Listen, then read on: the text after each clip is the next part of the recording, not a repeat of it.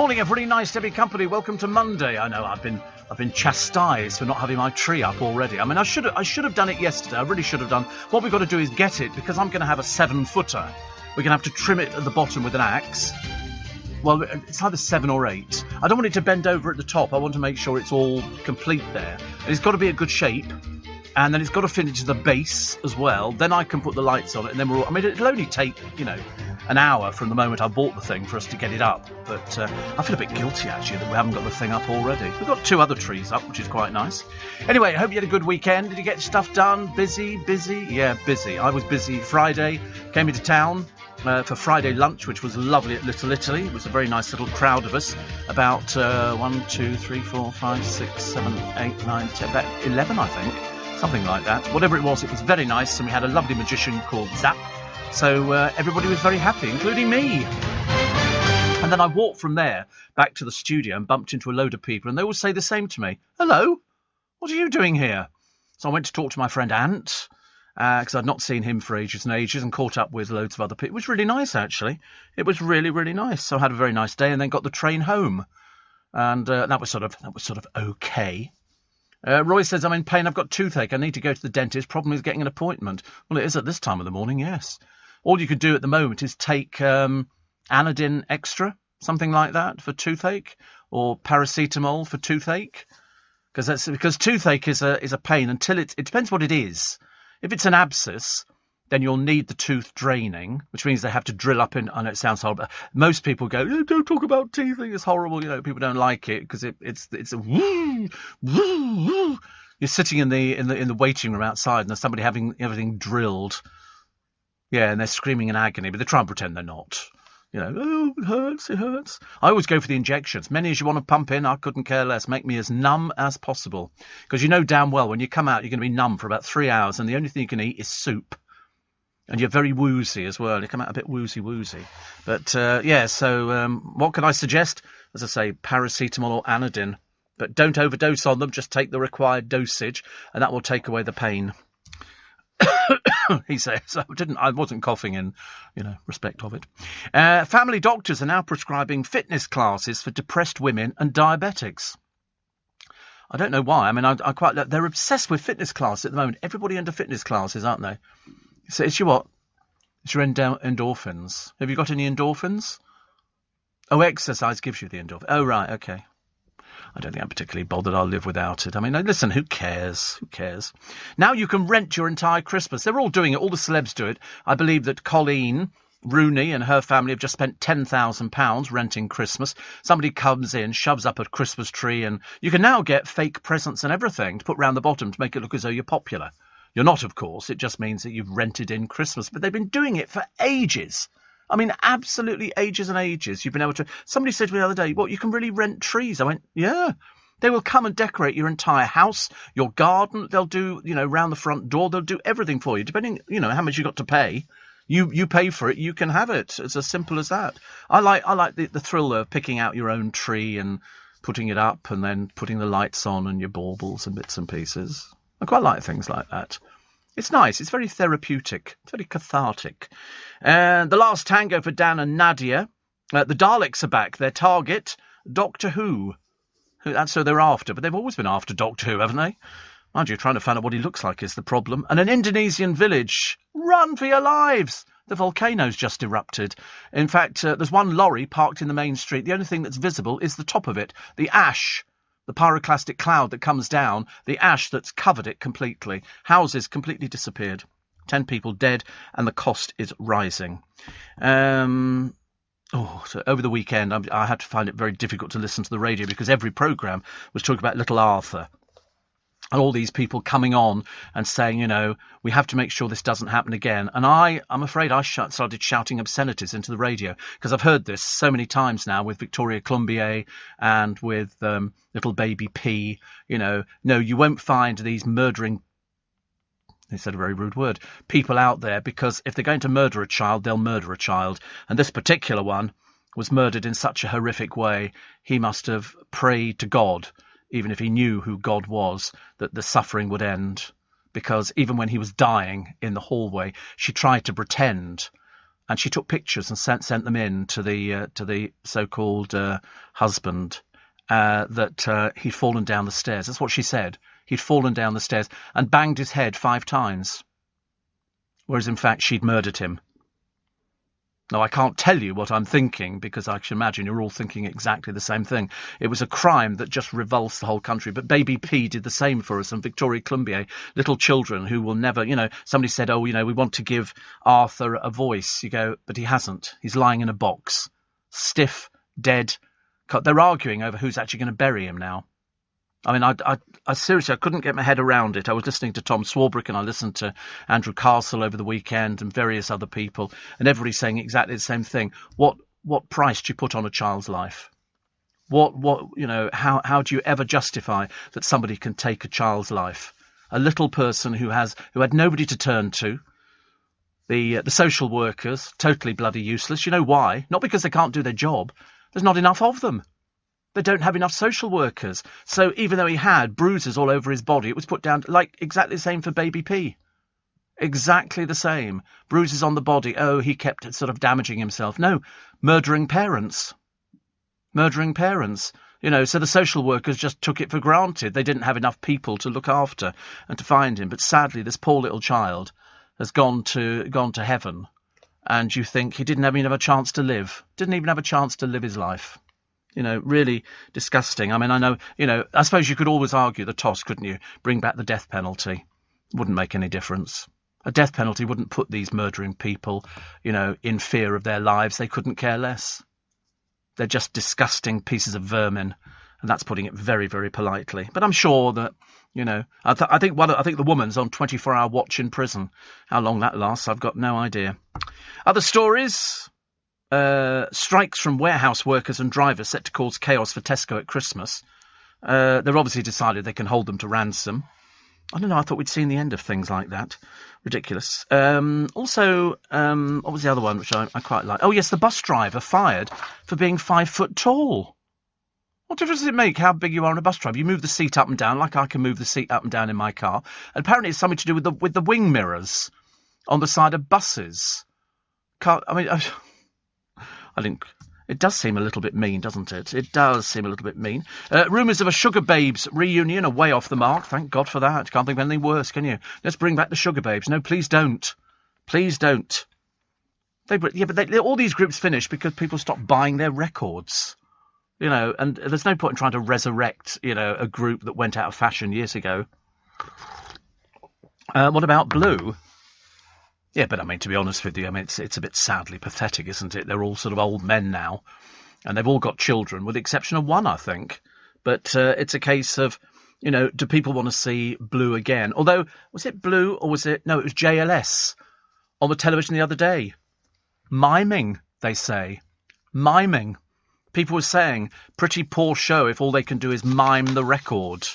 But of course, there'll always be arguments, won't there? Lots of groups go on television and mime nowadays.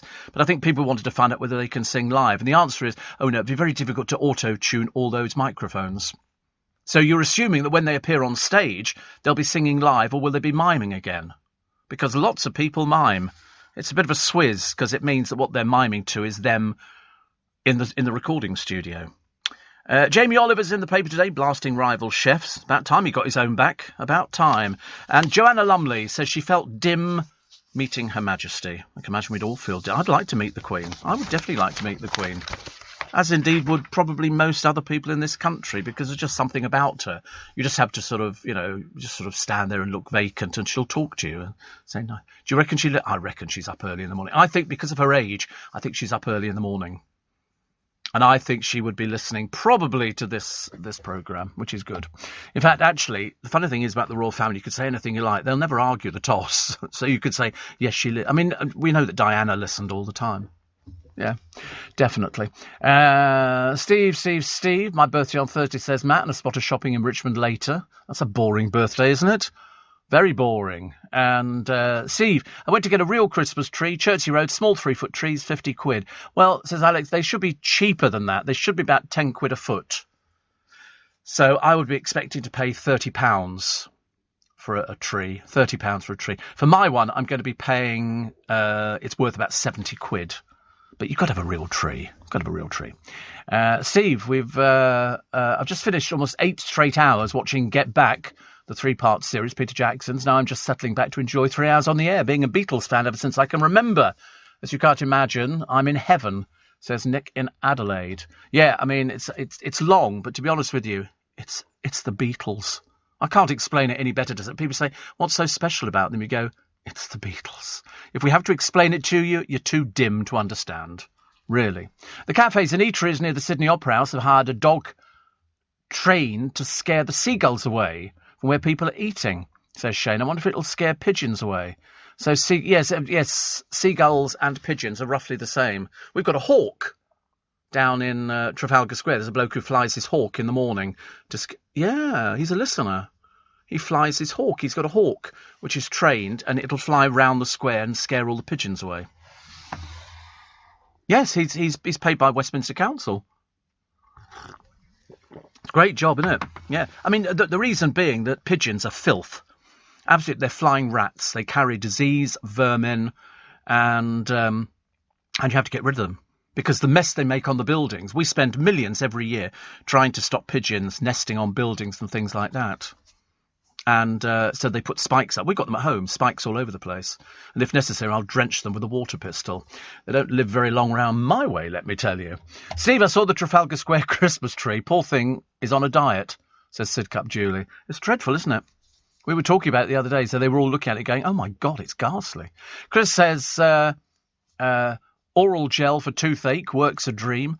Oragel. I don't think I've heard of it. I've heard there are some gels, aren't there, that you put on, which is sort of, is that not Bonjela, or is that something to say Oragel for toothache? Or you can get tooth tincture. Oh, here it is, Oragel. Oh, look at that. I've never even seen it before. Rapid toothache. Sharp throbbing or constant pain. Oh, I've had that. We've all had that. And it was quite nice. It's got benzocaine.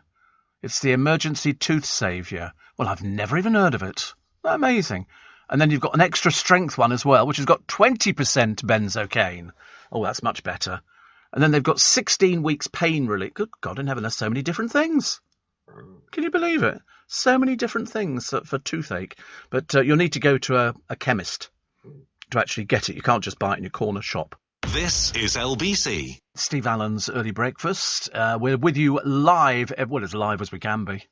I always like that idea. People say, are you live? And you go, well, I don't know. I'll have a check. Yes, I look as I'm alive. And we're with you till 7, Monday through Friday, 18 minutes past 4. And don't forget, Christmas Day, Boxing Day, New Year's Day, I'm with you for breakfast, which is very nice indeed. And Wendy, morning, Wendy. I've sent your door wreath on Saturday. Let us know if you've got it. These are my holly wreath girls. They make me a beautiful wreath every year, which is really, really super. So I'll let you know, because if you sent it Saturday, it'll probably be arriving either today or tomorrow, I would think. Either today or tomorrow. Can't wait. Cannot wait. Roger says, on telly, the greatest hits of 1976 shows what a super year. 6 months of hot sunshine and great music. Yeah, I mean, I love all these hits programmes on the telly and on the radio. In fact, we've got no end of radio stations in this building who are playing Christmas tunes, which of course suits me fine. Driving home for Christmas, which is good. Step into Christmas, step. And also they had on, what did they put on the television that when I was watching this morning? Oh, that's right, I was watching Shakin' Stevens. Snow is falling all around us, children playing, having fun. It's the season, love and understanding. And then he did it, and I think they must have filmed in Lapland. The Father Christmas that they've got is a bit scary, but the rest of it's fab. Scab. What we're talking about. It was fab. It was really good. Steve, I've heard you complaining how cold it is this morning, says William. So I wanted to let you know it's warm 75 degrees here in Ballarat today. Yeah, well, you suffer with it. You suffer. See if I care. We like the cold. We do. Today, says Halinka, is the feast of St. Nicholas. What did he bring you? Hopefully not a lump of coal or a birch twig. Lump of coal or a birch twig. Actually, nothing the matter with a birch twig. I quite like that. We were talking and saying earlier on where my godchildren live, out in the countryside. I mean, it really is out in the depths of the countryside. And this house built in 1428 I think. I mean, it's really old, really, really old. Beams and timbers and everything else. Yet it's got, the central heating and stuff like that, but still not a warm house. But they've got so much room around there that it's really lovely. And I said when we were younger, we'd go out for a walk. My mother would find twigs and bits of tree, and she'd bring them back and she'd spray them either silver or gold or white, and then spray fake snow on them and everything else and make them into decorations. So we were very much hands-on. We didn't buy decorations. My mum made decorations. And my Auntie Grace, who is my mum's sister, she used to go to the church, and there was a woman there who used to make different table decorations. One of them, which I always remember, was very simple. You go and buy a plastic flower pot, little one, and you glue it to a board, like one of those cake boards, spray it with snow, and stick a little fake robin on the top of it. Didn't half look effective? Really effective. We had different things. We had logs with candles embedded into them, which were very pretty, all this sort of stuff. So that's what we did. I've still got some of my mum's decorations, looking a bit worse for wear now. And I should probably have to get rid of them next time I move, I should imagine. But, well, what would there be on the top of your tree, says Roger, a fairy? No, we don't do that. Nobody does those anymore, do they? You can't even buy them. No, you could buy stars and things like that, but I've not seen anybody with a fairy on top of the tree. Sorry? You have one, do you? It must be very old. Must be very old. You can't be a new one. I've not seen any new ones for ages. Yeah, but the trouble is you only get it out for a week, don't you? It could be very, very... I'm looking for this Myla stuff, which is you buy a packet of it in silver, gold, red, blue, shiny, and then you just drape it over the branches. I'm blowed if I can find this at the moment. Really difficult. And I did about 4 different places yesterday to try and find it, and I couldn't find it. And I tried the garden centres, and it didn't appear there. So I was a little bit disappointed, but I will try and find some. Hopefully today. Because yesterday I paid my VAT. I did it online. First of all, I couldn't do it because I couldn't work out how to do certain things. Then I managed it, and they went, "Oh, we've taken the money." So I checked my account. Yep, they've taken the money, which is good news. Had to be in by tomorrow. So at least I've done my little bits and pieces, which is good. What else we got? Dear. Down and Out. This is the Sun's front page, and the granddad of little Arthur said his killers must never go free. I think it's highly unlikely. They have a system whereby, I mean, I know that we're all looking for something that, makes you think this little boy needs to be avenged. It's as simple as that. Peter Halcrow hit out as a national probe was ordered into blunders over the tragic six-year-old. He said that Emma Tustin and Thomas Hughes must never see the light of day again. No punishment could ever fit this crime at all. Absolutely nothing. I mean, it's how do you explain to somebody you're in? What are you in prison for? Oh, we murdered a little 6-year-old boy. Oh, what? How did you do that? And then they go into graphic detail. It was a slow process. He must have got iller and iller and iller. And you think to yourself, I don't think they'll let you come out ever again. I don't think it will ever happen. Roy Cropper makes a Christmas comeback, despite the fans fearing he'd left for good. I thought he'd left for good, but apparently not. He was last seen heading to South America, but the actor David Nielsen has been seen back on set, and a TV insider said fans were upset when they thought Roy had left, but he's not going anywhere. I mean, he's part of it, isn't he? He's part of it. How else can you, justify him coming back into the programme?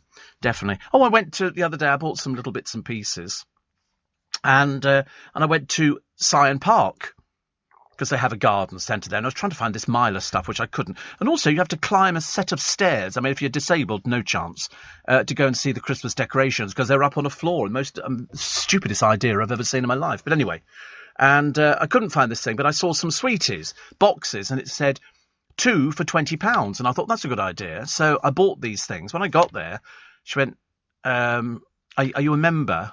And I said, no. Member? What about buying stuff in a farm shop type thing? You have to be a member? No. So consequently, I didn't get 2 for £20 because it was only 2 for £20 if you were a member. I said, well, that's a bit of a swizz, isn't it? I felt a bit disappointed, actually. So I didn't bother buying the other ones at all. Great stuff, says Wayne, your trolley dolly friend. Delighted to hear you're on air over Christmas. It would not be the same. A bit like the Queen's speech and turkey. It is a bit like the Queen's speech and turkey. It's a bit like the Queen's speech and turkey and sprouts. And the Americans They think pigs in blankets are little sausages encased in pastry. Wrong. They're not. My friend Ian sent me a picture. He said, this is what the Americans think pigs in blankets are. So it's little tiny sausages with a pastry case around. So they look like little sausage rolls. Wrong. It's pigs in blankets. That's why it's sausage and bacon. That's pigs in blankets. The bacon forms the... Honestly, they don't understand anything, do they? They really don't. But we've done our best. Done our best. What else we got here? A group of Network Rail staff faced the sack over racist posts in a message group arranging five-a-side football games. 3 men were suspended, 5 others probed over sickening messages praising slavery in the Ku Klux Klan. What? I'm sorry, have we gone completely round the bend? A whistleblower told bosses about the group in Grimsby and in Lincolnshire. A source said it was really sickening hardcore racism. However, a spokesman confirmed the probe, insisting harassment and discrimination have no place at Network Rail. I think so too. Get rid of them. If it's proven against them, get rid of them. Get rid of them. These people they really don't understand, do they? They have no idea what's offensive to some people. Steve, 1976, says Josh, was the year of the ladybird plague. Oh. The ladybird plague. I don't remember the ladybird plague. But, Sarah says, I went to the Fabergé exhibition at the V&A. I was expecting more fabulous eggs to be on show, but it was still interesting, especially the items on loan from Her Majesty. Then went to Hotel Chocolat to stock up on my favourites for Christmas. Yeah, I mean, the trouble is, I think they only had, 9 eggs on display? Was it 9? You'll have to tell me, I can't remember, but the ones from the Queen were there as well, which was very nice. Very nice. But I mean, Hotel Chocolat, you're quite right. Is sort of a good thing. The ladybird plague, it was the plague of hungry 7-spotted ladybirds. They reckon 23.65 billion of them swarmed onto the southern and eastern coasts of England coast by late July. They were around 5 to 8 millimetres in length and almost red with 7 black spots. But they don't do it any... We used to think they were cute ladybirds. Not sure if I want that many of them. But apparently it was favourable weather. So there was a heat wave followed by, very hot weather and all the rest of it. And so they extended high number of ladybirds. What they do is they milk aphids, ladybirds. If you've got plants like fuchsias and stuff like that have got things on there, you'll see loads of ladybirds. You'll see the little aphids on there. Then you'll see the ladybirds wandering among them, milking them. Whether that involves killing them, I've got no idea. But, I mean, I've never thought there was anything the matter with ladybirds at all. Funnily, it's great, isn't it? I think they're fantastic. Steve, I made a wrap using seafood sauce, M&S salsa, calamari and sweet peppers. Lovely and light. Sounds a bit posh, doesn't it? Very, very posh. I'm all in favour of something like that. I had a salad yesterday, which had some cheese coleslaw with it, which I liked, and some of those potatoes that they do in a sort of... like a salad cream type thing. And that was quite... I felt a bit healthier. I didn't really. I just felt a bit bored, actually. I nearly went out to get some KFC, but I thought, no, don't. Stop it. You'll drive yourself to insanity, I'm afraid. A nationwide free tree giveaway aims to tackle climate change. Apparently, every household in Wales can get one or have it planted for them by the Woodland Trust. That's a good idea, isn't it? I like that idea. And an early £1 million Christmas present is about to go begging just before the big day. The cash has been won by a Euro Millions player who landed the jackpot on the UK Millionaires Maker Draw. And it was bought in Newham in East London. So if you live in Newham and you bought this ticket, the win was in June, and the 6-month deadline to claim the prize is only 9 days away. If you don't claim it, it goes to good cause. How can people buy a ticket and not check? I'd be sitting on the thing. I'd be sitting there waiting. Definitely. God, blimey. The Time Team experts are working on an Anglo-Saxon Sutton Hoo royal burial site featured in the hit Netflix film The Dig. I like stuff like that. We love Time Team. Final show was in 2014. I thought it was brilliant. Absolutely loved it. Absolutely loved it. And what was the other one I quite... Oh, with Amanda Holden on the beach the other day, down at Brighton, I think. Something like that. They went for a swim. No chance. No chance. A stony beach and getting into the water. No chance. How brave. How very... I couldn't do it. Seriously, I'm not sure if she looks brave or just mad. Freezing cold water. She was on a girls' trip with Tamsin Outhwaite, Nicole Stevenson and Lisa Faulkner. She did have a bottle of Marks and Spencer's gin, and then she took to the waves. Oh, sorry, definitely not for me. Sometimes running a business can feel like cycling uphill with square wheels.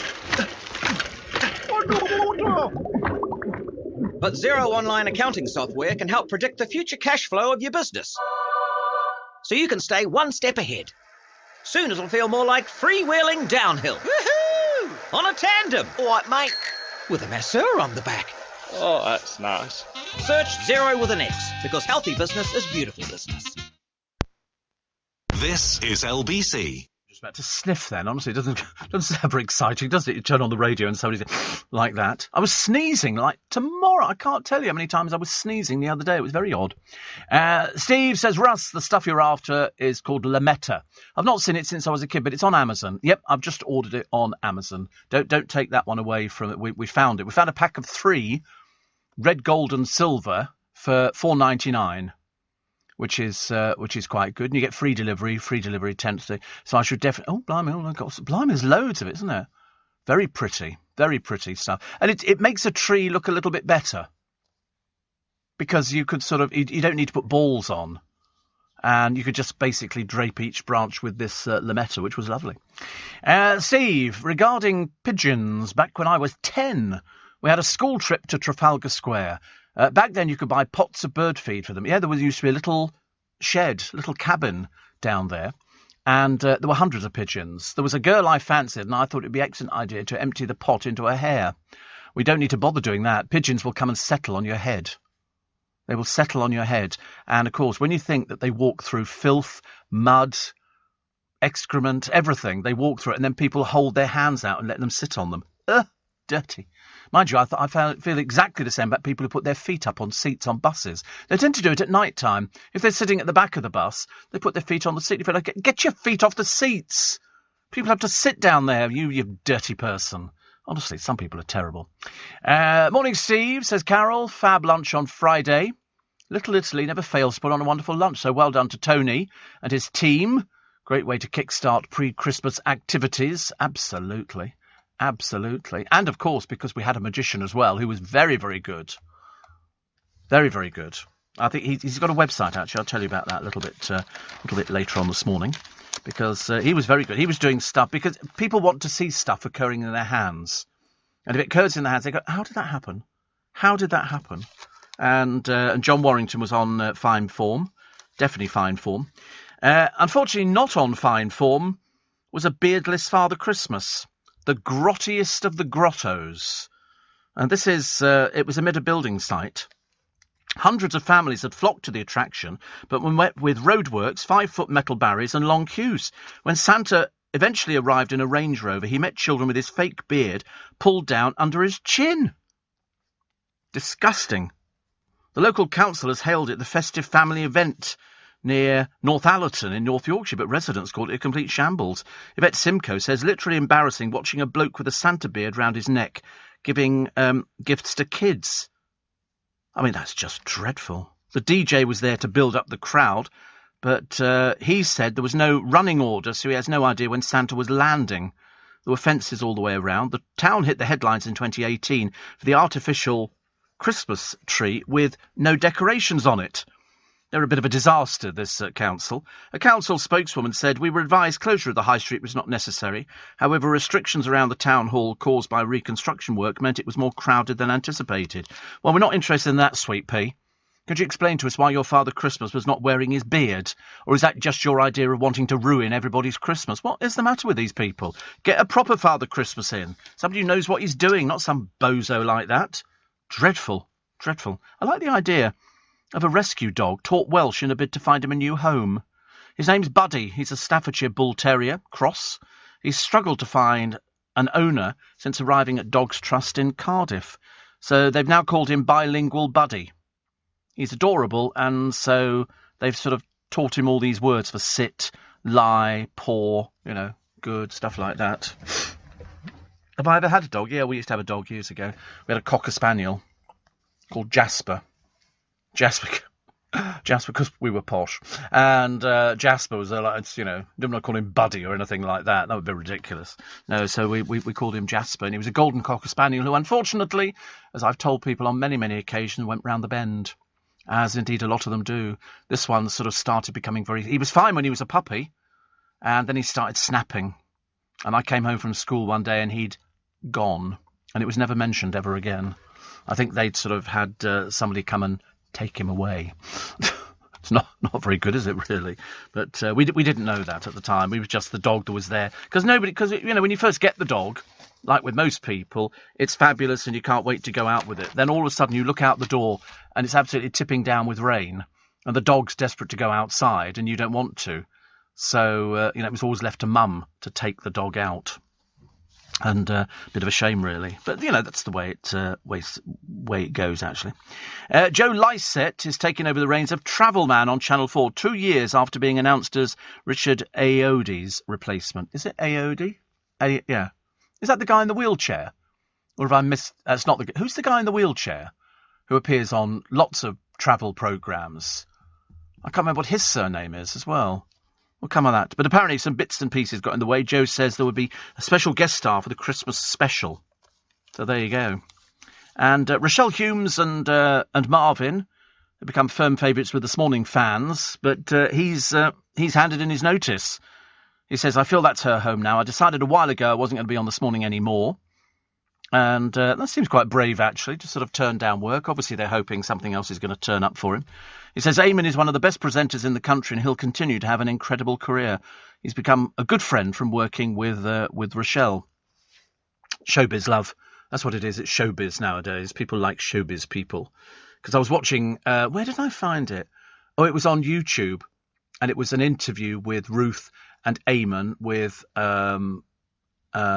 Nick Ferrari and another woman whose name I didn't know, and they were talking about the child migrants, and they put a picture up of a man who quite clearly was in his 30s pretending to be a child migrant, because they had one who I think was 38 and they put him into a school and the kids were going, he's an old man, he's not a child at all. But people were telling lies, and Nick was having let's just call it a discussion with this woman from some time ago. And she was getting very overheated, but unfortunately her arguments fell on deaf ears, which is not so good. It's known for giving singletons their type on paper, but now Love Island might give them their tripe on paper. According to a new filing at the Intellectual Property Office, ITV bosses have applied to trademark the name of the show, which this year features contestant Kaz Kamwi, for a range of items. Oh, they're sort of trying to cash in on the success of Love Island, which is basically a lot of non-entities putting on bikinis and blokes who are a bit beefcakey and a little bit campy, because they've all been to the gymnasium. And then they sort of come out of there, and that's where their careers finish. Some of them just don't go any further, but they sort of... So what they've got to do when they go on Love Island, and the brief is from presumably their agents, get into a relationship as quick as possible. It's the only way you're going to make any money. You're not going to make any money if you're just by yourself because you're dull and boring. Oh, look, pyjamas. 2 pairs of pyjamas for 18 quid. That seems a good idea, doesn't it? Certainly a lot cheaper than Victoria Beckham's. Over £1,000 for a pair of pyjamas. Yeah, it's something you sleep in. I wouldn't even bother. Why would you bother? She's completely lost touch of all reality. Men, a pair of 3 sporty boxers, £5.99. So that's good, isn't it? It's very good value. Not bad. That's good. Or you can have 4 plain briefs, $5.99. Or pack of 4 fantasy socks, $3.99. This is on atlasforeman.co.uk/cozy deal. Yeah, it's a big advert in the Sun today. You must get some of those. What, the pants or the socks? Both. Yeah, that's very good value. Normally, they say the pack of 3 sporty boxers would be £28. Because I forget what I'm paying, actually, for a pack. I bought some the other day. They were too tight. It's only because I looked at the thing on the top and I'd bought medium as opposed to XL. And didn't matter. I don't care. Pisces Day. Mystic Meg. It's not really Mystic Meg. It's another one wearing the same wig. If you feel friends never seem to rate the genuine you, double-check you've actually shared your true self. Woo! It says here, Pluto and Mars plan a daredevil journey to a W location. What could that be? I'm going to Widnes. I'm going to Widnes in Cheshire. That'll be nice, won't it? Steve, last night, says Mike, I was nearly knocked off my bicycle by the council road salt lorry. You blithering idiot, I shouted at the driver through gritted teeth. Da-da-da-da-da-da-da. Old one, old one. Roger says, I saw Santa in Canterbury. He looked weird as his mask was under his beard. I think this is disgraceful that somebody would actually let Santa Claus sit there meeting children with his elasticated beard under his chin. Really, what an old fraud. Nick Entwistle says, I haven't seen any mince pies when I come into work on Friday evenings. I heard a certain newsreader has been pinching them. Can you remind Zora Christmas is a marathon, not a sprint? As if Zora would eat. Actually, this morning, I tempted her with Satsumas. Satsumas. You can't lose on Satsumas, can you? But they're not as good as Nardicots, which are slightly bigger and more... They're exactly the same sort of thing. It's just that the Satsumas are a bit looser. You can peel the skin back better on those than you can on the Nardicots. But they do peel. They are easy peel. And what else did I bring in this morning? I can't remember, actually. I didn't actually go out shopping the other day. Oh, I've got mints. These are mints, M-I-N-T-S. It's a box of all different types of mints. Do you like mints? You have been known to dabble. I thought I heard. So that sounds quite nice. I'm seeing here a lovely thing from the Bradford Exchange, and I've got a bigger version. It's the Wonderful World of Disney, and it's a tower, and all the trains go round it, which is really cute, and the tree turns, and it's 1.5 feet tall. It's quite big. Every detail is painted, and it lights up. 4 levels of rotating movement, and it can be yours for only £200. I think I'll leave it just this year. That seems a little bit expensive. I'd love to have enough room to be able to put all my Christmas stuff out. I've got a little box that's got bells in it, and it plays Christmas carols, which is quite lovely, which I bought years and years ago, and very, very pretty. This is LBC. Welcome to Monday, the 6th of December. It's gonna whiz through before you know where you are. It's going to be, the day will be over. We'll all have eaten so much turkey and stuffing or nut roast or whatever you happen to go for. Can you believe that there is somebody in this day and age who does not have a television in their home? I don't know how people survive without a television. I couldn't survive. It would drive you mad. Marco Pierre White has admitted he hates the television. And he doesn't have one in his home. Strange enough, he was the face of Channel 5's Kitchen Wars, yes, but you'd never have seen how bad you were on the programme, which is a shame, really. He says, I prefer to have conversation, I prefer to read, I prefer to play chess, and also there are certain people I don't like in this world. Why do I want them in my front room? It's as simple as that. I won't mention any names. Coward. Do you remember the programme Quiz Call, similar to the Mint? It was on 5. It was really ghastly, with the presenter begging you to phone in to solve a puzzle, says Mark. I don't.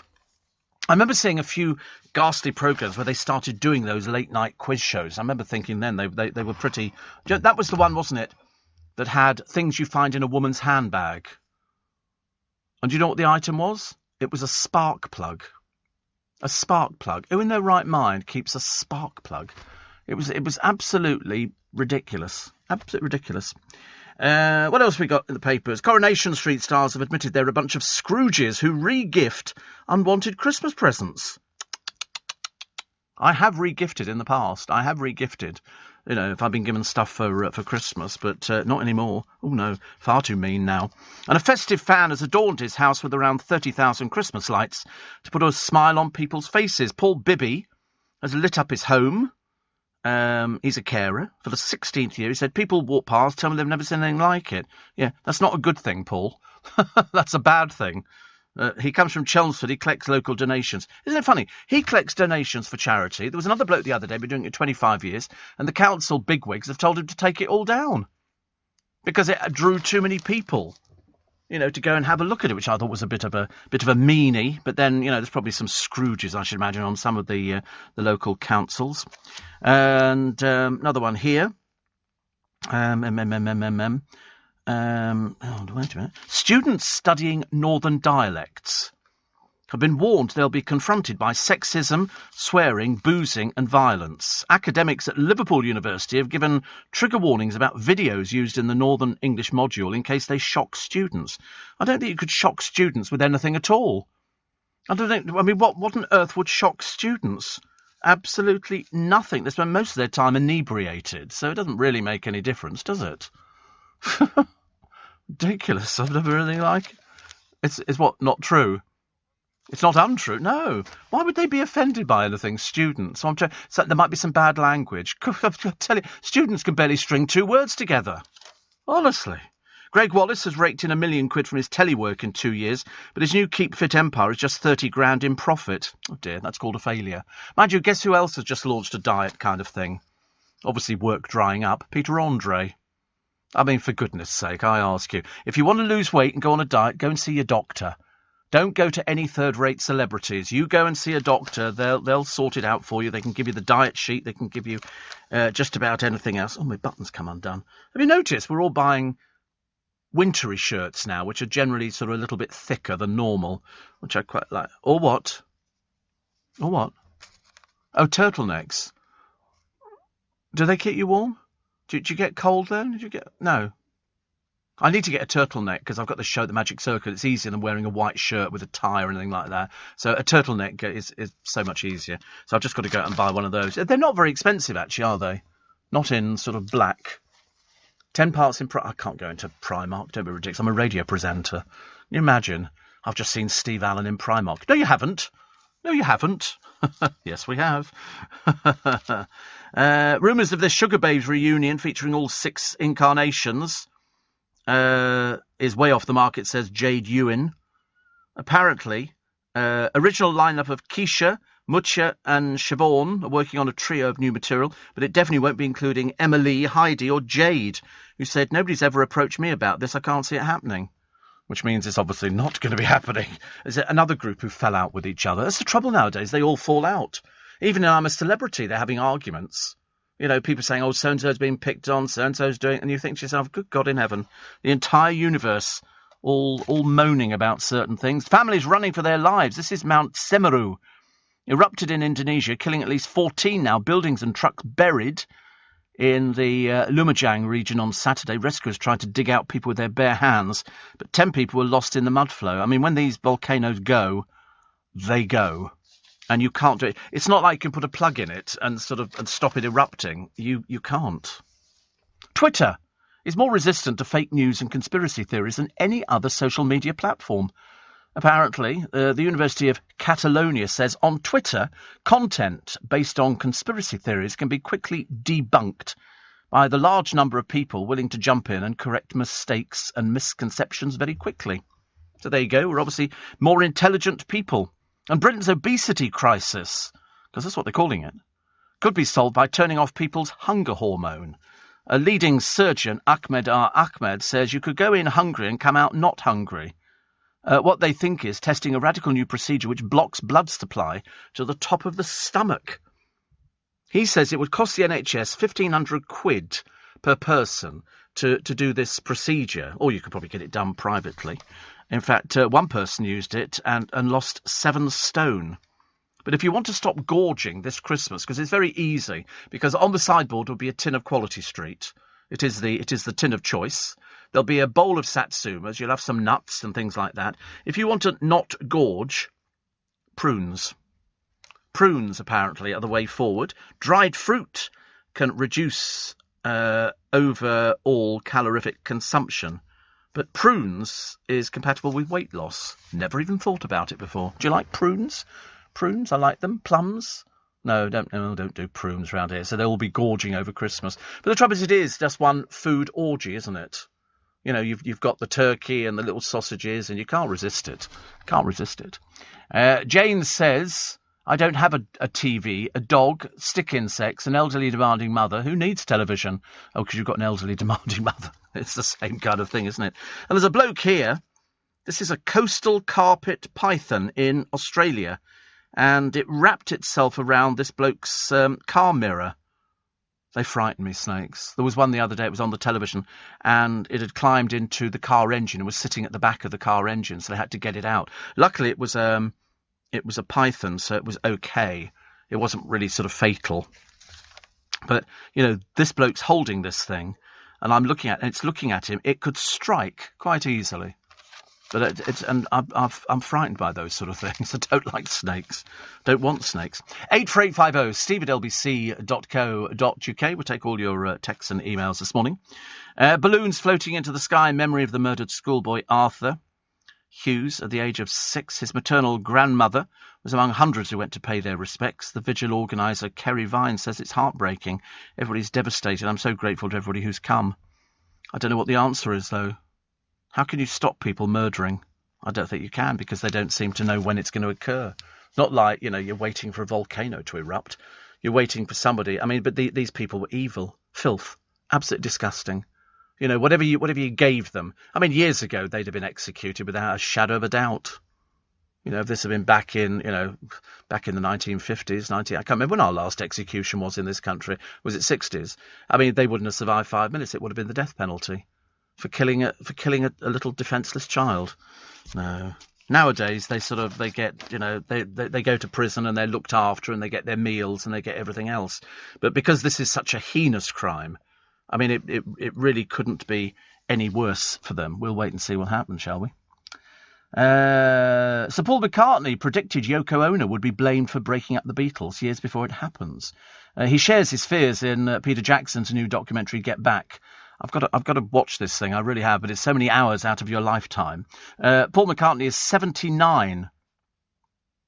He said, it'll be a comical thing in 50 years' time, They broke up because Yoko sat on an amplifier.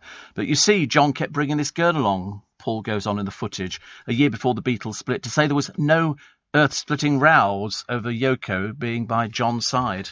Yes, I mean, she clung on to him for grim death. She's a little bit like Meghan Markle. Meghan Markle clings on to Harry every opportunity, whereas, members of the royal family are far more discreet. They don't walk around showing affection, things like that, holding hands and kissy-wissing and all the rest of it. Whereas she sort of put her arm through his. It was just, something that you'd imagine from a sort of an actress, but not from any member of the royal family. Members of a drug gang, a member, boasted his cannabis plants were so tall he was like Jack and the Beanstalk. Anyway, he's just been found guilty. Running 3 drugs factories. There's no way that they can ever stop the drugs epidemic. It's an epidemic. Didn't they find in a lorry, was it £78 million worth of cocaine packed into suitcases and everything else ready for distribution? They're never going to stop it. Because as fast as they find one lot here, for 78 million, there'll be, another 78 million pounds worth comes in another part of the country. That's how it works. Anne Hegarty reckons the chase is more fun than a rival quiz. It is. Somebody was saying the other day, if I was on a programme like Millionaire, who would I use as the person that I would call in sort of favour of somebody who would know the answers to questions? And I said originally Fred Housego, the mastermind champion from all those years ago. He used to be on LBC and he knew everything about everything. And then I thought, no, I'd quite like to pick somebody like Anne Hegarty, or that woman who was on Eggheads, Daphne. This is LBC. Nice to have your company. Welcome along. It's early breakfast. It's Steve Allen with you till 7, and it's Monday, the 6th of December. Oh, the 6th of December. Not long to go now. Getting closer and closer. Of all the bad stories in the papers, the sick trophy hunters, who are now big business, this is British trophy hunters offered the chance to shoot farmed tigers in a sickening canned hunt for £34,000. The endangered species protected in 183 countries, but in South Africa, it's illegal to hunt tigers bred in captivity. What's the point? What is the point of it? I don't understand. They've got pictures of people. One who runs a safari company in Free State Province said, I have all 5 of the different tigers, Bengal, Siberian, white snow tiger, tabby tiger. I'm currently charging $34,000 for an adult tiger. I mean, perhaps these people have got a few screws loose. It's thought 1,500 tigers live in over 70 breeding facilities in South Africa. Some are sent to zoos and private collectors, but with tiger parts highly prized, they're worth more dead than alive. It's feared many may end up being shot for trophies. But I don't quite understand what they're doing. So they shoot these animals. I mean, do they have to go out, stalk them, or do everything else? This particular bloke, he says 90% of our trouble regarding big cats comes from Britain. Yeah, because we're animal lovers. Well, most of us are animal lovers. He says no photographic safaris can create income from a guy like me in my business. It's only the hunter's money that makes it happen. Hunting captive tigers is allowed in South Africa, although some states require a permit. So they've got pictures, of people with these animals, and they send you a photograph of the one that you're going to be going out to kill. I mean, the trade ban is being dodged by exporting as lion bones and stuff like that, because the Chinese use every part of tigers and things like that, which they don't need, actually. But he said it's totally legal. You can't really export tiger bones, but you can export lion bones. You've got to be a specialist to see the difference. So they've got no idea. That's why they're going out there. I just don't understand the mentality if somebody wants to go out and trophy hunt and kill an animal. I mean, there's one here, this Degusti, posing with the carcass of a dead elephant. And I don't understand why you'd want to let something live and then take its life away. I mean, I really can't get my head around it. It's like there's lots of things I can't get my head around at the moment. It's a little bit sad. Sue says, I work for Primark. It's actually not as bad as you might think. Just always very busy, so a lot of work. I know. I don't do crowded places.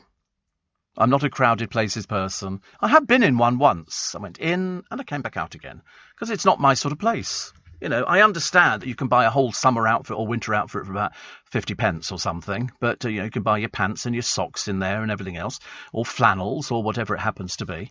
But it's just not for me. Everybody's different, aren't they? It's like some people would want to go and eat in Harrods, and some people say, no, I would only be eating in Selfridges. There's only one diet, says Peter.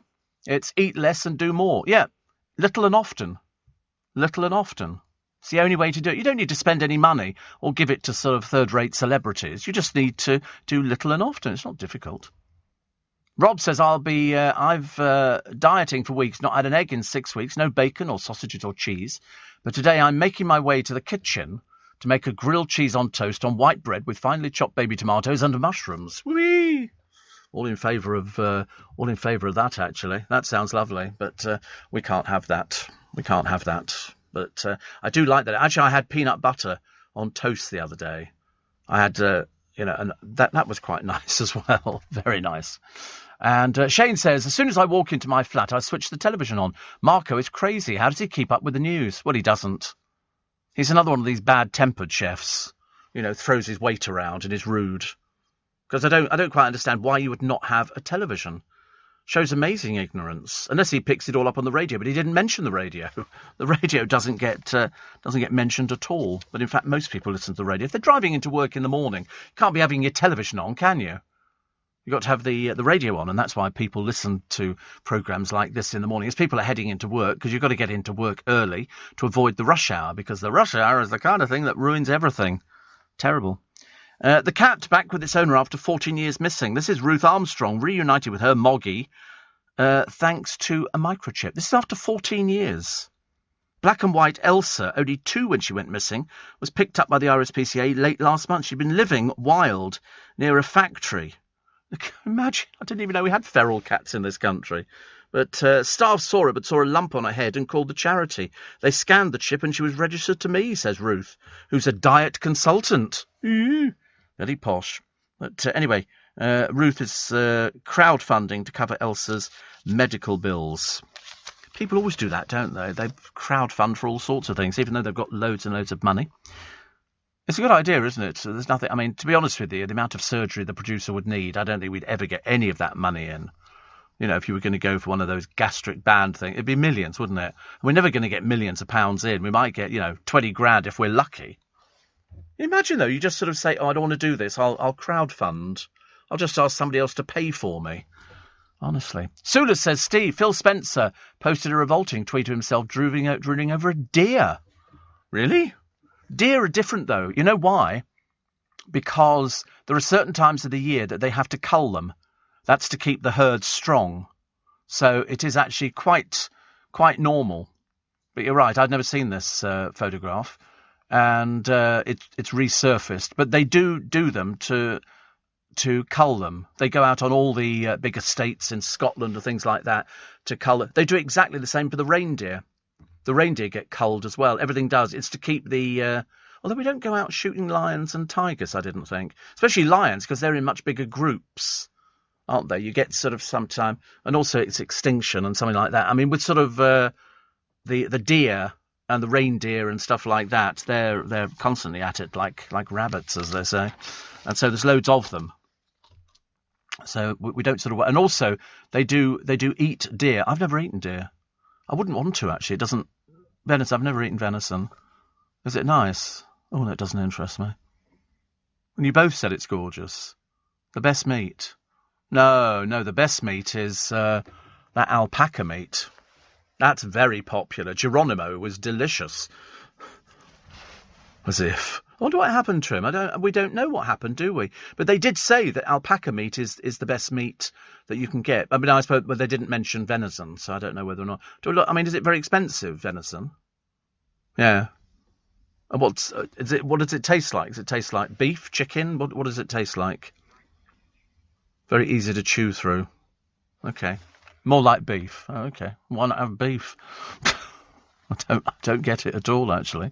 But it doesn't matter. I mean, different people eat different things. It's like we were talking over the weekend about people eating lobster, and them all going, "Oh, we all love lobster." And I'm like, "Oh, I couldn't bear it.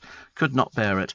Areas already reeling from Storm Arwen are to be hit by another tempest this week. Storm Barra is to bring the north 5 days of icy weather. Oh, I tell you the one thing. This is why it's a good idea to wear a face mask, is because it keeps your face a little bit warmer. If you don't have the face mask on, the wind bites into your face. With the face mask on, it's great. It kind of bounces off. Quite delicious. Quite delicious to wear one of these things. But I love the former school dinner lady who set up her dream cafe outside her home. Liz Hall's customers love the Walk This Way cafe, where she serves sandwiches, drinks, cakes, crisps and ice lollies. Regulars sit at tables outside the neat semi-detached in Little Lever near Bolton, with a cuppa priced at £1.50 and a bacon butty for £2.50. The cafe was opened during the COVID crisis when Lynn had to look after her 12-year-old autistic daughter who was being homeschooled. Her husband, Alan, had to move his beloved motorbike collection from the garage to create space for the cafe. He also created the facade. Liz said there's nothing like us in the area.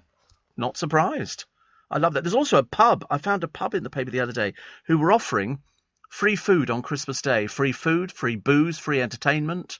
And I remember thinking, that's good. It was for the local community. People it sounds like my sort of place as well. Can you imagine? Mind you, if you're going out to a hotel, you've probably booked it already for Christmas. It's blooming expensive. It really is. You know, it's nothing to see Christmas dinner at, well, I don't know. What can I imagine it would be? £45, £50 for Christmas dinner, not including your booze or anything like that. It's certainly easy to run up a few £100 bill per person. So, be warned. Always check the prices beforehand. Because it's all they do is just bring things. They never get vegetables right, though, do they? In all these cafes, because mainly they're cooking them not individually, but in one big hot pot, and that doesn't work actually. You need to speak up every 3 minutes so you can block out the noise of the aircraft flying over Heathrow as they descend towards Hounslow. Oh right, they're flying over. Well, I get them over my way. We get the aeroplanes, and my godchildren are out near Stansted Airport. So they get the aeroplanes out there as well. But after a while, you don't even notice them. You really don't. Matt says, talking about food, I think I'll have pie and mash today. I don't know what to have today. I really don't. A Christmas tree, I should imagine. I can't think of anything else. I can't think of what food I really want. They do little mini chicken Kievs in M&S as part of their food, and I thought they look quite sweet. But the trouble is, you eat a whole box of these things. What did I deep fry the other day? Oh, some duck rolls. I found the other duck rolls, the original ones. I said the other ones, they hardly had any duck in. I was a little bit disappointed, to say the least. Duran Duran will mark their 4th decade with a 3-day Touch the Sunrise event in Ibiza, delighting fans who partied on the White Isle in the 80s. We hope fans to get to explore while they're there. Lovely. Kerry Katona still has a weakness for designer labels. She's been bankrupt twice. Nice to know, isn't it, really? But I'm sure she's having a wonderful life. But she says, me and my other half went on a date and I wore these beautiful Jimmy shoes. And she said, I thought I'm not going to make it through the night. She's another one of these idiots who buys these shoes, but they can't walk in them. So her son had to actually come out with her Gucci trainers. Sad, isn't it, really? Sad. Most young people who are sent unwanted sexual pictures do not report the incidents to anybody. Unbelievable, isn't it? I'm always amazed that people take sexual pictures and then send them to somebody. Why? It is bad form, isn't it? Why would you want to do that? I can't quite understand. Luckily I've never had anything like that or been sent anything like that or sent. This is LBC. You know, they had in Marks and Spencer the other day, luxury mashed potato. How luxury can mashed potato be? It's just potato, okay? Whichever way you look at it. Okay, so we've added butter and cream. Well, anybody can do that. I do that when I buy the cheapo mashed potato in Iceland for £2 for a big packet of it, which is frozen. Comes in little bullet-shaped things. It's delicious. I promise you, I've had it a million times, and you just let it defrost, put it in a frying pan. It's delicious. And if you add butter, it goes even more, as if something could be even more delicious. That would be the thing for me. That would definitely be the thing for me. I could just sit down there, actually. I have asked specifically for Boxing Day that we have bubble and squeak and cold turkey, because I love bubble. Have you ever had bubble and squeak? See, I like that. That could be quite nice. With a little bit of mustard.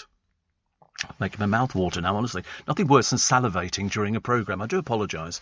Makes me feel as though I spend most of my time talking about food. I don't actually. I like talking about history, but there's one thing here which is going to come up in Channel 5's Secrets of the Imperial War Museum. And what they've done, in dusty suitcases, they have found hundreds of artefacts belonging to a First World War officer.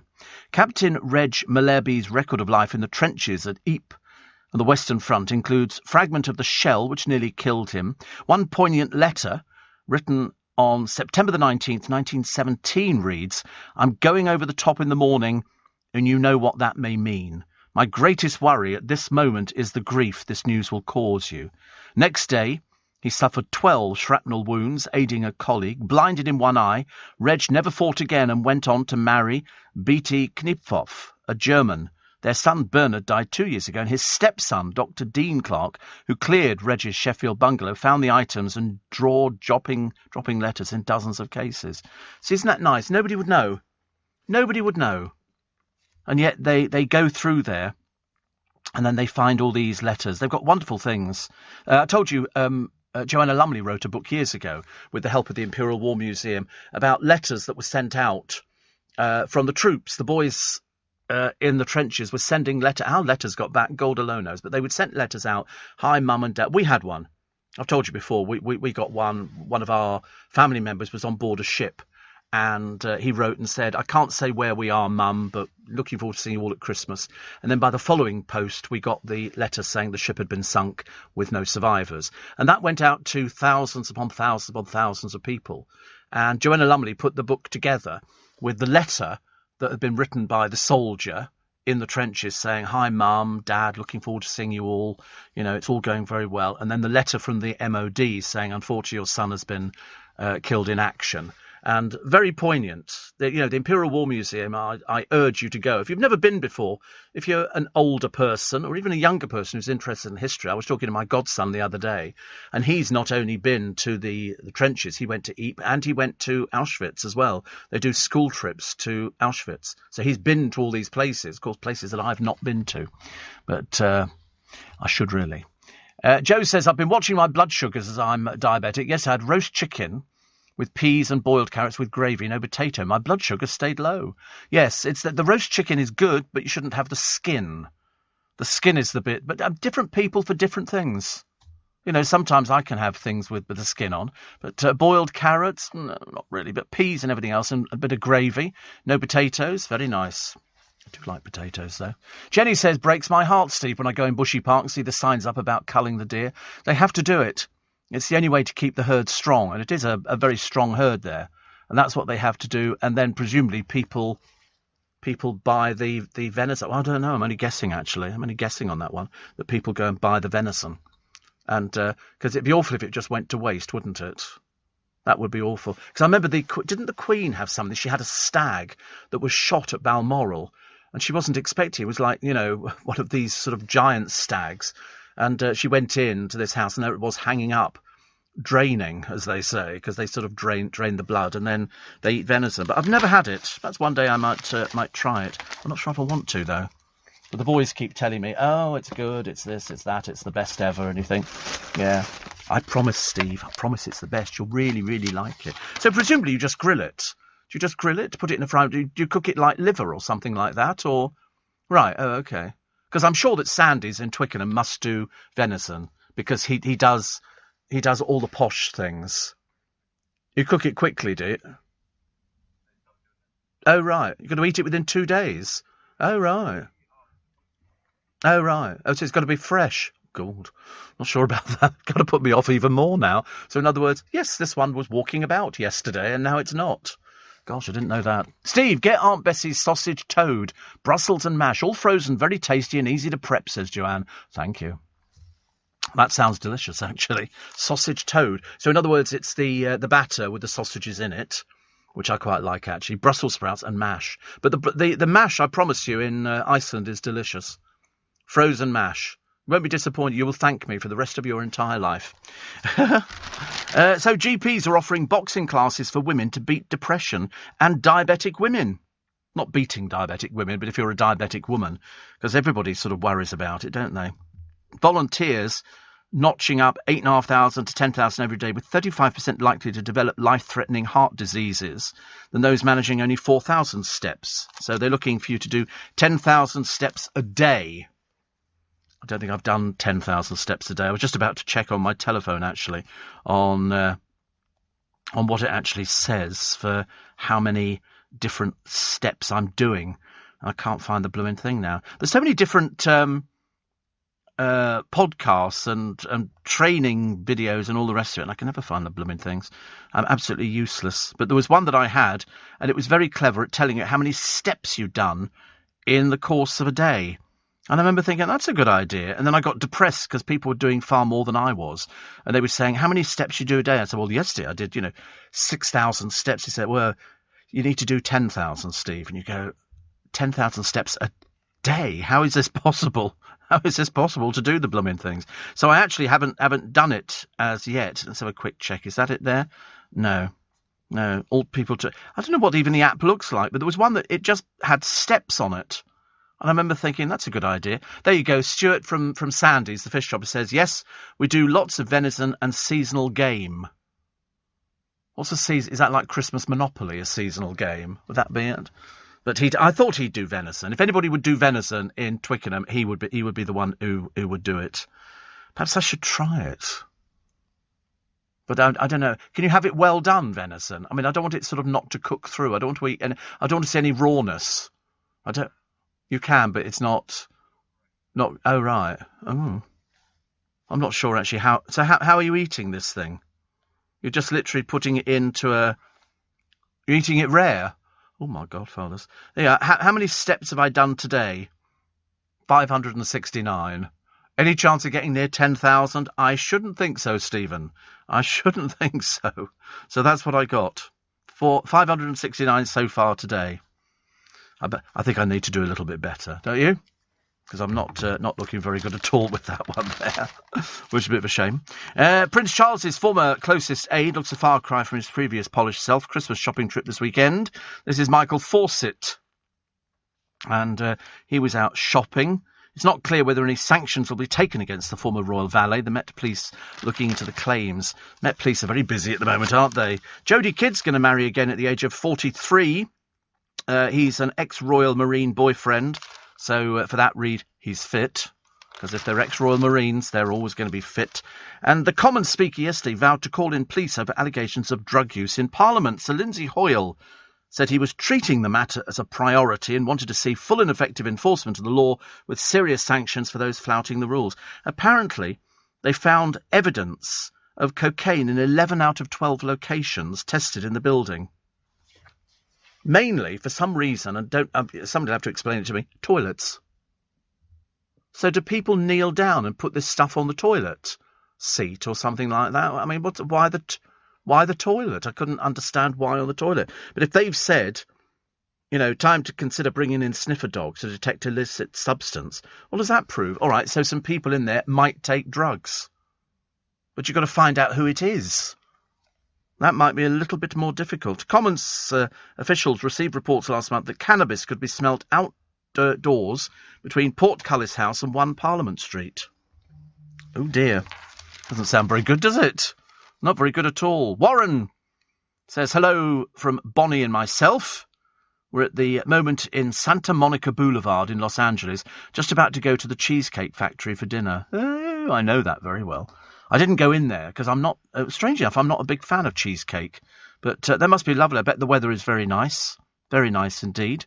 And oh look, I've been sent a picture of Bonnie, looking very glam, my darling, very glam indeed. Hope you have a nice time over there. Enjoy the cheesecake, which sounds absolutely delicious for the boys round here. They'd eat cheesecake round here, but no, all I could eat now, mashed potato. Niall says, Steve, I'm not keen on venison. Too gamey. Very different to your regular meats. Yeah, you see, everybody knows what I'm like, really. I'm a little bit staid. John says, venison is game fresher, the best. Very acquired taste. I don't like it. And he's in Smithfield. No, but, the boys, they don't get out much. They like the idea of sort of having sort of something posh like that. Venison. You imagine mentioning that to somebody. Steve, maybe you could do a special one-off in conversation with Andrew Marr the last time when Eddie joined. Hope that comes back soon, says Mark. Thank you. Yes, that'd be quite a good one, isn't it? I'm still pondering on this venison. If it's too gamey, I'm not going to eat it. And also, if you're having it rare, I don't like anything rare. I don't like blood. But if I have liver and bacon, the liver is cremated. It's got to be cremated. It's the only way I like it. Crispy round the edges, tender in the middle, but I don't want to see any blood or anything like that. And if your venison is coming out as rare, that means it's going to be a little bit bloody. It's not bloody, is it? It's drained. Oh, makes it sound even worse. It's drained. Your meat has been drained. Oh, no, I think I'll stick to corn. Do you know, I went to buy some cornflakes. To have some cornflakes. I had a multi-pack, and I bought them years ago. Completely forgot I had them. They were only out of date. And so I got the milk out of the fridge and everything, ice cold milk to drench the cornflakes and the Cocoa Pops in and everything else, and I had to throw the box away because it was out of date. About a year. Steve, I met a fellow spiker at a party last night, at a Christmas party in Ramsgate called Jenny. Says Josephine, we spent all evening talking about you. I've got a spare tote bag, which I'm going to post to her. It's very generous of you. Very, very generous. Steve, the other one I recommend trying is Iodinane mashed potato. It comes in a sachet, which gives a single decent serving of mash. All you need to do is add boiling water and give it a good stir. If you've tried this Iceland one, it's the best one ever. Seriously, the best one ever. Absolutely delicious. And Bonnie says, Steve, Warren and I were in the Grove. You'd love it. Full of Christmas. Oh, love Christmas. Love Christmas. Can't get enough of it. Seriously. I'm not good enough to be a Father Christmas, but I'm definitely good enough to enjoy Christmas. Do you hear that? It might sound like nothing to you, but it's actually the sound of nuclear, wind and solar energy. At EDF, we're busy generating more British zero-carbon electricity than anyone to help keep future energy costs down for everyone and help cut UK carbon emissions to nothing. Sound good to you? Find out more about our zero-carbon generation at edfenergy.com/helpingbritain. Leading Britain's conversation. LBC. Morning, everybody. Gamey, pigeon, rabbit, partridge, deer, says John. Yeah, I'm kind of being put off this, actually. When I started, I was quite liking it. Steve, we have the final unsent letter and notebook of my great-grandfather, held by the Army Museum. The letter was written a few weeks before he perished in 1915. He'd served in India in the 1890s and visited his camp in Pune in 2015, says Glyn. Wow. Steve, the Cheesecake Factory do a lively shepherd's pie. Not just sweet things, says Joe. Well, obviously, Bonnie and the boy, Warren, are enjoying themselves over there at the moment. They really do Christmas very well. Looks very nice. Lovely. And they do Christmas, I call doing Christmas having, sleighs and all sorts of things. I love the whole bit about it. When we went to San Francisco years ago, there is a Christmas shop on the pier there, and we had to go in it because I just like seeing Christmas. When you think there's all these factories probably across China and places like that, they showed them making some really beautiful Christmas baubles, and they were hand-blown glass. I forget where they were. It was somewhere in Poland, I think, or Lithuania, whatever it was. And then they would paint on something in glue, and then they would dip them in all this glitter. They must have gone home covered in glitter. You know what it's like when it's so fine nowadays. Before it was much bigger, the glitter particles, but now they're not. They're very fine, and you get them everywhere. So you only have to touch your eyelids, and immediately you've got glitter eyeshadow going on. It's all a little bit of a disaster. Tears and love at Arthur's Vigil as the ministers set up sweeping probes.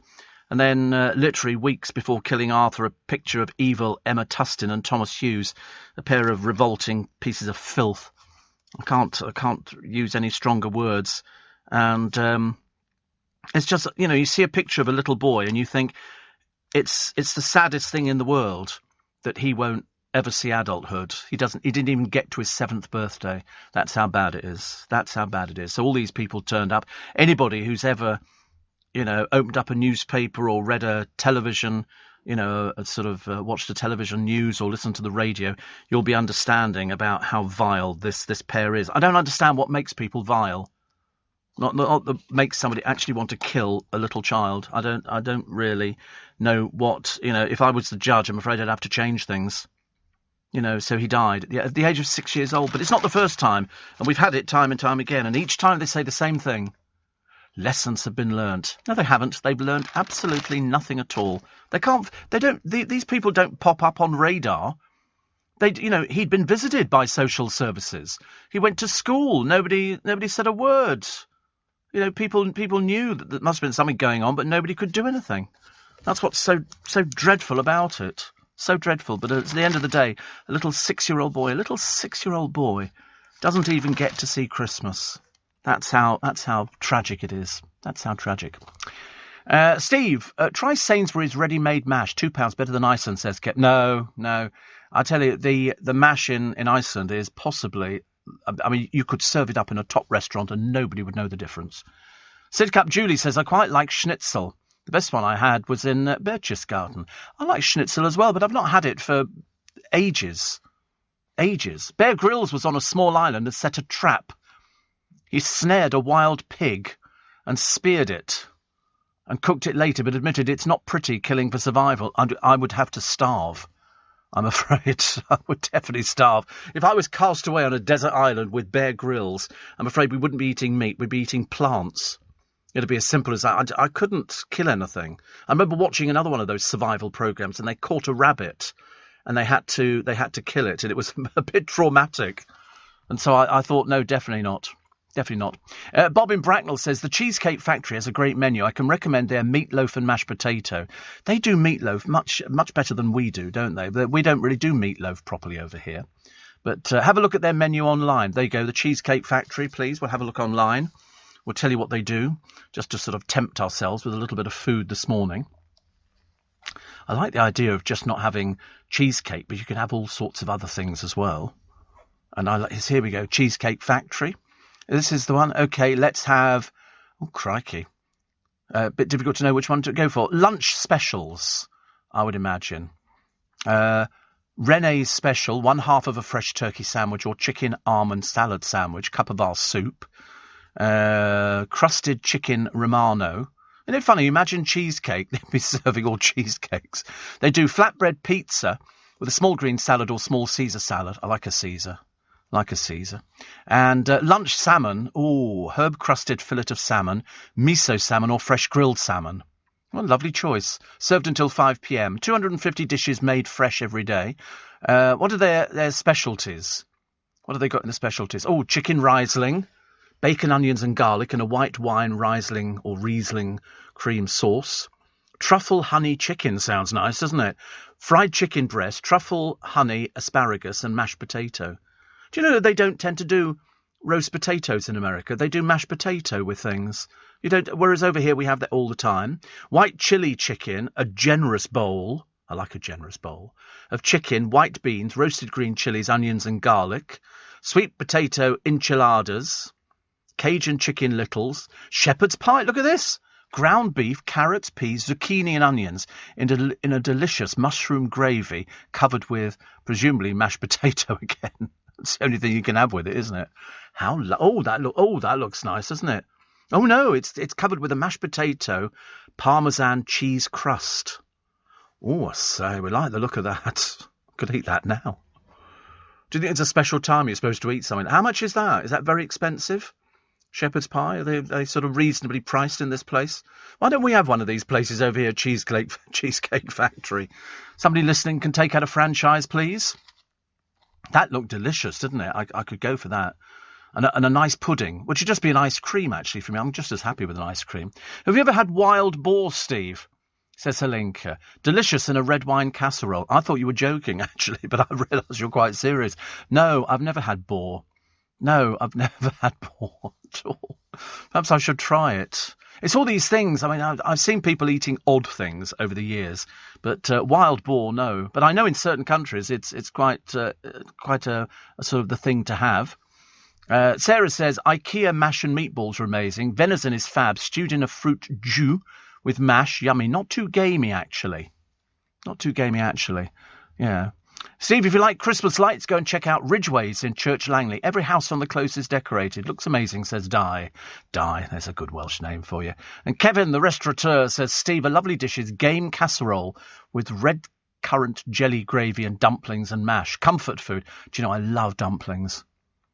And strange enough, I was talking to somebody the other day when we were all out for lunch with the godchildren, and they didn't like dumplings, whereas me, I love dumplings. A nice casserole with dumplings poured over mashed potato. Yes, please. Oh, that's what I might have today, actually. I might have that today. Mashed potato and dumplings and a beef stew. That could be quite good, couldn't it? I quite fancy that idea. Mandy says, and you're barred, I've got 8 legs of venison for 40 quid. Do you think that was too dear? You're barred. Okay. Don't bother writing for Christmas. No, you're off the Christmas card list. And Jay says, Nick Abbott said you're not leaving enough snacks for him. I've never left any snacks for Nick Abbott at all. You're making it up. He's never talked about my snacks on air, and I've never left food for him. The size, have you seen the size he is? You think I'm going to encourage things like that? Absolutely not. No, I would never leave food for him. It's just he earns far too much money as it is, and enjoys buying his. I don't know what he would eat, actually. I really don't know. John says, I used to be an Iceland MASH fan, but after trying the Idahoan stuff, there's no going back. I seriously recommend trying it. It's no good trying to tempt me. I'm stuck in my ways, and I'm still going with the... I might bring some in, actually. Or failing that, Josephine says, I had a huge German bratwurst at a Christmas fair for the first time ever. It was delicious. Never back to normal... Oh, no, never back to normal sausages. Oh, no. In fact, the Kaiser one, the one that's got cheese impregnated, very nice. Very, very nice. And they do one with curry in it as well. But you're right, you cannot beat German bratwurst, especially with the mustard, Senf, S-E-N-F. You can buy it in most sort of upmarket delicatessens. Senf. It's like a sweet type mustard. I like French mustard. It's quite nice, but I don't do the strong stuff. I do sort of the dark brown kind of thing. But no, Senf is delicious. I bought it ages ago. You can buy it here, but that's what they offer with all their thing. And that's why I like going to the Winter Wonderlands and some of the street markets, because they have bratwurst, and it's quite delicious. The trouble is the rolls are never big enough. They're all piddly little rolls, which is a bit of a shame. Michael Sheen says, the actor, says he plans to help the disadvantaged by becoming a not-for-profit actor. Good for him. Good for him. He says, I'll give away my profits. What a nice man. That's a big thing to do. And there's somebody here, some bloke, Harry Wallop, his name is, and he tried to change the iPhone battery. He said, and I nearly blew up the kitchen. Because apparently it's not easy to do. I mean, I'll run through it. First of all, you heat up the phone with a hairdryer. No, this is printed in the Daily Mail today. This is how to replace the battery, because you need to melt the glue that is holding it all together. Use a tool to loosen the front glass screen from the phone case. Lever the front screen from the back case, opening it like a book. Unscrew the connector bracket and disconnect the battery. Use tweezers. It's got adhesive strips in there. Pull the strips steadily but firmly. Remove the battery. Place the adhesive strips on the back of the new... Where'd you get a new battery from? Do they sell new batteries? I've got no idea where you get them from. Put the new battery in, clip it into the connector, screw back the... It's too complicated. Go buy another phone. It's not worth it. Yeah, go and get Apple to do it for you. He says, I wouldn't recommend anybody other than the most confident with a soldering gun and pentalobe screws to attempt to mend their own phone, but it shouldn't be this hard. Because I remember years ago, I used to change my batteries myself. You literally prized off the back of the phone, took the battery out, put a new one in, and that was it. Those were the happy days. It was so much simpler. Now, I wouldn't even begin to even think about opening up an iPhone to put a new battery in. I would well, as he said, he nearly blew up the kitchen. It took him 2 hours and 7 minutes. But he said it smelt of pear drops, and then smoke started popping out, like something out of James Bond. This is LBC. Poor old John says, I can't get Coleman's brown mustard anywhere. Well, we can. We got it straight away. Go to Amazon and you'll find it, and it's £9.85. And it's Coleman's French mild mustard, 2.25 litres, which sounds enormous, doesn't it, really? Is this Amazon we're looking at? Yes, it is Amazon we're looking at, aren't we? Yeah. And it says nice. It's eligible for free click and collect, but French mild mustard. They do the yellow mustard, which is strong, and they do the Coleman's Dijon mustard as well, which is for vegetarians, and it's lactose free and everything else. Whole grain mustard. In fact, they just make lots of mustards, don't they? All the mustards you can ever think of. So that's where you can go to, Amazon. Just type in Coleman's mild mustard, and up it comes. It's 10 quid. Which is a lot. Niall says, have you tried Aldi's spare ribs? Very tasty indeed. No, I don't cook spare ribs. If I'm going to have them, I go to Costco and buy them already cooked for you. Get 2 racks of ribs. You could just sit in the car and eat them. Seriously, they're full of meat. Because generally speaking, on spare ribs, unless it's the big ones you get in the Chinese restaurants, you don't get much meat on them. You're basically gnawing at a bone, which actually I'm not averse to. Stan in Hampton Wick says, Sandy's does wild boar sausages. Very nice. Love your show. Thank you. Thank you very much indeed. We like your area. Gerard in Uxbridge says, on a cookery programme last weekend, they were deep frying sprouts. They look delicious. Deep frying sprouts? What would be the advantage of that? I'm not sure, actually, deep frying. Because you only need to put them in water to cook them. What would be about deep frying sprouts? I don't know, actually. I don't know if that's a good idea or not a good idea. It doesn't sound very healthy, does it? No. But spout. Very nice. Very nice. They're the little tiny ones, not the big ones. You only want little tiny. So basically you can get 3 on a fork. Bit slow on that one out there, but never mind. Steve, I was watching TV yesterday and I saw something lovely. Football team came out to warm up with a lovely thing on their training tops. It says, "We all love you, Arthur." In 6 minutes of the match, the ref blew the whistle and the whole stadium gave a minute's applause, says Anne. It's lovely. It's very sweet. I still can't help thinking, though, it's a little 6-year-old boy who's never going to see his next birthday or Christmas or anything else. It's just not right, is it? It's just not right. Other things, loads of pictures of people. They can stand there watching a volcano erupting, taking pictures of it, as this volcano rains death on the villages. The ash spewed out more than 40,000 feet high. That is absolutely phenomenal, isn't it? Absolutely phenomenal.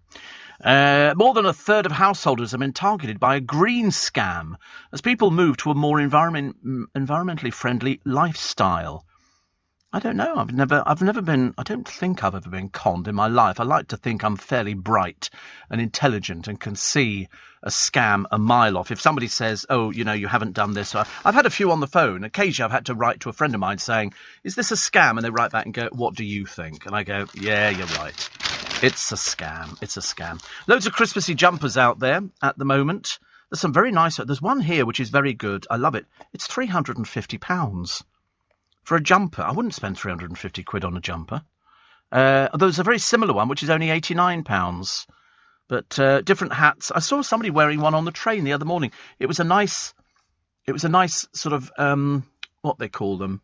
Not a beret. It's a woolen hat you just pull over your head. But it had Father Christmases all the way around it. And I thought that looked quite cute, actually. I thought, I might get something like that. And then I thought, where would you get things like that? And the answer is you have to sort of shop around all over the place. Warren said, did you know seaweed in a Chinese restaurant is cabbage? Oh, don't tell me you've only just discovered that. We did that. Oh, but I had it years and years ago, and I said on air, I said, it's cabbage. They were selling it in Waitrose, and it's Savoy cabbage, which is deep fried.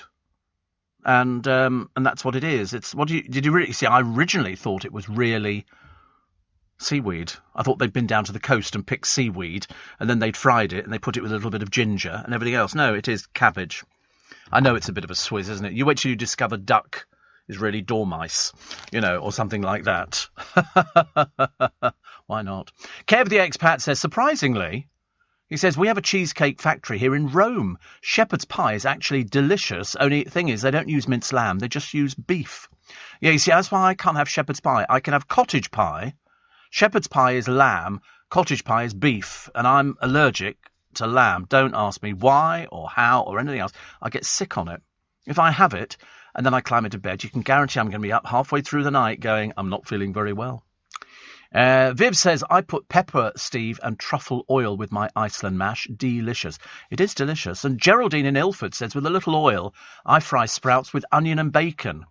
Very nice. Very nice. Matty says, went to a cheesecake factory in Marina del Rey. One starter was about the size of 2 main courses in the UK. I know. They've got no idea of size. Seriously, you go over there and if you go to the Chinese restaurants and you order sweet and sour chicken, that's a meal for 2 people. You don't need to order anything else. And it's simply it's like going to Five Guys and ordering a portion of chips. You come out with enough chips that can sink a battleship. Order small. You don't need to order large portion. It's just ridiculous. You'll leave most of them. Joe in Hornchurch says, I'm going to Iceland to check out the MASH.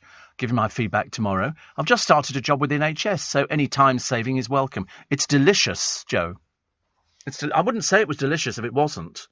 I sometimes stir it into a curry. It's making my mouth water again. Or fell in a beef stew. As long as it's got I love dumplings. I don't know why. Some people absolutely hate them. They don't like that sort of stodginess of them, but that's the bit I like. Chicken casserole's very good. I think I might have to go out today. But most of the stuff in Marks & Spencer has shrunk in size. You used to get a nice big pot of beef stew. You don't get one now. It's a little bit smaller. A little bit smaller. What else? People who look better now than they did before. I can't work out, actually, if I'm sort of looking better now than I did years and years ago. I don't know. I need to look at pictures. I was certainly thinner, but I think that's occupation. I put that down to insulin. Yes, age gracefully. I put it down to insulin because I think insulin makes you put on weight. That's my story, and I'm sticking to it. Nobody's ever criticised me for it, so I thought, why not? Why not, for goodness sake? Quick time check. It's coming up 3 minutes to 6, just in case you're clock watching and need to go and get a train. So anyway, we all go out to Little Italy the other day in Soho. They have a room that you can rent, which is where John Logie Baird did his first television broadcast from. Very clever, very clever. It's got a plaque outside and everything. Anyway, Tony Pelledri and his staff are very, very warming, very happy. Nick Ferrari goes there a lot. In fact, he went there only the other day, and it was all lovely. And for the first time ever, we got a magician. Because I didn't know who he was. He kept looking at us. And I kept thinking, what was he looking at? Because we were in the bit where you go, and I thought he kept looking at us. And he said, I'll be over to see you in a minute. I thought, who is he? And everybody's saying to me, who's that? And I went, I don't know. Anyway, it turns out he's a magician who works there. He's been working there for about 10 years. And very good he is too. His name's Zap. And he's got a website called www.zapmagic.com. And he was very good. And, of course, the good thing was, for our group of people, they were suckered into everything. And they all say the same to me. Do you know how that's done? Yep. He was very good. It was the sort of stuff that you look in amazement and you go, how did he do that? How did he do that? On one of them, he borrowed a coin, a penny, I think it was, and somebody signed their name across it. And then he put it in their hand, and he said, just turn your hand upside down. When he opened it again, the coin had bent in half. I went, how'd you do that? He was very, very good. And then he did a trick with John Warrington and a friend as well. And he put a cross, a felt-tip cross, on one of the ladies' hands. Close your hand, turn it upside down. John Warrington, turn your hand, OK? Now, blow on it. The cross vanished from the lady's hand. John opened his hand, and there was the cross drawn on his hand. Unbelievable. Brilliant. So check out Zap. Roast sprouts with Stilton, says Aidan. Yeah, a lot of people say, see, I'm not a big fan of Stilton. Actually, that's a lie, because I've never had Stilton. I don't like the look of it. Because they used to make it so it whatever it did. Now they put things in it to put the blue veins in and everything else, don't they? I think. Jackie says, what's with the Christmas tree in Trafalgar Square? What indeed, Jackie? What indeed? It looks half dead. Looks completely dead. It's not the best tree. The best tree is outside Charing Cross Station, but it's not a tree. It's just a big cone. A big conical thing with all these different lights on which keep changing colour. About 20 foot tall. It's fabulous. It's beautiful. A bigger version of that in Trafalgar Square. We'd be very happy. Thank you very much indeed. Leading Britain's conversation. LBC. Monday morning, freezing cold again. And apparently there's more bad weather on the way. So whatever we've got down here, man, mind you, we always complain in London. We are the world's worst moaners. You know, wrong leaves on the line, wrong snow, wrong train, wrong this, wrong that. We just moan about everything. And yet when you think there's still thousands and thousands of people who are without electricity, who are having to suffer because they've got no heating, they've got no lighting, they can't charge anything up. They can't watch the television. You know, it's just an absolute nightmare. No Christmas tree because they can't put the lights on it. Really bad, really, really bad. And we're hoping that we don't get more of that. They need to get out there as quick as... I know the army have sort of moved in and they're trying to make things as well as they can. But if you live in some of these areas, which are like barren wildernesses, it's a case of there's nobody. You haven't got any next door neighbours. You've got nothing at all. I feel very sorry for people. Very sorry. So we shouldn't, excuse me, moan about how bad the weather is down here, because actually it's not that bad at all. It's doable. I mean, I still see people going out without a coat on. I don't know how on earth people can go out without coats on. I seriously don't know. You know, I mean, I did buy gloves, but I find gloves very intrusive. One day somebody's going to invent a pair of gloves that are so thin, they're like skin. You know, they fit on your hands and they're so thin and you can do everything you want to. Because you buy woolen gloves, every time you want to do something, you've got to take the blooming things off. You know, to sort of make sure that everything sort of fits properly, which is a bit of a pain. So the good thing about Christmas, or about actually anything in this day and age, is you can get anything you want nowadays. You can rent the perfect Christmas. You can, you know, rent your Christmas tree. There are loads and loads of companies who will rent you a Christmas tree. They will bring it round. They will decorate it. If you want lights, and they'll put lights on, they'll do all sorts of things. And you can spend, well, as you now know, I told you earlier on, the Rooneys, Wayne and Colleen, they've got a tree which is fully decorated. 10 grand. £10,000. The company come round and do it. Lots of celebrities do it, and then they plug it on their Instagrams and stuff like that. But it's not just the tree and the lights. You can hire the furniture. You can hire the tables. You can hire tableware for 8 people. You can hire the toys. You can get books. You can hire bicycles. And as your child grows up, you just change the bicycle. It works out a bicycle, I think, about £10.49. To buy it, just about 260, 70 quid from bikeclub.com. You can hire children's wear. You can hire designer bags. You can hire jewellery. You can hire just about everything. So Christmas you don't need to worry about anymore. You don't need to worry about going out having to find the Christmas tree, trying to arrange to have it delivered, getting the lights, putting them on the tree, making it all look nice, putting on the lametta, because that's my favourite thing on a tree, because you can drench a tree in lametta, in the gold and the silver and the blue and the red and all the other different bits and pieces. And it just looks lovely. The tree takes on a whole new meaning. And then because you're going to throw the tree out.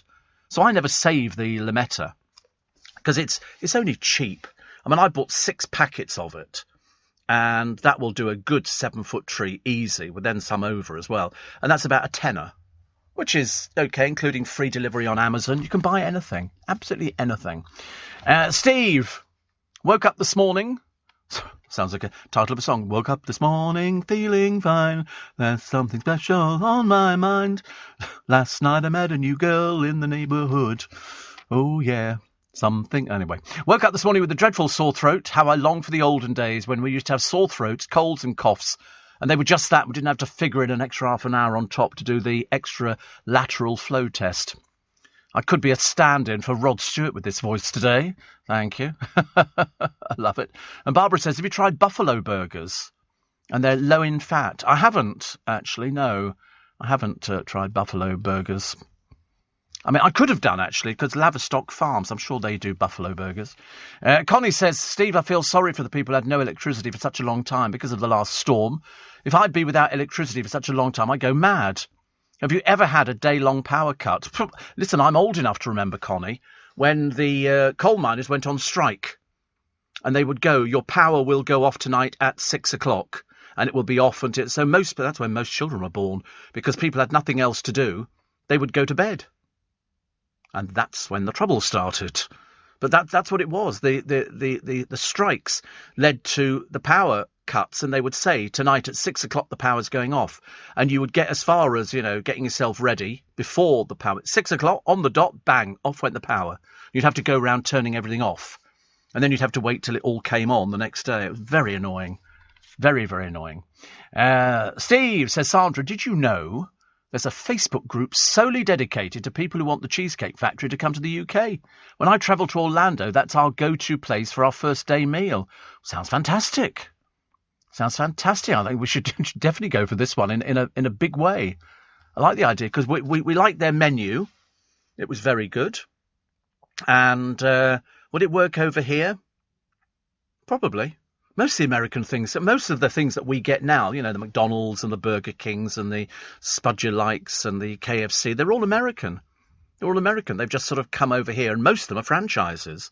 But I quite like the idea of the Cheesecake Factory. We had great fun with sort of finding what they do. But I thought it would just be cheesecake. Wrong. Wrong, because that's quite a popular dish to be served, isn't it? Cheesecake. So thousands of homes still without power. And the Energy Secretary condemning outages as troops help those without power.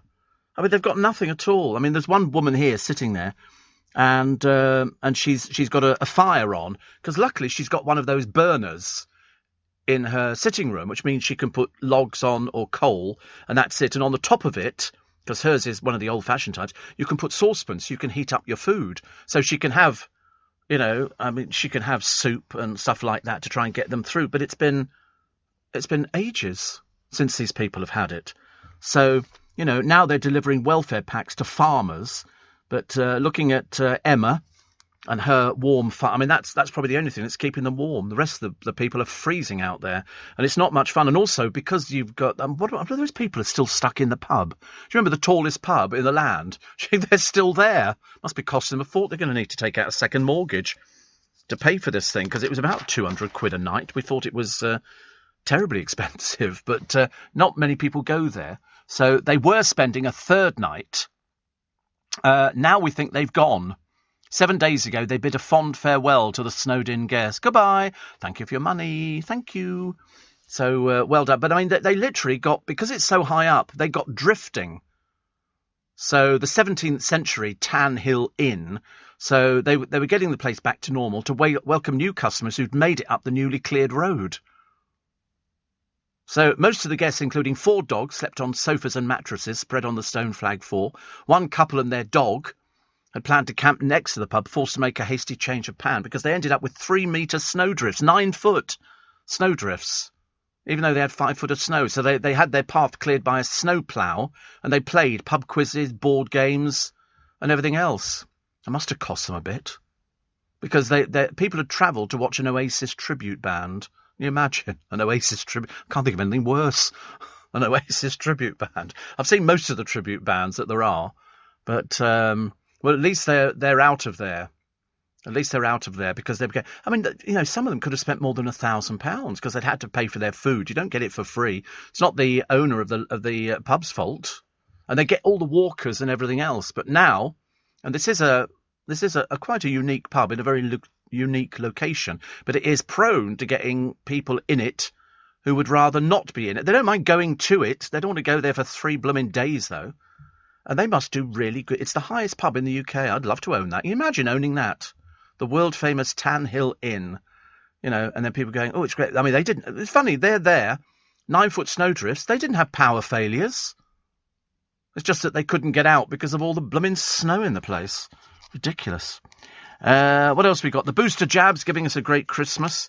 My God, I tell you, if ever there was arguments in this country over booster jabs and people not wanting the booster jab and people not having... I'm still amazed that at Waterloo Station, quite a number of the staff working there are not wearing masks, talking to each other, literally really close to them. I'm beginning to wonder whether some people are just completely stupid. They can't all be people who are exempt from wearing a mask. Otherwise, that would be ridiculous.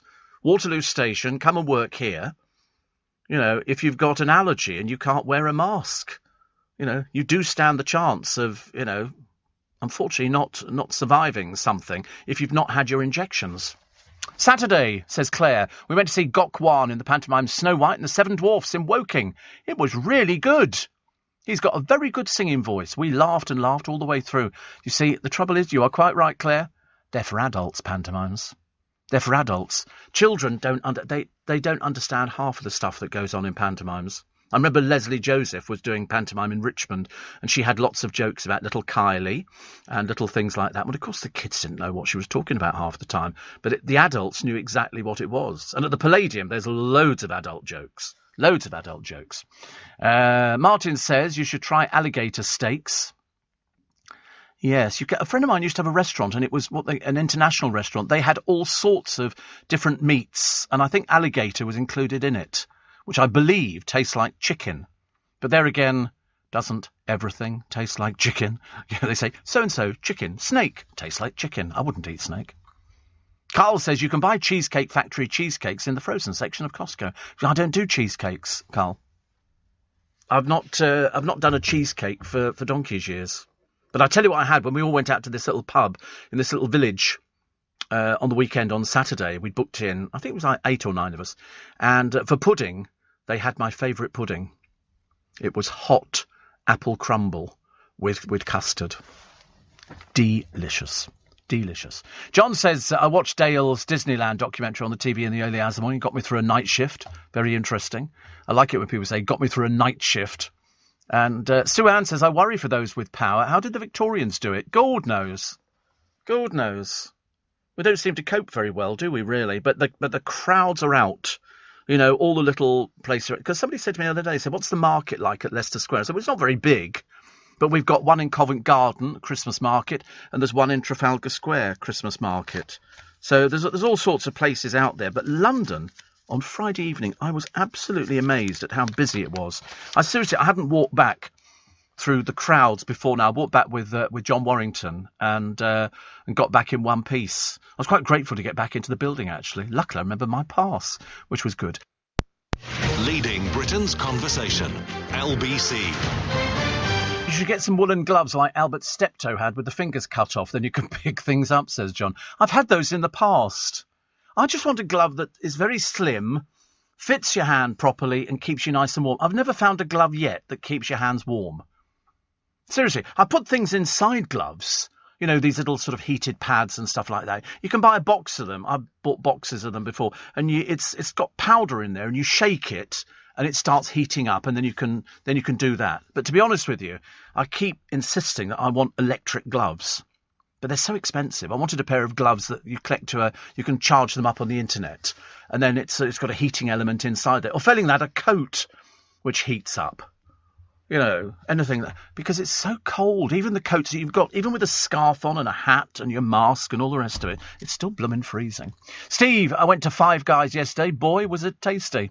Yes, very, very tasty, as they say. Very, very tasty. And Richard says, how about on Christmas morning to cheer everybody up, have a huge karaoke session on your show. Put the lyrics up on your live feed. Can you ever see that happening? I mean, good Lord above, honestly. I don't think we'd be ever having a karaoke. I'm sure some of the other stations would probably want to do that. I quite like the idea. So the Daleks are back. Yes, come New Year's Day special, the Daleks are let loose in a trailer which was aired last night. The show stars were trapped inside a storage facility and stuck in a time loop with the metal monsters. I used to love the Daleks. I mean, the only thing that, you know, together with the Cybermen, who looked a bit frightening. You know, and so I was always very pleased, actually. I like Melanie Sykes. She said she felt relief following her recent autism diagnosis. She's got a son, Tino, who's got the same condition. She said, it's fantastic. I've always felt different to other people. Now I know it's because I'm autistic. But the story, which is really bizarre, is a bus driver who's been fired because she's only 5 foot tall. Now, why would she be fired when she's 5 foot tall? She claims she was sacked because she was got rid of, because she couldn't use the wing mirrors on the bus, because the wing mirrors are fairly high up on the left and the right-hand side. But anyway, despite 34 years of driving experience, Tracy Scholes says she was given the push because she couldn't reach the new mirrors and the pedals at the same time. She has the backing of her union and 1,700 people. And she says, I'm overwhelmed. People are getting in touch. I don't even know them. She joined First Bus in 1987. Go Northwest took over in 2019. Unite, the union, claimed the bosses ruled she no longer had the capability to safely drive their buses and offered her another role on fewer hours and less pay. Tracy turned it down and was given notice. A Unite spokesman said Go North West Limited has dismissed her because they changed the manufacturer's specification on their fleet of buses. A spokesman for Go North West says, unfortunately, a situation has arisen where we've had to bring a driver's employment to an end. The appeals process is ongoing. So it's not her fault, but they offer us something else. Fewer hours and less pay. She likes driving buses. I don't see it would make any difference. You can move the seats down. Sorry, I nearly cried. You can move the seats down so she can reach the pedals. It's not that difficult to do. Mind you, I was on a bus the other day. Again, packed on the buses in the morning. You get the bus from Richmond Station going to Kingston, the 65. God help me if they ever have an accident. There'll be claims against them because they're vastly overpacking them with people. I forget how many people are supposed to be standing on a bus, but I tell you, I've never seen kids packed in so tightly. Really, very dangerous, very dangerous. I don't know if they're allowed to get away with it, but they seem to manage it. Steve, on Friday, you said you were thinking about buying a Hotel Chocolat Velvetizer. I bought one a couple of years ago, best investment. Have you seen one of these Velvetizers? The hot chocolate's amazing and lots of different flavours made with real chocolate. So what it is it's like a little pot you heat up and it's got a blade that turns round inside. So you put in the milk, you get a packet of chocolate from them, and then it turns and heats up the chocolate and then you just sort of pour it out. It's not cheap, it's 99 quid. £99 for the Velvetizer. And it comes in copper. At £99, the limited edition Stella White. I mean, to be honest with you, I do like a cup of hot chocolate, and I do like it with the little tiny marshmallows. And then you can buy a starter kit, which you get at a discount price if you buy it with the machine. So there's 2 buy everything, 20 quid, or there's a 30 quid or a 50 quid. In fact, by the time you've actually finished buying, it's quite expensive for a cup of hot chocolate. You could add a little more. Salted caramel, milky 50% hot chocolate, single serving. But I want the little tiny marshmallows that go in the top. Not the big marshmallows, little tiny ones. And I quite fancy it. But you can buy all sorts of things in Hotel Chocolat. How to toast the perfect marshmallows. Who cares? Do they sell the marshmallows by themselves? Do they have little marshmallows? Naught items, they don't do marshmallows. Isn't that odd? I wonder where you get those from. I suppose I'd have to shop around but I don't want to, this is the time of year when the whole idea is I want to make it as... Oh, I should tell you where we probably get them from. Amazon. There you go. Haribo mini marshmallows. They look quite nice, don't they? Oh, right. Oh, I like that idea, actually. $12.99. Then they're called Haribo Chamallows. They're called Chamallows. White and pink mallows. A kilo of them. Sounds quite nice, though, doesn't it, really? But they say in stock on December the 17th. Order it now. Is that Amazon? Well, I'm not sure I could wait that long. But they're very nice with put on the top, because then they melt, don't they? And they go all sort of gooey and stuff. Oh, I quite like that. They say mainly people use them for their birthdays. Oh, Mallow Puffs. Of course, why not? Why not? And kids and grown-ups love them so much. Well, we do, actually. Salted caramel mallows. £3.49. That's looking a bit better. Dunked in Belgian dark chocolate. Oh, for goodness sake, honestly. And you wonder why we can't lose weight over Christmas. Yeah. And this is a vegan recipe. A vegan recipe. Makes you hungry, doesn't it? But I quite fancy the idea, definitely, of having a little sort of cup of hot chocolate with cream and the little marshmallows. Interestingly enough, my friend Lee Baldry, he got mugged the other night. Now, Lee, you'll see on the television, sickeningly good-looking. I only know good-looking people. I won't have anybody unattractive in my phone book. Only attractive people.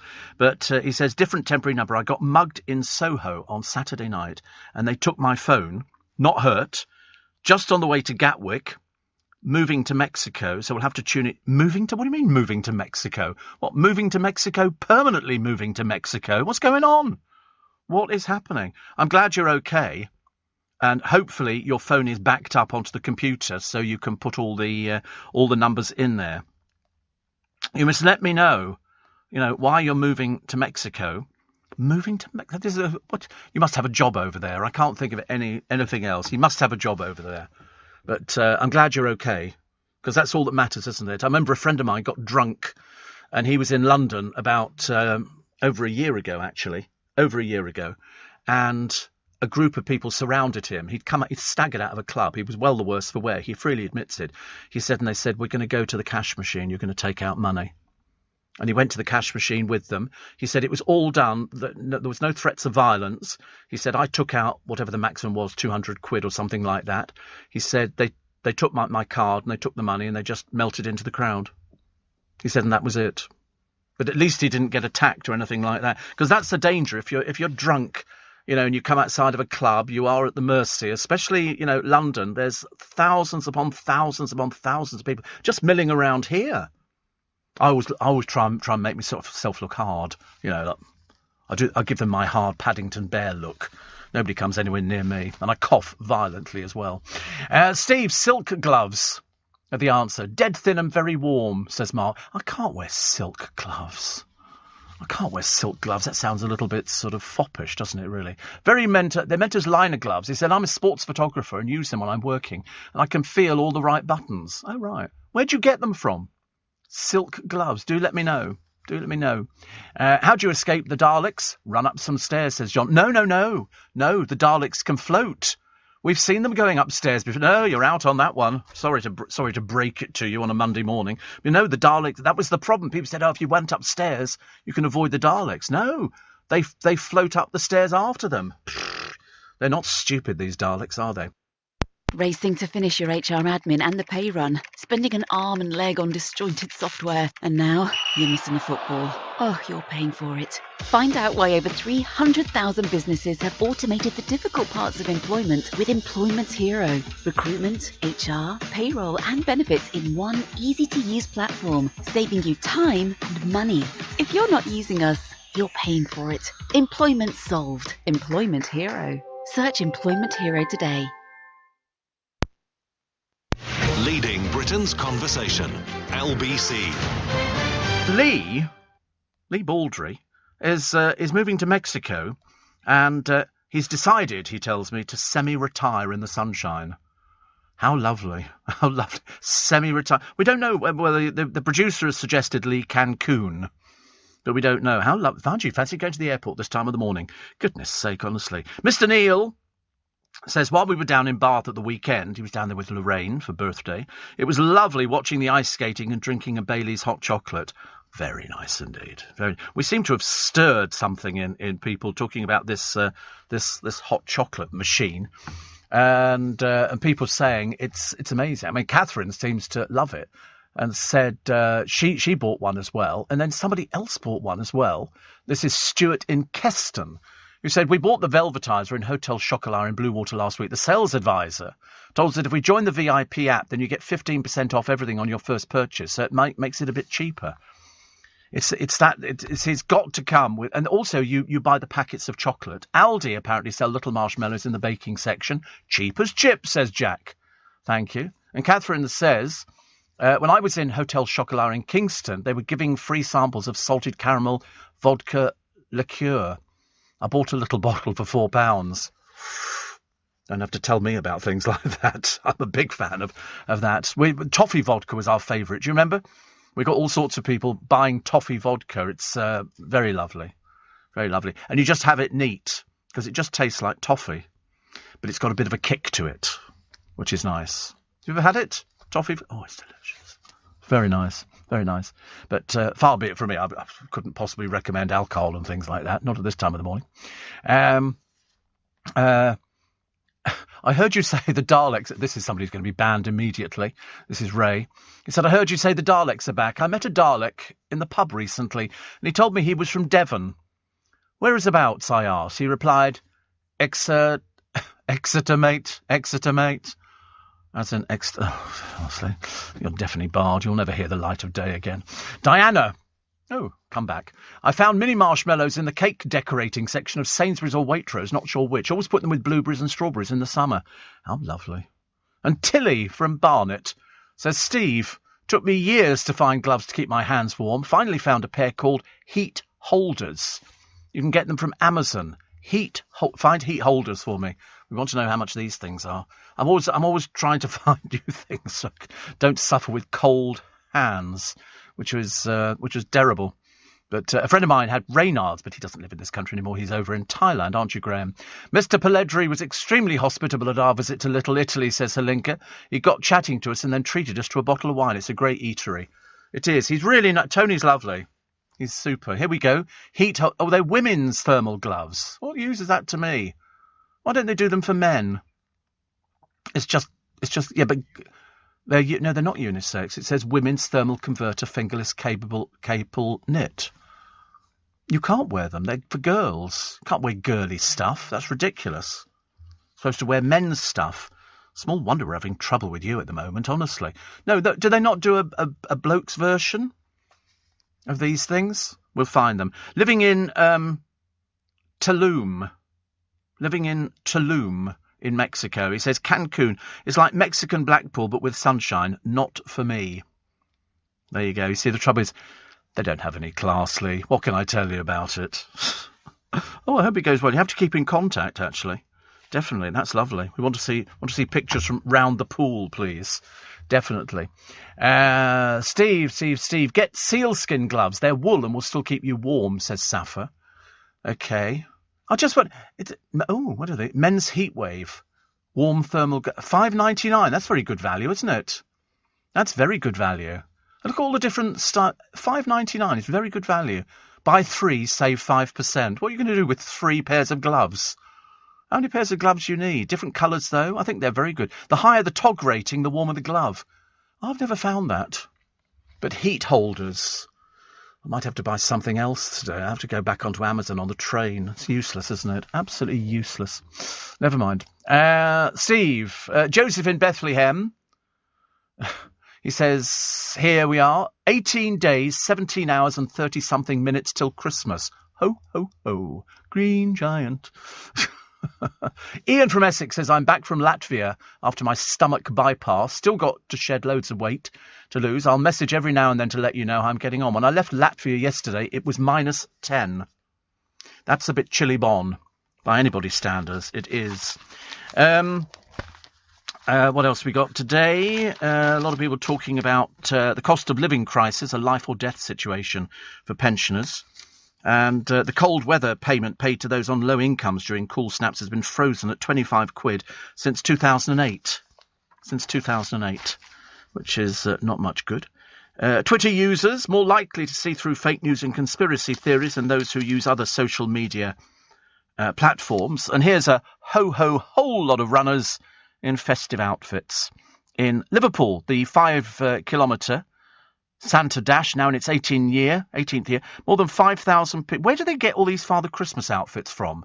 Is there a sort of a stall that turns them out? But they also had Santa Dashes in Marlow, Chester, Cardiff and Watford. And I think it's great. I love stuff like that. We do that well. All these people running in Father Christmas outfits. Bloody brilliant. Absolutely brilliant. I'm very, very pleased. Very, very pleased. And hopefully they raise a lot of money. What else do we have in the paper today? Would you take a bullet for your boss? This is people who are bodyguards. The serious business of protecting the president, who put their lives on the line to defend the leader of the free world. And nearly 40 Secret Service agents have already paid the ultimate price. I can remember seeing, and it plays out in my mind, from 1963, John F. Kennedy and his wife Jacqueline in the presidential motorcade. And they were just literally, minutes away from that fateful November the 22nd, 1963. And I can remember it as if it was yesterday. You remember all these things. I can remember when agents surrounded Reagan after he was nearly killed by a bullet fired by John Hinckley Jr. Agents knew Nixon beat his wife and saw Hillary attack Bill Clinton during the Monica Lewinsky affair. But it was that countdown to tragedy for John F. Kennedy. And she kept the dress on all day. She did not change the dress, even when they swore in the other president. And she kept it on. And I think it was a statement. She was basically saying, I will not be silenced. Nothing will silence me. Quite an amazing piece of history. Jackie says, Fortnum and Mason, Steve, do a good-sized tin of Colombian hot chocolate. It's lovely and it's only £20. How lovely. I like that. I like that idea. I'm always fascinated by people who shop around a little bit more than I do. Gore-Tex Windstopper gloves are great. Thin as dishwasher gloves and keep you warm. They really work, but look a bit odd in Waitrose, says Neil in Cambridge. Well, I shan't be going there then. And Costco is selling the Hotel Choc machine for £83, including 110. Oh, well, it's only 99. You don't, because I mean, all of Costco's prices don't include the VAT. You know, sometimes they say no VAT payable on this one, so you have to sort of check all these things out. But check first before you spend your money. Also, UK companies finally able to compete on a level playing field as onerous EU rules are set to be axed. Thank God. And the best festive gifts made in this country. Do you check where they're made? I don't. I've never thought about that. I got pink Prosecco marshmallows from Asda at the weekend, says Russ in Swansea. Only you, Russ. Pink Prosecco marshmallows. I did have a hot chocolate, but all I ever get with it is the cream. If I go to Starbucks, they go small, medium or large, and I get medium. I think large is a bit too excessive if it's hot chocolate. And they always have the cream on the top of it. And then, of course, when you're drinking it outside, you always get a bit stuck on your nose, but nobody ever tells you. You just look a little bit ridiculous. But might be a hot chocolate day today. Who knows? No, it's definitely going to be Christmas tree day. Got to get the Christmas tree before anything else. Otherwise, Christmas will be here and we won't have had the tree. So we shall sort it out. Andrew in Nottinghamshire says, I bought electrically heated socks, Steve, that are powered by AA batteries. You can buy gloves just like that too. With UK Export Finance, I'm fulfilling more export orders from around the world with working capital support. Export insurance means I'll get paid when exporting to challenging markets. At UK Export Finance, we believe no viable UK export should fail for lack of finance or insurance. Between 2022 and 2023, we provided £6.5 billion of government-backed trade finance to support UK exports. Learn how we could help you win export contracts, fulfil orders, and get paid. Search UK Export Finance today. Leading Britain's conversation. LBC. I found mini marshmallows, Steve, cheap as chips in all the supermarkets. Thank you. I think what they've done is they've started putting them onto the cake decorating section. So I'm assuming supermarkets, you know, the big ones, will have these little things. And of course, who thought of putting them onto hot chocolate? Sounds a delicious idea, but I think hot chocolate bit too sweet, but still very, very nice. Elaine says, Steve, can't wait. We're having a Dubai ladies reunion tomorrow at Little Italy, 2 p.m. When we lived there, we used to have a monthly party and have to wear a red hat. Very, very boozy affair. So that's what we're doing tomorrow. So please come. Unfortunately, I can't tomorrow. Tomorrow I've got hospital. I'm a hospital person on a Tuesday. I'd forgotten it was going to be Tuesday, but it is. And, well, you'll like it. Well, if you've been there before, you'll know all about it. But as I say, Tony, during the lockdown, a nightmare for most of the people who have businesses, but he's very hospitable because I'm going there. Surely you got gloves and umbrella, says Eddie, when you bought the Bentley. They came with my car when I bought it. Fantastic leather gloves. No, I do have gloves, but they're not, and I've got leather gloves, but nothing seems to keep my hands warm. I kind of pull the glove half off and then curl my hand into a fist. And that means I can keep my hands warm. But I think the heated ones go much better, I think. But trying to find them. Beverly in Orpington says, I bought some gloves from UGG. Is that as in the UGG boots? Ah, right. I'm going to sneeze. I'm so sorry. Just as well we can't spread it. Although, you know, that'll be the next thing. Presenter sneezes on radio, infects half the nation. Imagine, can't you? But... So she says they're fur-lined, expensive, but last a lifetime. Warmest gloves you'll ever find. But are they for... See, I don't like UGG boots. I used to... UGG stood for ugly. Because now they do other ones. So are there Emu boots as well? I've seen Emu. It's another one of these brands. They must emanate from Australia, mustn't they? I don't know why. I just thought that. But all I just want is sort of gloves that... I'm not sure fur-lined. I couldn't seriously have the courage of my convictions and buy a pair of fur-lined gloves. I don't think so. Try... some Mac Wets. They are for riding, golf, etc., and come in half sizes, says Nick. What are you saying? Jeff says you must try Hotel Chocolat's Black Forest cake hot drink. Apparently one of the top sellers. I like Black Forest Gatto. So you think the trouble is, I mean, chocolate and Steve Allen don't mix because I'm diabetic. So I'm not really a chocolate eater, but I do quite fancy a cup of hot chocolate.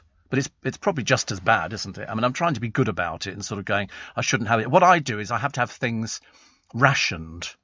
So in other words, if I have a cup of hot chocolate, that would be my treat for, a couple of weeks. Sounds a bit ridiculous, doesn't it, really? But it's amazing how easily you can wean yourself off some of this stuff. And over Christmas, because everybody puts on weight over Christmas. The places where I can guarantee you that within about the next couple of weeks, there'll be a picture of a fat celebrity. And then there'll be a picture of a thin celebrity because they'll have brought out a diet video. The competitive market for celebrity, in inverted commas, diets is huge. It can be worth a lot of money to them. They can earn £100,000 easily over the festive season. And what they'll do is lose the weight and then they'll pile it back on again. Because that's the way it works, because diets don't work, because it's a lifestyle. It isn't just something that you do for a few weeks, lose the weight, and then it stays off for the rest of your life. If only people pile it all back on again. And there will be, although I haven't seen any pictures as yet, there will be a picture of because there'll be a few celebrities out there, people you've never heard of, who'll be bringing out, their own diet video. And that'll be the thing that they'll be flogging and doing interviews going, oh, I used to be this size and now I'm this size. And as I said before, if you want to lose weight, you go to the doctor. The doctor will give you a diet sheet. It's little and often. That's the only things you need to learn. Smaller portions, more exercise. 10,000 steps a day. You're heading in the right direction. Steve, silk-lined gloves is what the pilots had in World War I. Wow. And Susan said, sealskin gloves. Good God, I'd rather keep the seal warm with its own skin. Oh, I was watching something the other day, so you'd have hated it. It was the polar bears hunting seal, because polar bears go very thin, and they need to eat seals, because there's no KFC round there or nothing. I've had a look, and it's just white. All you could see is white icebergs and everything else. And there's a seal sitting on the thing, and the polar bear swimming behind the ice floe where the seal is on. So the seal is looking out the other way. And then the polar bear goes up and it bobs up and it can see the seal and it's sort of trying to work out. And it literally climbs up onto the thing. The seal turns round and goes, goodness gracious me, what can that be advancing towards me? And quickly throws itself into the water. The polar bear throws itself into the water and drags it back out again. And it said that will probably keep it going for a week. But there's nothing else out there. What else do they eat? They only eat seals. There isn't anything else to eat out there, poor souls. Steve, Jackie's dress is in the National Archives. Won't be on display for 100 years. Yes, there's all sorts of things, Simon, aren't there? But, I mean, that was such an iconic dress. But she deliberately wore it to the inauguration because it had his blood on it. And they brought out a book as well, looking at Kennedy's autopsy. Which I seem to remember my brother had a copy of it. It came out. It was a big, almost like a coffee table book. It was really bizarre. A very odd thing. Inside the papers today, it's the best festive gifts made in the UK. Winning the ultimate Christmas prize. Also, fears are growing that Christmas celebrations could trigger a surge in COVID cases. I forget what we're up to now on this new variant. Did they say it was 500 and something cases? You find out. I couldn't remember exactly what it was. Also, the government, the year-old crimes don't need to be probed. Throw away the key, the family and the government backing longer jail terms for the lads' killers. Do you know, in America, I was looking at somebody the other day. 2 days ago, the Omicron cases climbed to 246 as 86 more COVID variant cases have been found. 246 and 86 more COVID variant cases found. But so it'll be more. That was a couple of days ago. So there'll be a new figure which will be coming out today. Looking about the throwing away the key for the lads' killers. In America, they had somebody over there who had driven into somebody and they'd given them 100 years in prison. So it was basically, you're not coming out. Although, to be honest with you, many people have been arguing, and I've heard the arguments all over the weekend, for people saying, why are we bothering to keep these people alive? Why are we paying for them to go to prison? Because we don't have anything else. And even if we'd had the death penalty, as many people have said before, there is no deterrent. That's not going to stop anybody at all doing something. If somebody is evil, and this pair were particularly revolting and evil, then it's a case of they would have done this anyway, whether or not there'd been the death penalty. Just about it for this morning. Just very quickly, The Telegraph telling you today that more than 300,000 housebound yet to get the booster jabs, and we're advising people, same as everybody else is, to go and get your jab and get it if you can get them. My mum says Bo has made leg warmers from cutting the ends of her socks, which is quite nice. Morning, nice to have your company. Welcome to Tuesday. Welcome to the 7th of December. And it's nice to have your company. If you weren't doing anything, well, then this is your home for the next 3 hours. Monday through Friday, we take all your texts and emails. We don't do it. It's not a phone-in. We don't do a phone-in on this programme, as you can well imagine. We go through the papers. We have a gentle dig at the wonderful world of celebrityism. And we come up with some of the stories at the end of the programme. We were going, do you know, I feel like I've read every single newspaper. You will not need to read a newspaper today because I will be telling you every single story that is worth mentioning probably between now and 5, actually. Tom Holland reveals he's landed the role as Fred Astaire. Storm Barra blows in with up to 8 inches, which we're all looking forward to. The whistleblower who lays bare the Foreign Office failures in Kabul, and the best cracker jokes of 2021. You might think they're rubbish. I personally think they're okay. And the cycle lanes. We are the most congested city in the world. The silenced, the professor. You know, everybody's complaining. Everybody complains about everything nowadays. We're in the land of woke. We're in the land of woke, including Sarah Ferguson, she's done an interview with some magazine. I can't imagine why, actually. But she says, I am the most persecuted woman in royal history. I mean, honestly, talk about drama. I mean, have you ever heard anything like it? I felt a bit sorry for Sarah Ferguson, who's never actually achieved anything, really. She was married to Andrew. Now she's apparently referring to him as the love of my life. Andrew, of course, whose career has collapsed completely and doesn't do anything at all, but at least whilst he's got his mother to pay for things. So the mother is paying for Sarah Ferguson as well, unless she's contributing to the rent of the property they're living in, which I believe is the Queen Mother's old house. So they're living there. But, you know, Sarah Ferguson always bleats on about this and that and the other. And you think to yourself, goodness sake, honestly, you're getting as bad as Prince Harry, who's up to the usual bit of toffee and says, quitting your job, you know, if you want to quit your job, quit it.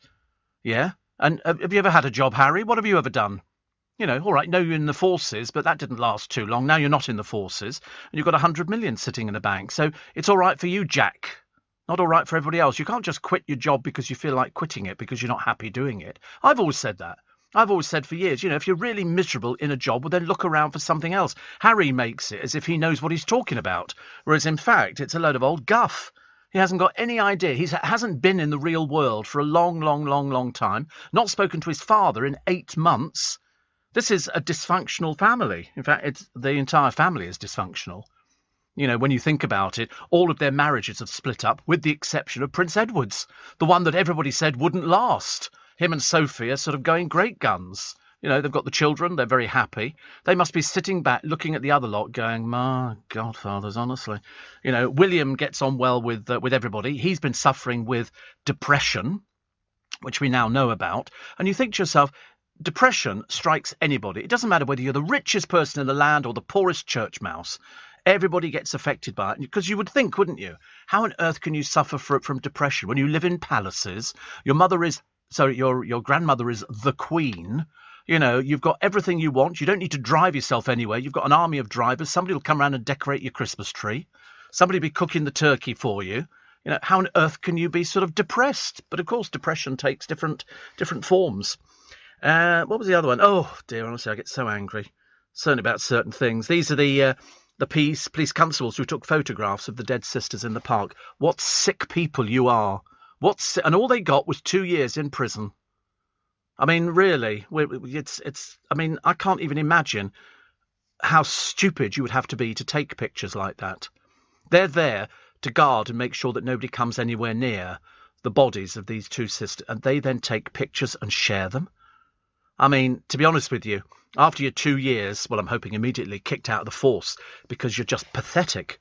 You're a pathetic waste of space. You're a sick pervert.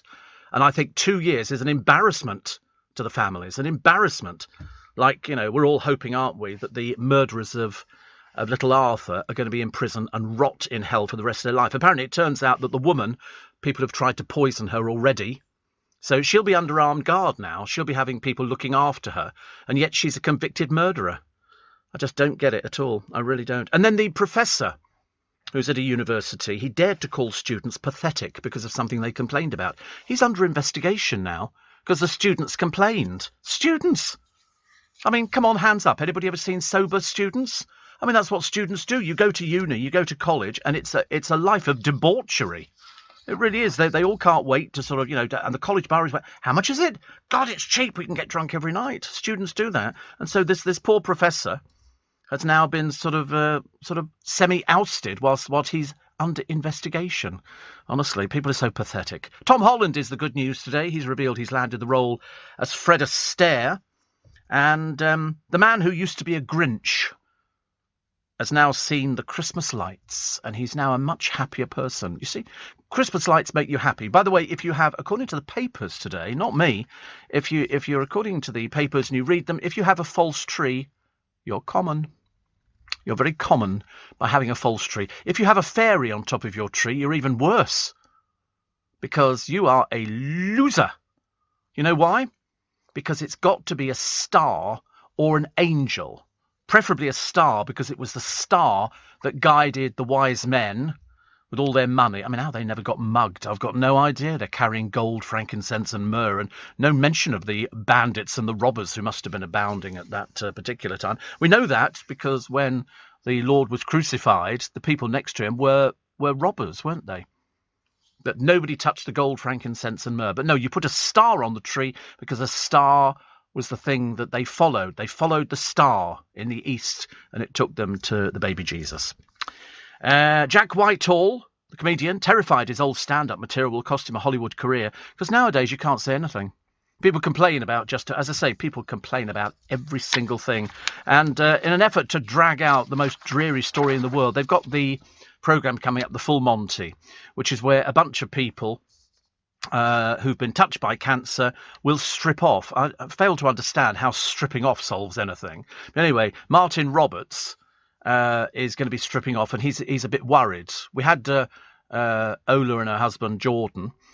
He's been trying to find out how you can make it look bigger, and if you get my drift. But they don't show anything. This isn't a programme which is going to be people showing off their little bits and pieces. So I've got no idea why they're bothered about it. It's a dance routine, and even in the film The Full Monty, you never saw anything. The most you might have ever seen would be somebody's bottom. And to be honest with you, I should imagine Martin Roberts must be a bit saggy by now, mustn't it? I mean, he's not exactly a spring chicken, all firm and buttocky, if that's a new word. But he's horrified at stripping off, but he's going to do it. I wouldn't do it. I lost a mother to cancer. There's no way my mother dying would have ever encouraged me to take my clothes off. Even in the shower, I do it fully clothed. I'm not messing about with people. You never know. Might have a burglar or something who breaks in, and the first thing I'm going to be doing, heading for the bathroom. No, thank you. The IOP, which lowers the risk of dementia. And the IOP is cataracts. So that's good news. So I'm not likely to get dementia because I've had both eyes done for the cataracts, and I thought they were brilliant. I thought they were absolutely the best ever. I'm always in total admiration at hospitals who can do these operations, which, in the real world, you'd be going, blimey, can they really do that? They can do anything. And believe you me, I know through bitter experience the things you can have done in hospital now, and it just gets you better.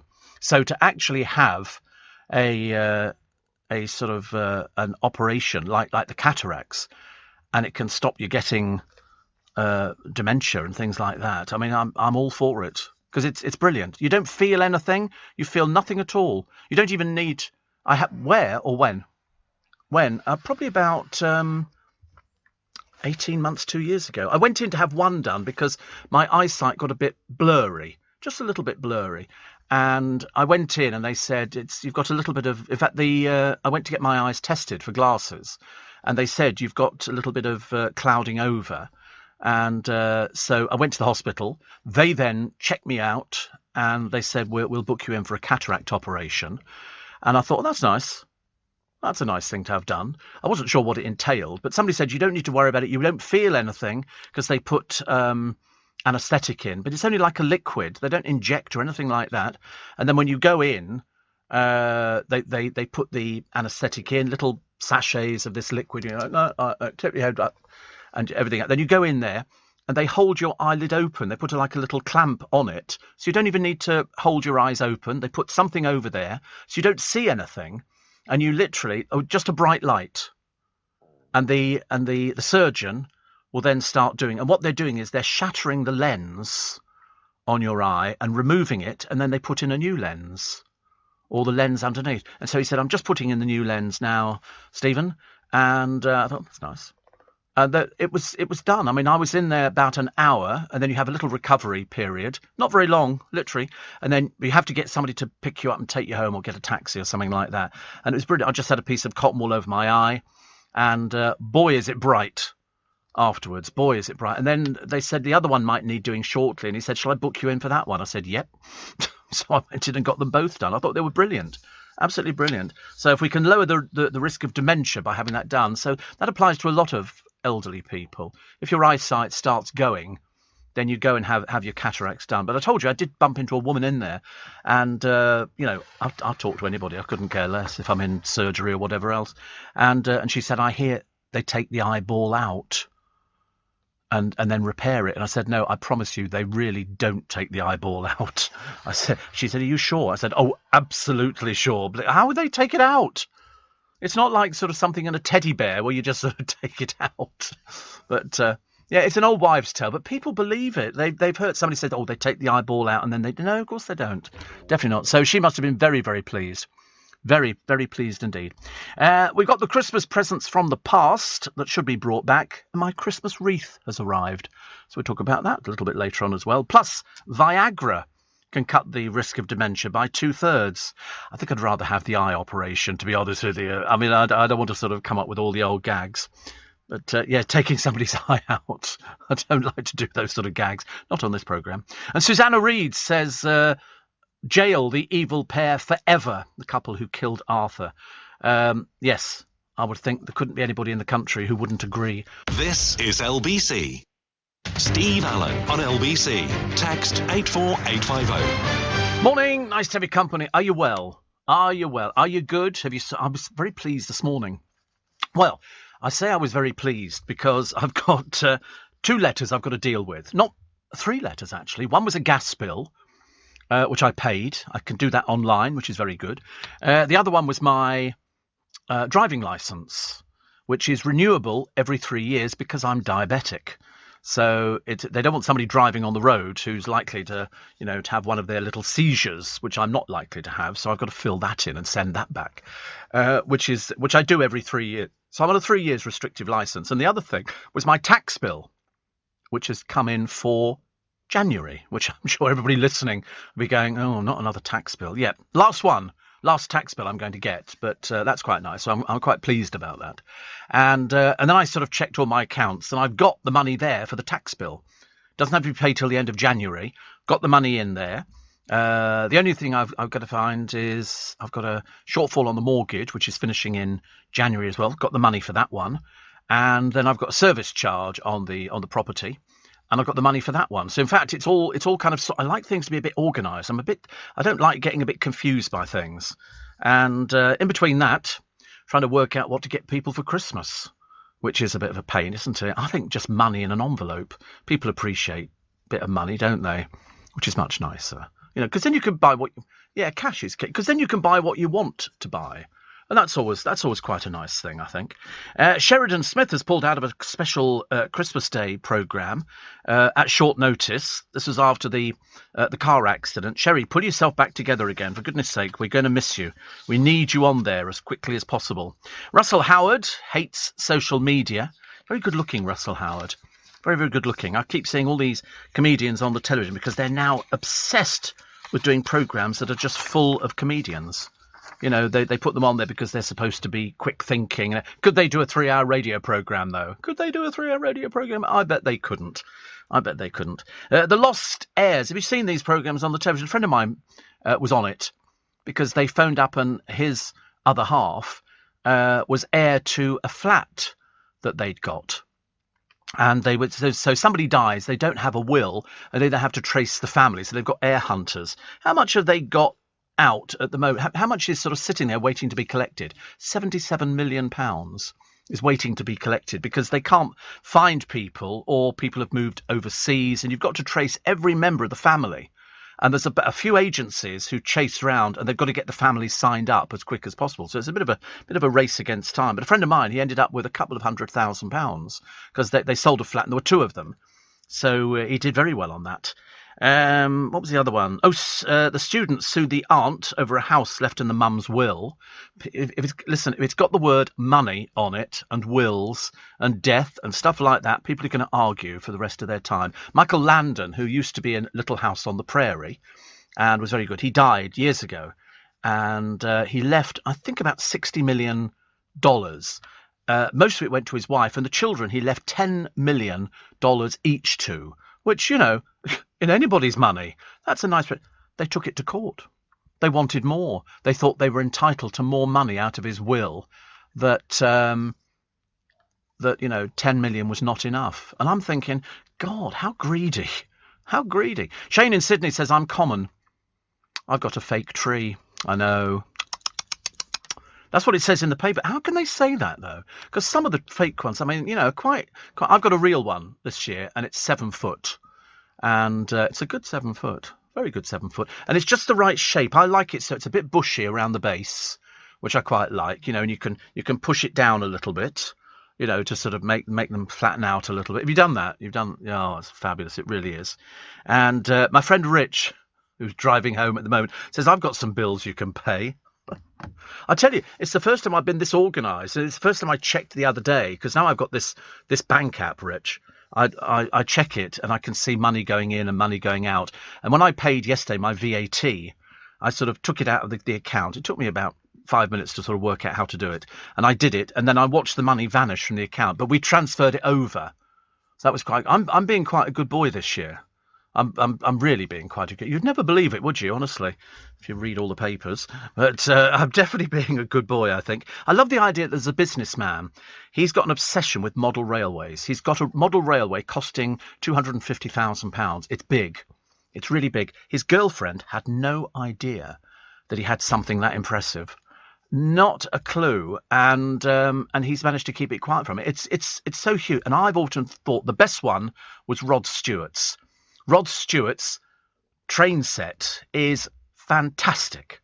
I mean, how they got it back to this country, I'll never know. It's beautiful. I think it's a New York setting with the skyscrapers, and it's just amazing. Just absolutely fantastic. Sue Ann says, Steve, the colours are amazing. Flowers are brighter when you've had your cataracts done. The colours are bright. I mean, I live in sunglasses anyway because because I worked so long overnights, my eyes are quite sensitive. And so I wear glasses for reading and then sunglasses if I'm going out. There's only got to be a modicum of sunshine, but it's good. Trucker Phil says, well, that's me sorted and trendy for Christmas. My tree is real. And I have a Steve Allen on the top, a real star. He says, if anybody says a fairy, there'll be a punch-up before the sprouts are done. Sprouts. I might have sprouts today, actually. I was going to have them yesterday, but I didn't. I had some of that instant mashed potato from Iceland. And very nice it was, too. People say, oh, no, Steve, you need this, you need that. No, this one is the bit. And I didn't even put a knob of butter in. I really didn't. I just sort of left it as was, and it was delicious. Absolutely delicious. It's terrible, isn't it? Today I might have fish fingers and sprouts. Not a really great combination, but I mean, it's as good. It's all right, isn't it? It's okay. It is quite healthy, actually. You're quite right. And Adrian in Swansea says, can you tell your listeners that most trains in Wales are cancelled due to the weather? Well, I should imagine they probably know that if they're standing at the train station. They've got bad weather, haven't they? But mind you, Wales always seems to get the bad weather. It's coming in off the Gower Peninsula, isn't it? I can say that. I know the Gower Peninsula. Sorry, had to have me a little slurp of tea this morning. Have you tried a battered pigs in blanket? My local chippy has started doing them, and they're crazy delicious, says Joe in Alcester. A battered pigs in... Well, that's exactly the same as a battered sausage, isn't it? Exactly the same. I don't see... Except it'll have a little bit of bacon wrapped round it. Which is okay. You could have those deep fried, couldn't you? I mean, are they the same size, or is it a good sort of 7 inches? You know, is it a little tiny, little shrunken thing of about 1.5 inches, 2 inches, or is it something? Yeah, Like a bratwurst. Can you imagine bratwurst if they actually did that deep fried? God, I'd be a very happy person. Very happy. Oh, are they doing them in Trafalgar Square? I don't know. I haven't looked at the shops down there yet. They might do them here in Leicester Square. But I haven't had a good look, but I quite fancy the idea. I tried to buy the other day. They've got an Estee Lauder calendar. Estee Lauder, the beauty place, and we used to do an Estee Lauder program for years and years and years. And they used to bring me in little gifts at Christmas and stuff like that. So I became a bit of an addict for eye creams and face creams and everything else. But they had this thing online from Estee Lauder, and it's £302 worth of stuff for 69 quid. Well, I've got an account with them. I'm blowed if I can remember the bloody password. So consequently, I can't buy this thing. And I thought I'll buy 3 because that solves three Christmas presents. Because the girls in the family, they would love. It's all makeup and creams and everything. God, people love stuff like that. But I can't buy the blooming things because I can't remember my password. So they've got my email address, and they go, the password does not match your email address. I'm thinking, how do I get round this? How do I get round it? But if anybody knows, do let me know. Steve, hope you're well. This one says, just wanted to get in touch on behalf of our client, Social Bite. Listen to this one. And it's Festival of Kindness campaign. I know you've mentioned our tree of kindness at Charing Cross on your show. This is this tree. It's a big cone, about 20 foot tall, and outside Charing Cross station on the left-hand side by the hotel entrance. And it's all colour changing. The whole thing. This thing's huge. It's big. And it goes all green, all orange, all blue, all red, all yellow. And then it splits itself up into different sections. Oh, it's fantastic. And then it goes blue and flashes and twinkles. I've never seen anything like it. It's absolutely fantastic. But the tree is there as part of Social Bite's campaign. They want to raise 300,000 gifts and essential items for homeless and vulnerable people this Christmas, and offers London as a place to come and drop off items. So if you're around and you can make it there, and you've got things, and it can be all sorts of things like clothes and everything else, tins of bits and pieces. It's essential items for people who are vulnerable. We've done this before. We did it with the taxi drivers one year. They were looking for people's old jumpers that they could then take, and if they were good enough, they'd give them to the homeless people who must freeze their bits off in this weather because it's cold. It's cold enough for us, and we've got coats and everything else. Many of those haven't. So that's what we thought was a good idea. And the taxi drivers were coming to collect, and loads of people went down there. So if you want to go and see the Tree of Kindness, and you should go and have a look at it. Has it got a picture on the internet? Tree of Kindness? It's seriously, it's beautiful. I've said it's even better than the tree in Trafalgar Square. Even better. Although Mihal says that, sorry? That's not hard. No, I mean, but he did say when it started off, he thought it probably looked quite nice. And then it might have lost a few branches on the way, which is sort of highly likely. So showing results of Tree of Kindness at Charing Cross. There it is. Is that it? Yes, that's it. Yeah, there. It's absolutely amazing. I mean, it really is. It changes colour and it flashes and twinkles. If they put that up in Trafalgar Square, we'd be doing a lot better. But there's all these people there, and they've got 24 good deeds to do. You can do also. Oh look, I love the Father Christmas run. I can't do it, but I love the idea that we enter into the spirit. It's running through till the other day. It did 8:30 to 7 p.m. and that's the business. Friday the 3rd. Got all sorts of things that are going on in London. Just check the internet. Seriously, by the way, and I shall apologise in advance that you get me Christmas Day breakfast, Boxing Day breakfast, and New Year's Day breakfast. So what they're looking for this Tree of Kindness, and it's beautiful. The gift list includes warm clothing, hygiene and beauty products, children's toys and games. There is a full list, and that you can take your donation to the tree any day between the 25th of November and the 23rd of December, 10 a.m. to 2 p.m. Monday to Wednesday, 11 till 7 p.m. Thursday to Sunday. So if you've got any of those things and you could take them down there, that Tree of Kindness is going to do its job for you, and they will be giving that stuff on to people who need it more than you need it. Pret a Manger, Steve's opened up in my area. Apparently if you're nice to the staff, you get a free coffee or cake. Oh, I don't think I'd go for that one. I do like Pret a Manger. Somebody says, Russell Howard good looking. Really? Yeah, absolutely. I think he's considered one of the best looking comedians. Russell Howard, definitely. And Jane says, what I'd like from you for Christmas, please, is your continuing good health and radio presence. Well, I don't think there's any danger of that one. Well, the good health one, I'm not too sure whether I can offer that, but I'll do my best. I'll do my best. And radio presence, easy peasy, much easier than you can ever imagine. Still to come, we go through the papers. Let's see what's happening. After Little Mrs. Forgetful, it's now Mr. Nonsense. Yes, Harry has sprouted off, and nobody knows why he even bothers. It's a case of, oh, look, I'm filthy rich and you're not, and I can change my job and do whatever I want to do and make myself happy because we live in a $14 million house and you don't. The trouble is, because Harry is so far removed from the loop, it's almost a bit difficult to take him seriously. This is LBC. Here in the UK, we sell amazing products and services the whole world wants. At the Black Farmer in Devon, our produce is enjoyed on both sides of the Atlantic. We're McKinnon and Saunders from Manchester, and our puppets are watched on 6 continents. So whether you're new to exporting or experienced, explore global growth for your business with free support from the UK government. Access information, training, events and expert advice to help you find new customers overseas. Visit great.gov.uk to get started. Leading Britain's conversation. LBC with Steve Allen. Actually, I forgot to mention Social Bite and its Festival of Kindness campaign. Thank you, Fraser. I'm so sorry. How rude of me. Jill says, click on Forgot Your Password. They'll send you an email to reset it. Because I thought it was a good idea. I've done those before in the past. When you bought Estee Lauder products, you can buy some of their gift boxes and they were sort of cheaper. And I thought it made actually quite a nice present. In fact, I thought it was a very nice present. Sheldon says, after you click on the sign-in link, under the password box, there is a link for Forgot Password.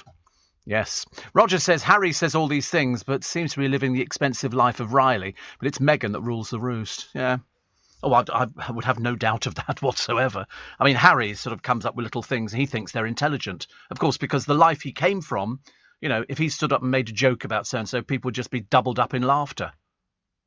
You know, whereas in fact, really, you know, none of them are particularly funny. It's just that they live in such a different world from the rest of us that he thinks he can come up with this sort of stuff. And they basically, you know, the Sun have said it's Mr. Nonsense. She's little Miss Forgetful. Mega rich Harry tells workers in a rut to quit. You know, well, I tell you what, why don't you give all your money back? You won't, of course, as we know. He says, people are stuck in jobs that don't bring them joy. Quitting is something to be celebrated. Yeah, so if you've got 100 million in the bank, Harry, thank you. Thank you for reminding people how filthy rich you are and how out of touch you are. But to be honest with you, you know. But now Prince Charles and Harry have barely spoken in the last 8 months. What have they got in common? Harry opted out of a family that basically gave him everything. Every single thing. He didn't have to lift a finger. We coughed up more than 30 million for this wedding.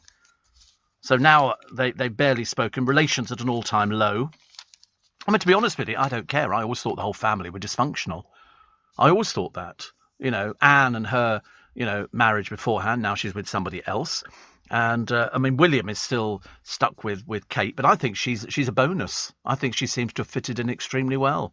Can't imagine she's got anything in common with Meghan or Harry anymore. Bit of a shame, really. Bit of a shame, but, you know, perhaps it might sort itself out at some point. When? I've got no idea. Social workers who missed bruises on Arthur's body have been accused of a cover-up after it emerged crucial notes vanished before the murder trial. Still makes my blood boil. You know, you read this and, you know, now Boris Johnson has vowed to bring in a new Arthur's Law to ensure that child killers die behind bars. Yes, I think we're all wishing that, aren't we? And preferably sooner rather than later. I mean, police have dropped an internal probe into the actions of officers who mishandled a child abuse tip-off about tragic Arthur. Arthur's uncle, Daniel Hughes, told cops he was concerned the 6-year-old was being mistreated, but West Midlands police threatened him with arrest if he breached lockdown by trying to return to the boy's home and shut down the case log. I mean, seriously, cock-ups all over the blooming place. The IOPC says the probe concluded in June. A spokesman said, throughout our investigations, all officers were treated as witnesses and we found no indication any individual behaved in a manner that justified disciplinary proceedings. Well, good for you. Good for you. But they have to live with that for the rest of their lives. Oh dear, I can't do anything to do with... Apparently Christmas is the time for bonking. I don't know why. And apparently there's one woman here, a hairdresser, she admits that sleeping with her boss at the work Christmas party was a big mistake. Yep. And it's always a big mistake. Never ever on your own doorstep, Sarah. I mean, surely you must have heard that before. She comes from Cheshire. She says, at the time I was working as an admin assistant. I was attracted to my boss straight away. He was good-looking and confident. We hit it off and had great chemistry. No, you were just sex, dear. That's all it was. That's all it comes down to. She says, none of our colleagues ever suspected as we weren't gone long enough. So now she's got a picture of herself talking about it in the newspapers. Duh. Goodness sake, honestly. Sports therapist, guy called Joseph, thinks Christmas is the best time for no-strings sex. Ooh, honestly, I feel quite depressed now. I mean, I just think it's a time for pigs in blankets, a bit of turkey and some Christmas pudding and some roast potatoes. And I never think it's anything else. I mean, as far as I'm concerned, it's an opportunity for lots of people to just put their feet up. How often do you... I mean, they'll ask people... They've been out and done a sex survey. Just well, they never asked us round here. They'd be very disappointed. How often do you have sex over the festive period? 1 to 3 times a week is 53% of people. 1 to 3 times a week, I ask you, as opposed to 1 to 3 times every 3 months. Goodness sake here. 6 to 9 times a week, 4%. 6 to 9 times a week. These people must be crawling about on their hands and knees. 6 to 9 times a week. That's nearly twice a day. How is that possible? It's ridiculous, isn't it? And then, where do you have sex over the holiday? I mean, bedroom, 73%. Boring. Very dull. Yes. Living room, bathroom. I mean, one of them, garden, 3%. Imagine the neighbours. What are they doing in winter? Yeah. In the car, 2%. In the hallway, 1%. That means you probably haven't got the strength to get up the stairs. 1% of people. Do you have kinky sex? I can't believe I'm reading this. Honestly, I'm more taken by 6 to 9 times a week. 10 times a week, 3% of people have sex over the festive period. 10 times a week! I shouldn't imagine you've got the strength to turn the oven on at the end of all of that. I mean, who are these people? Are they working in the pornographic industry or something? Have you ever heard it? Goodness sake, honestly.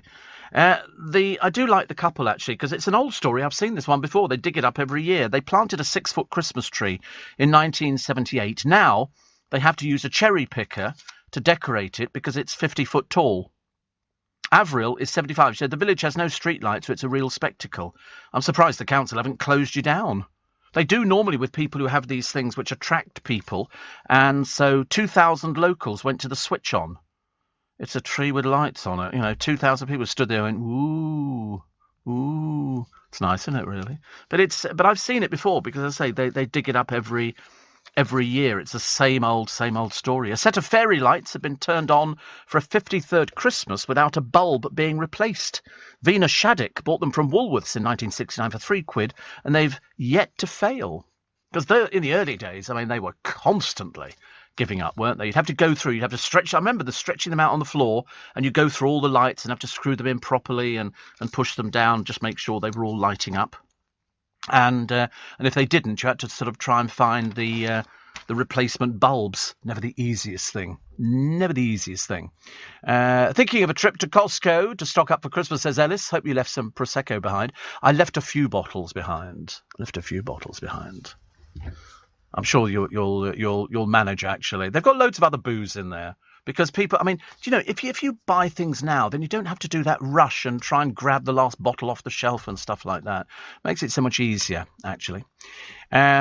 Steve, Ender is in Tyrone. He says, you're an unbelievable talker. Yes. The reason being, that's what I get paid. It's like going to see a comedian. They don't sit there reading a script, do they, for an hour and a half? They've learnt the act. I mean, I can't learn an act because there is no act to learn. But you have to just have the ability to keep talking. But if you've got a set of newspapers, I could keep going with one newspaper for 3 hours, I reckon. Wouldn't take too much time and trouble. But Edda says, you're right, by the way, what you said about the royal family and cataracts. A great variation of subjects. It is, actually. Back in the middle of the North Sea again, known in the game as the Betty Ford Clinic. Another 3 weeks, Steve, says Phil. Home for Christmas, though. Home for Christmas. That's a good idea, isn't it? I like the idea of home for Christmas. When do people break up, actually? Probably on the Friday. Probably on the Friday, which would be the Christmas Eve. And then you'll see people staggering back with Christmas trees and everything else. I'm looking forward to getting my tree up today, which is a 7 foot, and I think probably 3,500 or 4,000 lights on it.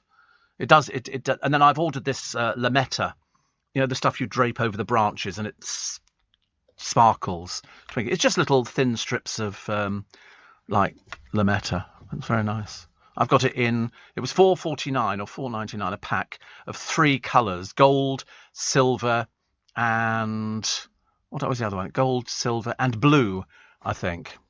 Look at this, an artificial umbrella Christmas tree, an upside-down Christmas tree, 682 quid. I think not. But, Leah, that's it. That's the one I bought. And that's so pretty. And then you just literally cut it and drape over all the branches, and the lights twinkle through it. It's 2 metres, approximately, per lametta. It's very nice. I mean, it's $4.99, and I got free delivery. So I bought 2 lots, so I've got 6 packs of it. My tree is going to be drenched in colour and shimmer, which is what I like. But you can get all sorts of fake trees, but as I say, they're very common, very expensive. They're not cheap. Christmas tree decorating. See, some of them look lovely, and also you make up fake parcels. Just wrap up a box or the cat, and and you stick it under the tree, and then you wrap ribbons around it and everything else, and people go, "That's a lovely tree." I always get the most beautiful photographs in from people who've decorated their own trees and done it really, really well. Really, really well. I mean, some of them are absolutely fantastic. And they used to have real candles in. Real candles. I've got another stunning Christmas wreath from the Flowered Corner. They've got a website, actually. Mine's got lights in it. And then we went out. There was a few of us went out the other day, and they sent me in a lovely Christmas card, which I think is Moonpig, which is lovely. It says, "To Steve, happy Christmas with love from the Bentley Bevy Lunch Club, because at Joe Allen's there is a cocktail named after me." Well, it's named after the Bentley, and they put all their pictures on the front covers, which is very nice. It just says, "Dear Steve, Merry Christmas, lots of love from all of us," and thank you for the Christmas cards. I'm building up a nice little collection at the moment, which I'm very pleased with. Still to come, the barricades, 70-mile-an-hour gales and snow to hit today. Because I don't mind it snowing, as long as it's not windy at the same time, so it blows into your face. Nothing worse, is there? It's okay if it just comes down just in front of your face, but if it blows into your... No, I don't like that idea at all. You have to wear one of those things where you wrap your scarf around yourself, which is good.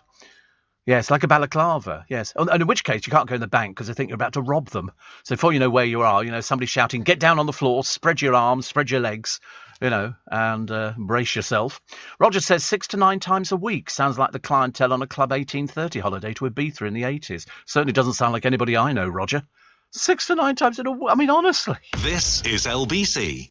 Here in the UK, we sell amazing products and services the whole world wants. At the Black Farmer in Devon, our produce is enjoyed on both sides of the Atlantic. We're McKinnon and Saunders from Manchester, and our puppets are watched on 6 continents. So whether you're new to exporting or experienced, explore global growth for your business with free support from the UK government. Access information, training, events and expert advice to help you find new customers overseas. Visit great.gov.uk to get started. Leading Britain's conversation. LBC with Steve Allen. Morning, nice to have your company. Very nice indeed. Actually, if you're a retired person, it's probably great for you at the moment because you can just take your time going out and doing the shopping and getting all the bits in for festive time. I'm on day 5, Steve, of COVID, says Tony in Uxbridge. Okay, thanks to the booster jab and vaccine. Symptoms similar to a heavy cold. Haven't been able to see my week-old granddaughter Rosie yet, but back in action Monday. Can't wait to give her a cuddle. And thank you for keeping my spirits up. Yes, a friend of mine's got it at the moment. Well, he's hoping not to sort of develop any further. But there's another bloke in the paper. I know it doesn't happen very often, but it does happen. And this is a bloke who was Welsh, very, very fit. I mean, super fit. Off doing marathons and doing all sorts of bits and pieces. And he decided that because he was so fit, he wouldn't have any vaccines. So he didn't have any of the first vaccines. He didn't have had nothing at all. And he got COVID. And they put him into hospital, and there's a picture of him online, doing a thumbs up and all the rest of it. 16 days, he was dead. And the family have been left with nobody there. And apparently the last thing he said to his wife was, make sure they look after me. But he did say, can you tell people to go and get the vaccine? I can't imagine why anybody, unless there's something the matter with you, would actually not want to have the vaccine. It's just a quick injection. It takes but seconds. But the amount of arguments I've heard from people against it, well, good. You argue about it, but I hope to God you don't get it. I really hope you don't. I mean, you must be incredibly selfish. If you seriously think that by getting it, you're going to survive it all the time. Many people do not survive, which is very sad, very, very sad indeed. Especially in his case. Especially in his case, because he thought that he was going to survive it. But in 16 days, and they pumped him full of just about everything that there was. And he just went downhill, and it speeded up. And that was it, I don't know. What do we do? 10 to 5. 10 to 5. I was going to tell you that the rock musician John Miles has died, aged 72, following a short illness. He was best known for that song, Music. Music is my first love, and it will be my last. He also worked alongside Tina Turner, Jimmy Page and Joe Cocker. And he passed away on Sunday in his sleep, bless his heart. And his manager said the UK's lost one of its most talented musicians. He was married to Eileen for more than 50 years. They had 2 children and 2 grandchildren. Paul Young said he was like an ox. He would stay out late, but he'd get up in the morning. He'd go training because he was very fit. And then he'd get up and sing. See, even very fit people nowadays, unfortunately, you can do nothing about it at all. Nothing about it. If you're going to get something, be it cancer or whatever else, that's what happens, which is a great shame. Steve, says Bev, member of the original Spikers group, I've just heard a shout out about my Bentley Bevy cocktail, invented by me in your honour. Woo, lovely. And Lorraine says, I've just bought a dozen waterproof tea lights off Amazon. They look magical in the water in the vase of red roses. Oh, right. I nearly bought something the other day, actually. And it was a light that you put in the bath. It floats in the bath and it changes colour. Why you'd want to sit in the bath? Because I've got a whale in the bath and it's clockwork and you just wind it up and it sort of just goes round in circles. Just a grey whale. It could be Free Willy. I like that film actually. That was one of my favourite films. Except then I realised that there really was the whale. It was a real whale in captivity. And they then released it. It was a good film, very good film. I like films like that. I like family films. You don't always get them. And here we go. Wait a minute. Let me just enter a code. It's codes all over the place at the moment. Oh blimey! I've missed the blooming thing. Isn't it terrible? Honestly. One minute you actually get a code in, the next minute it vanishes before your very eyes, and you've got no idea where it actually goes to. So never mind. I shall find the blooming thing eventually. 604. Sorry, wait a minute. 6, 2, 4. There you go. You have to put all these codes in. I'm trying to cancel an appointment, and it says, "Hello, Stephen. Here's your patient portal." What in God's name is that? Because I'm trying to cancel something that I don't need for today, which is very good. Steve, your shows are very entertaining and informative. I hope I die before you do, because I'd miss you. Well, that's a cheering thought, isn't it? Well, I'll try and arrange it if you like. I don't know whether or not it's entirely possible or feasible, but I'll do my best for you. I'll do my best. It's a funny thing, isn't it? I'm constantly reading about people who are, much younger than I am, who've sort of succumbed to all sorts of things. And I've thought to myself, I must be doing something right because, most people in my family seem to die a lot younger. There's a vigilante Van Cam Granda. There's those spa lights. There they go. Set of 2. They float around in the bath. Have you ever seen such a thing? I've got one of those conch shells, but mine's in gold. Do you like that sort of thing, Mihal? You like that? That's lovely, isn't it? I think that looks quite pretty, actually. I remember they're waterproof, equipped with suction cups. You just add some bubbles, and with 4 AAA batteries, you get 120 hours of power. Whoa. I mean, who's going to be spending that much time in the bath? By that time, you'd be so wrinkly. Wouldn't be worth it, would it? But I think they look really pretty. But I mean, just looking there, that's, 2 for 10 quid. So 10, 20, 30 foot. There's like 50 quid's worth there. It's a lot. To be honest with you, I think a candle, just a little floating candle would be quite nice. You can get those as well. These are obviously battery operated, but you're not going to electrocute yourself. It's a very nice bath. They've got the water way too high, though, because it's going to go through the overflow when you climb into the bath. Look at those floating rose bath things. They're very pretty. Amazing what you can get. I've got those. The Dunelm Sturdy White 10 LED floating candles. They're on a little thing. Some of them fix onto the tree, and others have got a little piece of cotton which holds them, and each one's got an AAA battery in. And I bought them before. They're really good, actually. I bought them in a garden centre, where you seem to get most Christmas stuff now. Nice, though, isn't it? I do like. Although somebody said the other thing which you're not supposed to have at Christmas, and they specifically said, don't have these Yankee candles. They said because you're supposed to smell the food, not the candle. Well, poo to you. I like smelling vanilla and pomegranate and all these other different flavours you get. I love Yankee candles. I've got Yankee Candle little discs which you melt in a little burner thing. You put the tea light in the middle and then it burns the stuff, and they're nice. They're very nice. I like stuff like. I won't have anybody tell me you can't have candles at Christmas. Just remember to blow them out. Many's the time I've gone to go to bed and suddenly thought, whoop, candle. They're all fairly safe. All fairly safe. Steve, my son is married to an anti-vax person, and as the whole family are the same. They're Pentecostal Christians who believe Jesus will look after them. Well, up to now, all have had COVID. One is in a coma. So please get jabbed, says Phil. God won't look after you, because if they did, little Arthur would be safe and warm with a loving family. I know. See, I tried that. I said that the other day. I said, if there is a God, how does anybody ever explain to me that there is a God and a little boy like Arthur can lose his life? So I think apparently somebody said to me once when there was a thing about cancer. And when my mum died of cancer, you think, how can God allow people to die of cancer? And they go, it's testing you. And I went, I don't want to be tested, thank you very much indeed. I'd rather, given the choice of testing or not testing, I'd rather not test and have my mother here. Thank you very much indeed. But, listen, people have a belief. There are people who believe that if you need an operation, you're not allowed to have blood transfusions, and they will be prepared to let people die. It's as simple as that, because that's the way that they are. People look on it differently to the rest of us, and it's a great shame, because you don't really want to lose anybody, certainly not at this time of the year. But you're right, Phil. Many people will agree. There'll be some people who won't agree with you. But Shane says, did you like the movie To Sir with Love? Certainly did. Sidney Poitier. Oh, sorry, Sir Sidney Poitier. Have you ever seen To Sir with Love? You ever seen it, the film? Bit before your time, isn't it, really? That's the trouble. They're so young. They only do things. I mean, if you say to them, Dallas, they've got no idea what you're on about. Not a clue. No, you haven't. Don't try and jump in on the bandwagon. Joan Collins.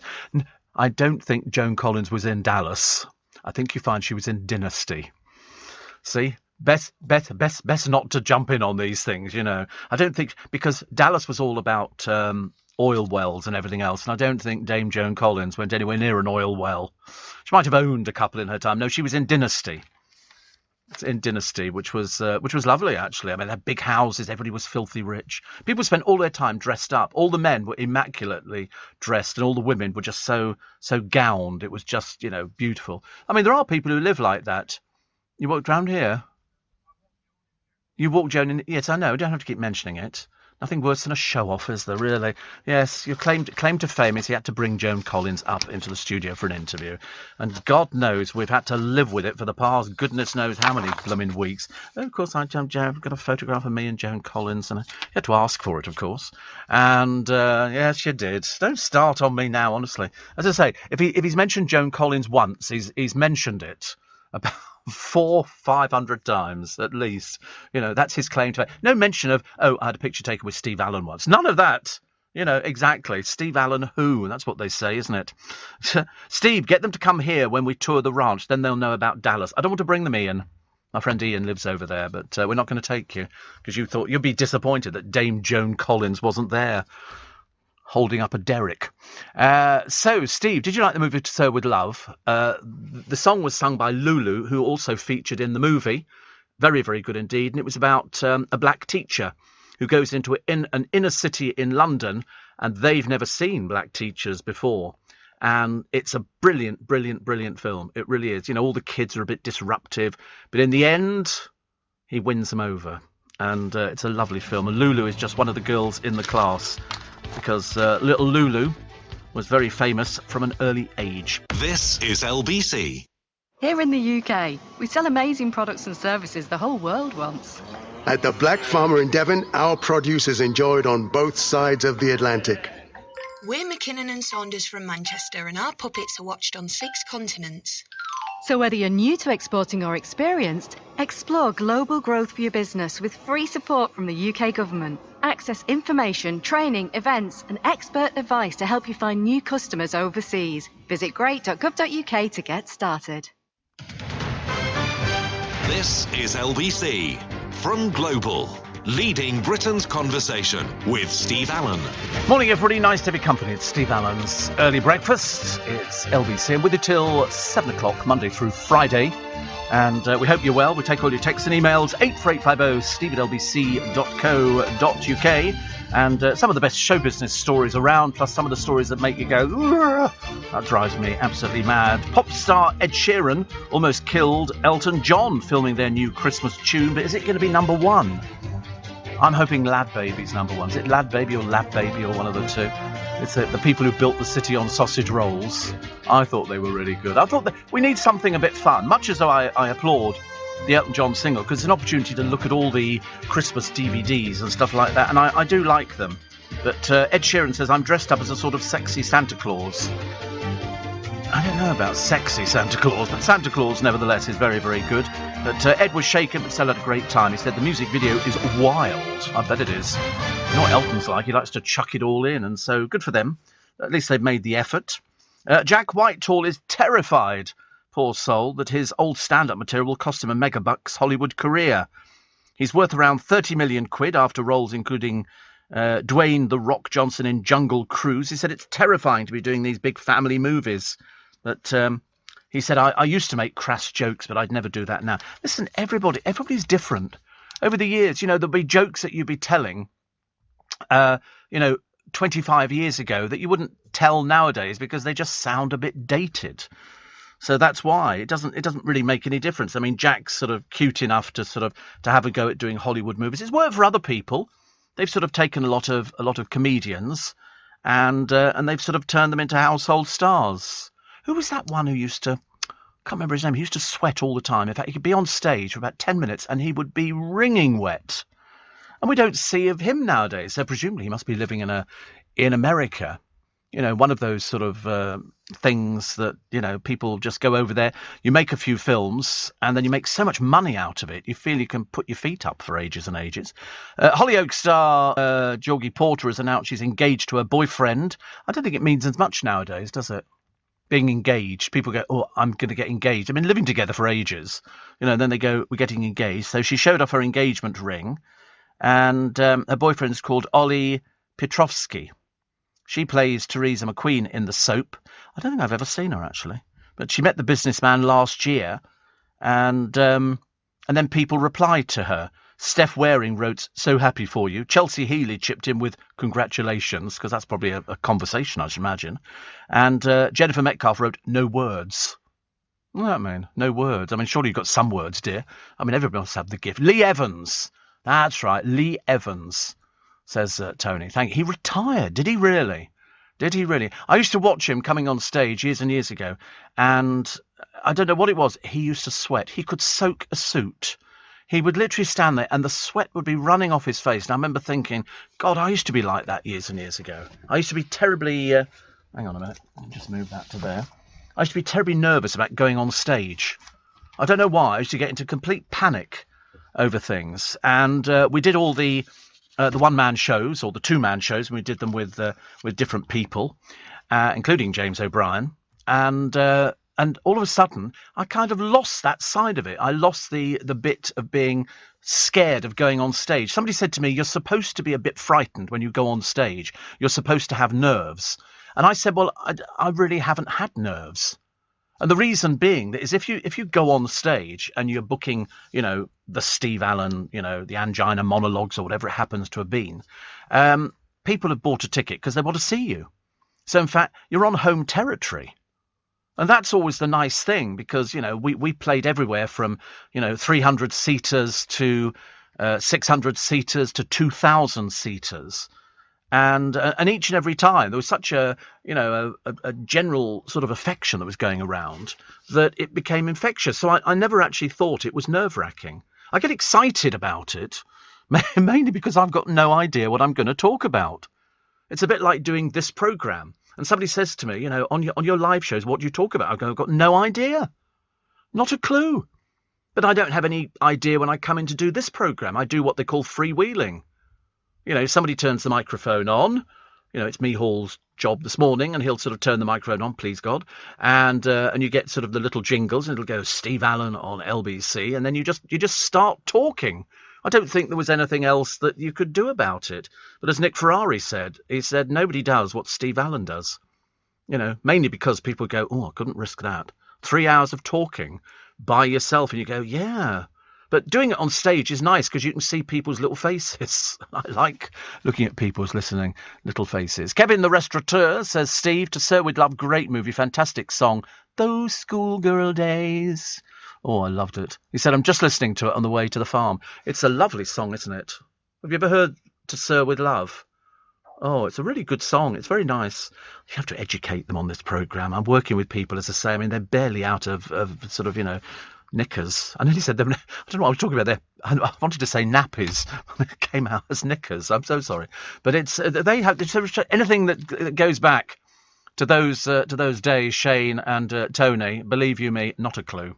Not a clue. I remember saying to somebody once, one of my producers, I said, did you ever buy any music from the Supremes? And they looked at me and went, oh, the Supremes. And I went, that's when I realised I'm obviously getting a bit older than I thought I was, because I seem to fit into most music categories at the moment, which is quite nice. Also, decorating the outside of your house with lights, very common. Signifies a certain person in an area, but I like people. I'm not sure about the blow-up Father Christmases, because I've seen one here, and this one is about 30 foot tall. They've got a Father Christmas outside and a snowman. And they go literally up to the top of the house. The idea is of 27-year-old George White, whose parents live there. So he's got Santa and Frosty the Snowman, and it's obviously anchored down. So he put up Santa last year and found Frosty when he realised he needed to top the effort. He's in Lichworth in Hertfordshire. See, I think it's quite sweet. I wouldn't want to live next door to it. But I think it's quite cute. And it's also enormous. I mean, how you... You imagine it'd take you forever. I mean, I used to make myself sick blowing up a lilo. The very idea of blowing up a Father Christmas who is bigger than your house is almost, I mean, it's quite wonderful, actually. Quite wonderful. What else we got here? Boris Johnson planning to hold a Christmas party for Downing Street staff. Oh, dear. Not another one. Not another one. And... Sorry? A COVID party. Could be a COVID party, actually, yes. Yes, I like that idea. BritBox are serving up a feast of classic Christmas comedy shows with warnings that wokes may find them hard to handle. I mean, apparently the streaming service will screen an episode of Some Mothers Do Have 'Em with Michael Crawford of Eddie B. Trouble, prompting complaints because hapless Frank Spencer is called a puff by a young lad and dressed as a pixie. I don't know if you probably don't. Do you remember Michael Crawford? Yeah. Do you remember Some Mothers Do Have 'Em? Betty, that's right. Oh, Betty, you nearly did that very well, actually, Mihal. Very good, almost too good. And he dresses up, and he's dressed up as an elf. And Michael Crawford did all his own stunts, all of the stunts that they didn't. He was brilliant, absolutely brilliant. I first saw him in Billy the musical. It was at the Theatre Royal, Drury Lane, and he played a boy who told fibs and everything else, which was brilliant. That was my 21st birthday treat. That was my 21st birthday treat. And I went to see him. And then he did various other shows. And then he went into Phantom of the Opera. And I remember thinking, Phantom of the Opera. And I remember sitting there. We were in Gough Square at the time. And I remember saying, I tried to get tickets for Phantom of the Opera and I couldn't get any tickets. And I've said this on air because, you only have to mention something. I mean, now it's even more apropos to the times we live in because more people are listening to LBC now than have ever listened before. And I said on air, I I said, I'd love to go and see Phantom of the Opera. I said, but you can't get tickets for it. It was literally the hottest ticket. People were queuing around the block to go and see. Anyway, next night I came in and we're waiting to go and do the programme, and the phone rang and the producer picked it up and went, okay, and gave it to me. And he said, it's Michael Crawford. And I went, yeah, right. You immediately think it's going to be some sort of gag. So I picked up the phone. So I said, hello. He said, oh, hello, Steve. He said, it's Michael Crawford. He said, you were saying the other night, he said, you'd like to come and see Phantom of the Opera. He said, I'd like to invite you as my guest. So, of course, I wanted to say, sod off, it's a joke. Somebody's winding me up. And he said, listen, he said, you can call me tomorrow at the theatre. Let me know when you want to pop in. He said, we'll sort out tickets for you. And so we went to see him. And then we went to see, in fact, I went to see him on numerous occasions. I must have gone to see Phantom of the Opera with Michael in it probably about 8 to 10 times, because he was good. I mean, he was good. And then we also went to see him when my mother was diagnosed with cancer. She was a big Michael Crawford fan, and he arranged tickets for us to go to the Royal Albert Hall to go and see him doing his one-man concert. And that was fabulous. She loved it. She absolutely loved it. And he was just been always very, very generous. And I think a tremendous talent. And I've got him on YouTube. He's doing a concert in Canada, and he tells stories about how he got different jobs, and he sings. They've got an orchestra with him as well, and he sings all the songs. He does the songs from Phantom, and he does, because he was in so many things, and I think he's a talent and a half. Yeah, in those days there was real talent. Nowadays, I think that's why I think television is sort of it's basically it's gone nowhere, because he singed. He danced, he could tightrope, he had to learn to tightrope walk. Can you imagine anybody from Love Island learning to tightrope walk? Can you imagine? They don't do it, they don't have any talent. And he did all his own stunts, and some mothers do have them. When he's going behind the bus on a pair of roller skates, he was going behind the bus on a pair of roller skates and he did everything like that. Great, great talent. Yes, I mean, nowadays, I'm not sure about that, Michael. People nowadays are very... in fact, the one that really frightens me the most is John Noakes from Blue Peter climbing up Nelson's column on a ladder which was tied to the column. He didn't have any safety harness. He didn't clip onto it, nothing at all. And I'm looking at it thinking, you must be joking. I mean, my hands go sweaty thinking about it. And I very rarely get sweaty. Very rarely. I mean, I couldn't ever... And they got to the top. And, of course, what I tended to forget was there's a cameraman who's had to climb up before him to stand at the top of Nelson's column. I'd have been sick. And he's filming John Noakes climbing up the ladder. And I'm thinking, say there was a big gust of wind. I mean, it was just the most awful thing I've ever seen. Most awful thing I've ever seen. There's nothing you could do about it. It was just one of those. But they did it. But so BritBox now give warnings if you find it too hard to handle. I mean, I remember John Inman's with the catchphrase, I'm free, has been criticised by gay rights groups for promoting camp stereotypes. But the trouble is, anybody will tell you who works in a shop, every shop has got a John Inman. Every shop has got a Mrs. Slocum. Every shop... I worked in a department store. I'm telling you, each one of these characters from Are You Being Served? And the BBC didn't want to put him on there. They didn't like it. And they said, no, we don't want him on there. And the writers said, listen, either you take him or you're not having the show. They took him. This is LBC. Here in the UK, we sell amazing products and services the whole world wants. At the Black Farmer in Devon, our produce is enjoyed on both sides of the Atlantic. We're McKinnon and Saunders from Manchester, and our puppets are watched on 6 continents. So whether you're new to exporting or experienced, explore global growth for your business with free support from the UK government. Access information, training, events and expert advice to help you find new customers overseas. Visit great.gov.uk to get started. Steve Allen, tweet at LBC. Morning, nice to have your company. Steve, a combination... says Roger, of what's in the papers, your regular contributors and your own take on things makes a great show. Well, it certainly makes an entertaining one, that's a fact, as the latest audience figures bear witness to. Thank you very much indeed. We're very grateful. And how many downloads? 21 million. 21 million downloads. Even I can't comprehend stuff like that, but it doesn't matter. It doesn't matter. Can you believe this? There was a story in the paper today of Jordan, Katie Price, who went away, if you remember, to Vegas. and was having a wild old time trying to get the press going by sort of getting a licence and all the rest of it, as if they were ever going to get married over there. And she now has come back to this country, and she's now a little bit worried because she thinks she could be sent to prison for her drink driving whilst disqualified. And it's a case of she's panicking over it. He, who is the fiancé, has said he'll come and visit her because she's been disqualified before for drink driving, but then she carried on. But the one thing that a lawyer has said is going to Vegas was probably a bit of a mistake, because you don't go there and start kicking your heels off if you've got something like this hanging over you. And we don't like things like that. I mean, I don't think they're going to send her to prison. I think what they'll do is just ban her from driving, because there's somebody here. This is somebody called Caroline Pritchard, who is 5 times the legal alcohol limit. She was driving and she was caught. And she was spared jail because she blamed COVID restrictions for her boozing. So she drove home from a doctor's appointment. How you're drunk and you go to the doctor's and then you drive home from an appointment, I've got no idea. But anyway, she admitted drink driving and was given a 12-week jail sentence, suspended for 12 months.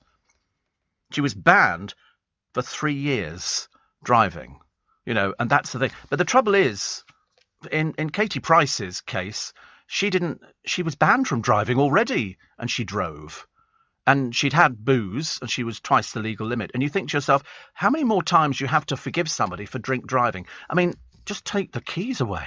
Hide the keys. Don't let them have any access to a vehicle or anything at all, because that way it's dangerous. I mean, how you flip a car over, I've got no idea. I mean, I've been driving since I was 16, 17, something like that. And I don't think I've ever managed to turn a car over. Admittedly, some of the little roads around Essex are so narrow. If there's another car coming in the opposite direction, it's in my street racing. I've never street raced. I'm the only person, and I've got a car that can do 0 to 60 in a matter of seconds. It's very, very fast. It is, and they warned me. When I bought it, he said, just remember, he said, when you touch that accelerator, he said, it will take off. He said, so be careful. Of course, you try it, don't you? Whoa, G-force, you go very, very far. But I'm not a fast driver. I'm quite happy to pootle along, singing along to my tunes in the car. And I do sing. S-claps. No, I sing. At the moment, it's all Christmas carols. All Christmas carols and all Christmas music, anything like that, which I love, because that sort of gets me in the mood. But I'm brilliant. And yet cars pass me on the motorway. They really do bomb past me. They really do bomb past me. It's amazing. Steve, I spent 6 months, says Roger, working in menswear at Barker's of Kensington. They had a Mr. Humphreys character. They were taken by the writers of Are You Being Served because they knew what they were talking about. And so they looked in department stores, and there would always be... We used to have a woman who was exactly the same as Mrs. Slocum, called Mrs. Dakin. And she ran in the department store I worked at, she ran the ladies' perfumery department. And she was terribly grand. And she came from Czechoslovakia. And she was so posh. It was unbelievable, but she was basically the same as all the rest of us, which was a sales assistant. It doesn't matter that you go into a department store and that all the girls on the makeup are wearing white coats. People think that makes them a chemist. Sadly not. It just means they're wearing a white coat, okay? They thought of this brilliant idea years ago. Stick her in a white coat and people will buy into it. And they do. And they do. And so you will find people like that. You'll find a Mr. Humphreys, somebody who'd been there for years and years. All of the characters were there. And I know because I worked in a department store and I loved it. But I never thought at the time. But the BBC was so anti the Mr. Humphreys character. And they had to explain that he wasn't gay. They used another word. He was a mummy's boy. That's why. In fact, if you remember, most of the time he'd be on his... on the telephone to his mother. Yes, mother. Yes, I shall be home very shortly. And he was a mummy's boy. And so the BBC said, well, we don't want that character. BBC were very funny about it when you consider what was going on at the BBC at the time. But anyway, they actually ended up, the writers said, well, if you don't take him, the Mr. Humphreys character, you're not having the show. So they took it. And it turned out to be the biggest thing going. I mean, people now still talk about John Inman. He became huge in America because it was shown on one of the networks, and he had a resurgence again, and people wanted to see him. He was a water rat, and it was a great character. Michael Crawford, of course, popped up in all sorts of shows. He did Hello Dolly. which was with Barbara Streisand. I mean, he was just everywhere. He was just so good.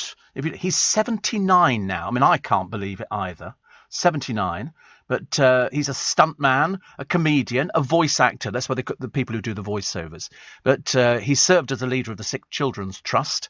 And he's also published the autobiography Parcel Arrived Safely Tied with String, which I assume is a reference to himself. He's got a CBE, and he was born in 1942.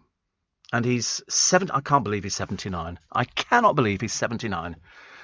Amazing. Steve, report on the Iceland mash. Says Joanne, after my NHS shift, I picked up some of your Iceland mash. It was delicious. I added milk and a knob of butter, had my sausage, toad and sprouts. Woo! And was on the table in half an hour. Thank you, it's a winner. I bought 3 packs. I'm going to try adding cheese next time. It's £1 a pack. And it's really delicious. It's creamy. It's everything. I mean, it really is absolutely everything. Steve, major internet crash for at least 2 Devon villages from the 1st of December might be fixed. 10th at the latest. I'll be putting my alarm on to listen to you. No podcast, no Netflix, Amazon. Oh, ghastly. Steve, I remember the John Noakes episode on Blue Peter. Nowadays, when I watch a rerun, I'm astonished he did it in ordinary shoes without any particular... Yeah, I was more worried about... I mean, I even get dizzy looking at the thing. And I see it every day. I'm lucky. I'm so blessed that I can finish work from here, walk down the road, and I go past Trafalgar Square, and then I go and get my bus. And I love it. I love it. I keep thinking people pay to come to this country to see the things that I see for free. Every single day. You know, I'm in Leicester Square. Whenever they have a film premiere or something like that, Leicester Square is the place where they do it. They'll transform it into a Dickensian village or Robocops or, you know, Star Wars or anything. They transform it. They come in here and it vanishes overnight. The time you come in the morning, it's all gone. It's all gone. And it's just amazing. And of course, you know, the boys and Tony are down there doing all the generators and everything else in the middle of Leicester Square. So you've got a little market, much smaller than it would be normally. So I don't know how much longer it's got to go. Tony will probably tell me. It's probably about another year to go or something. But I mean, I've been down there. We went down there. My producer, Corey, was so the highlight of his year. Highlight of his year. Steve, I have very happy memories of seeing Jesus Christ Superstar with Paul Nicholas and Godspell starring David Essex back in the 70s. Another guy who played Jesus was Richard Barnes. I don't know what happened to him, but I've seen Superstar, says Jill, about 15 times. Oh, I loved Superstar. Absolutely loved it. I thought it was absolutely brilliant. And in fact, there used to be a guy, and we put him on Five's Company. He had the most amazing voice, and he could cry. I'm sure the song was Gethsemane. And he would sing this song, but it was so powerful and so emotional. I saw it at the theatre where they're showing The Lion King. And he sings this. It starts off, I only want to know. And so it goes on and it builds up. And he cries. Every night he would cry singing this song. And I saw Michael Crawford singing it. And it was just stunning. Just, you know, you get songs in musicals and you go, blimey, that just affects you a lot. And I get very affected by music. I cry at the drop of it. I'm terrible. I don't know what's the matter with me, actually. I get quite emotional about just about everything now. The price of a sandwich in Pret-a-Manger is currently top of my list. Steve, says Shane in Sydney, we had a Grace Brothers department store here in Sydney. John Inman came over to promote the store in the 80s. The company was taken over in the 90s. I love it. Love it, love it, love it. Michael Crawford, great in Hello, Dolly. Yeah, he was so very good. He was so very good. But he's still, I mean, you know, he's 79. He must have retired now. But I was delighted the other day. Tommy Steele got an award, and he's 84, I think. 80. It's hope for all of us. I think there's something about show business that keeps people young. I think it's the thing. Mind you, working, I think, also keeps people young. Some people, when they retire, they kind of go downhill a bit because they haven't sorted out what you've got to do to keep yourself busy. We like to keep a bit busy. And it's also nice to have a job, you know. So when you read about, you know, Harry spouting off again and going, oh, if you don't like your job, just quit. You know, like it was so easy. Easy for you, Sweet Pea, but certainly not easy. Yeah, 100 million sitting in the bank. Why don't you give it back? Why don't you give it back? And then we might sort of take you seriously. But at the moment, we can't take you seriously, I'm afraid. But that's the trouble, you see. You know, the royal family, it's a different world. It's a completely different world. I've got some nice Christmas cracker jokes for you. I know it's a bit early, but we can do some this morning. I see no reason why not. Sir Billy Connolly has learnt to hypnotise his hand to stop the shakes caused by Parkinson. He said, I glare at it and it kind of quivers. I stare at it and eventually it stops. It's quite a good trick. We love it. He's 79, Billy Connolly. 70. I mean, it's amazing. He said he said, I love writing letters, but now my writing is illegible. My collection of fountain pens and ink is redundant. It's a pain in the bum. I've never tried to cover up the illness. I'm fed up with it. It won't go away, but I've tried to be cheery. Bless him. Bless him. I loved it. I mean, I remember seeing him in the early days when he was doing his one-man shows, and he would play and sing folk tunes. Very good. Very, very good indeed. Not a lot of people know that. I had a CD of Billy Connolly singing all these songs in the early days before he started talking about... I can't believe he's 79 either. You feel old? How old are you, Mihal? It's 30. That's getting on a bit, isn't it, really? God, you must feel awful some days. Pop it. 30.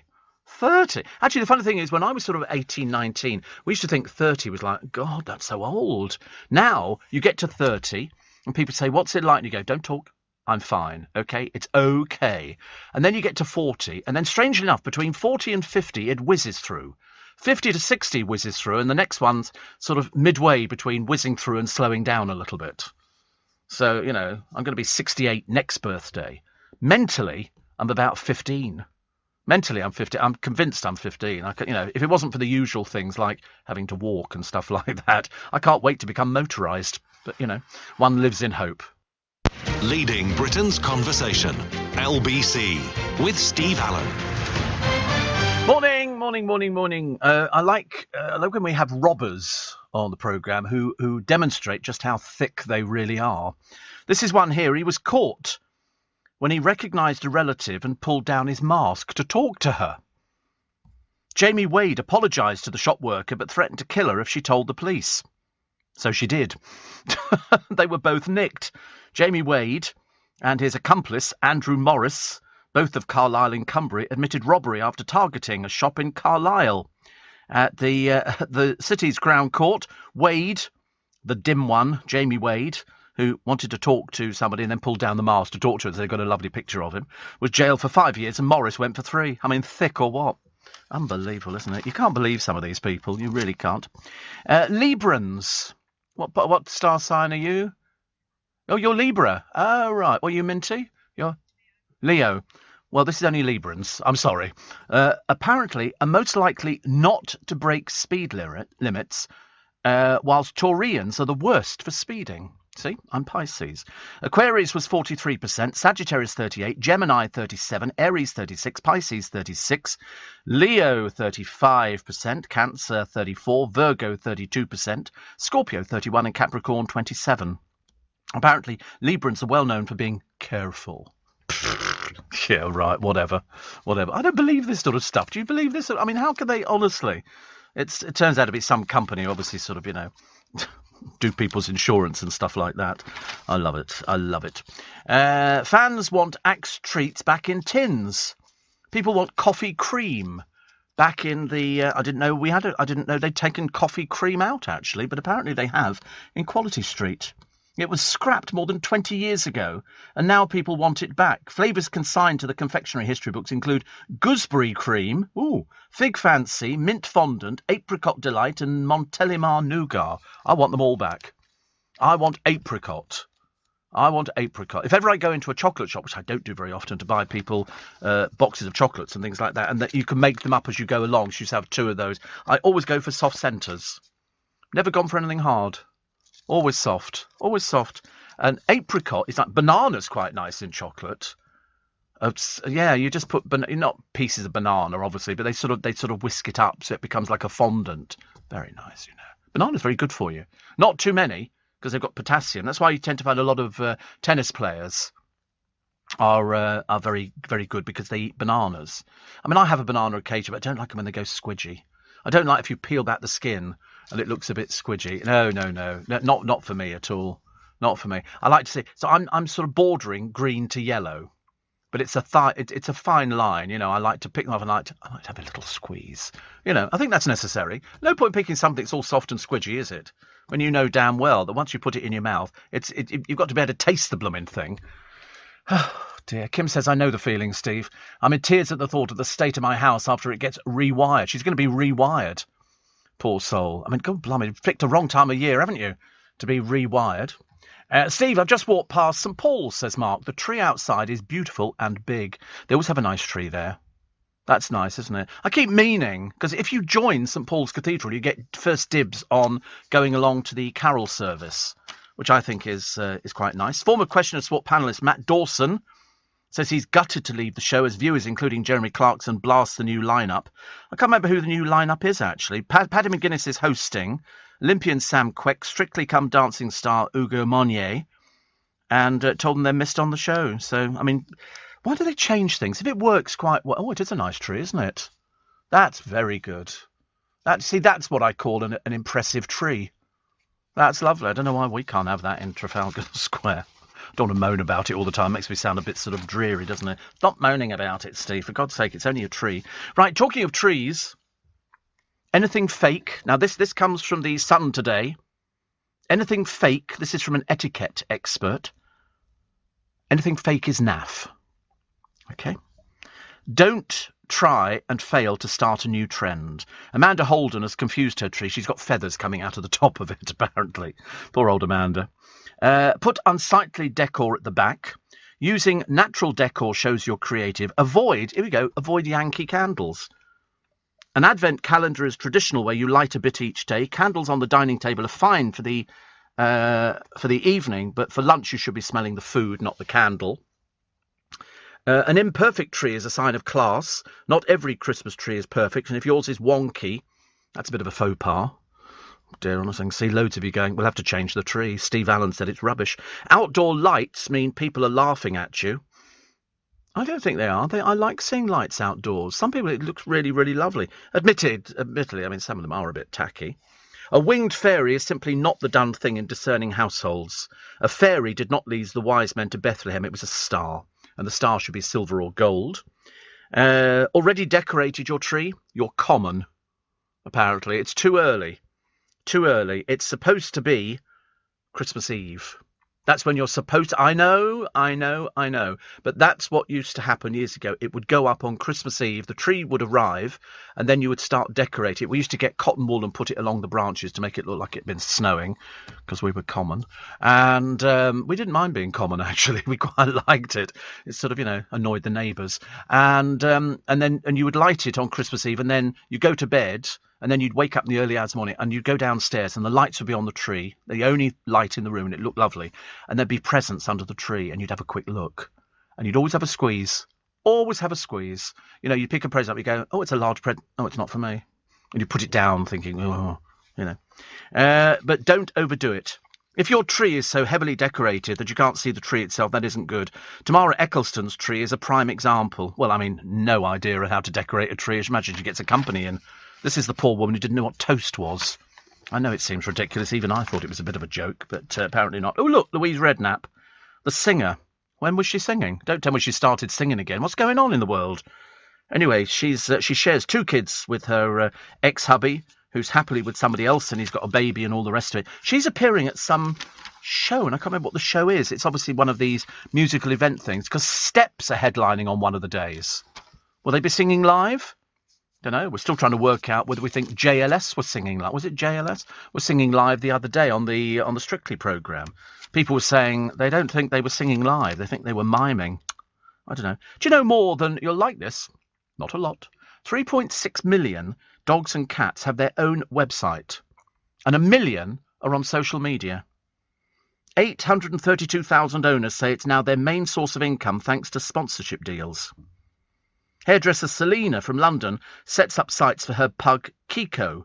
She said, I noticed the trend in people earning from social media, and Kiko's Instagram has 10,000 followers. What, do people write to dogs? Not sure about that. That seems a bit strange, doesn't it? Very odd. I've never heard of such a thing. Presents in days gone by. There's quite a lot of them, actually. Back in the 1920s, if you're old enough to remember the 1920s, and I should imagine a few of them could be, chemistry sets. And I can always remember them. I mean, there were all sorts of interesting things in there. Tiddlywinks was very popular. Did you ever play Tiddlywinks? No. You never tiddled your wink? No. We used to play...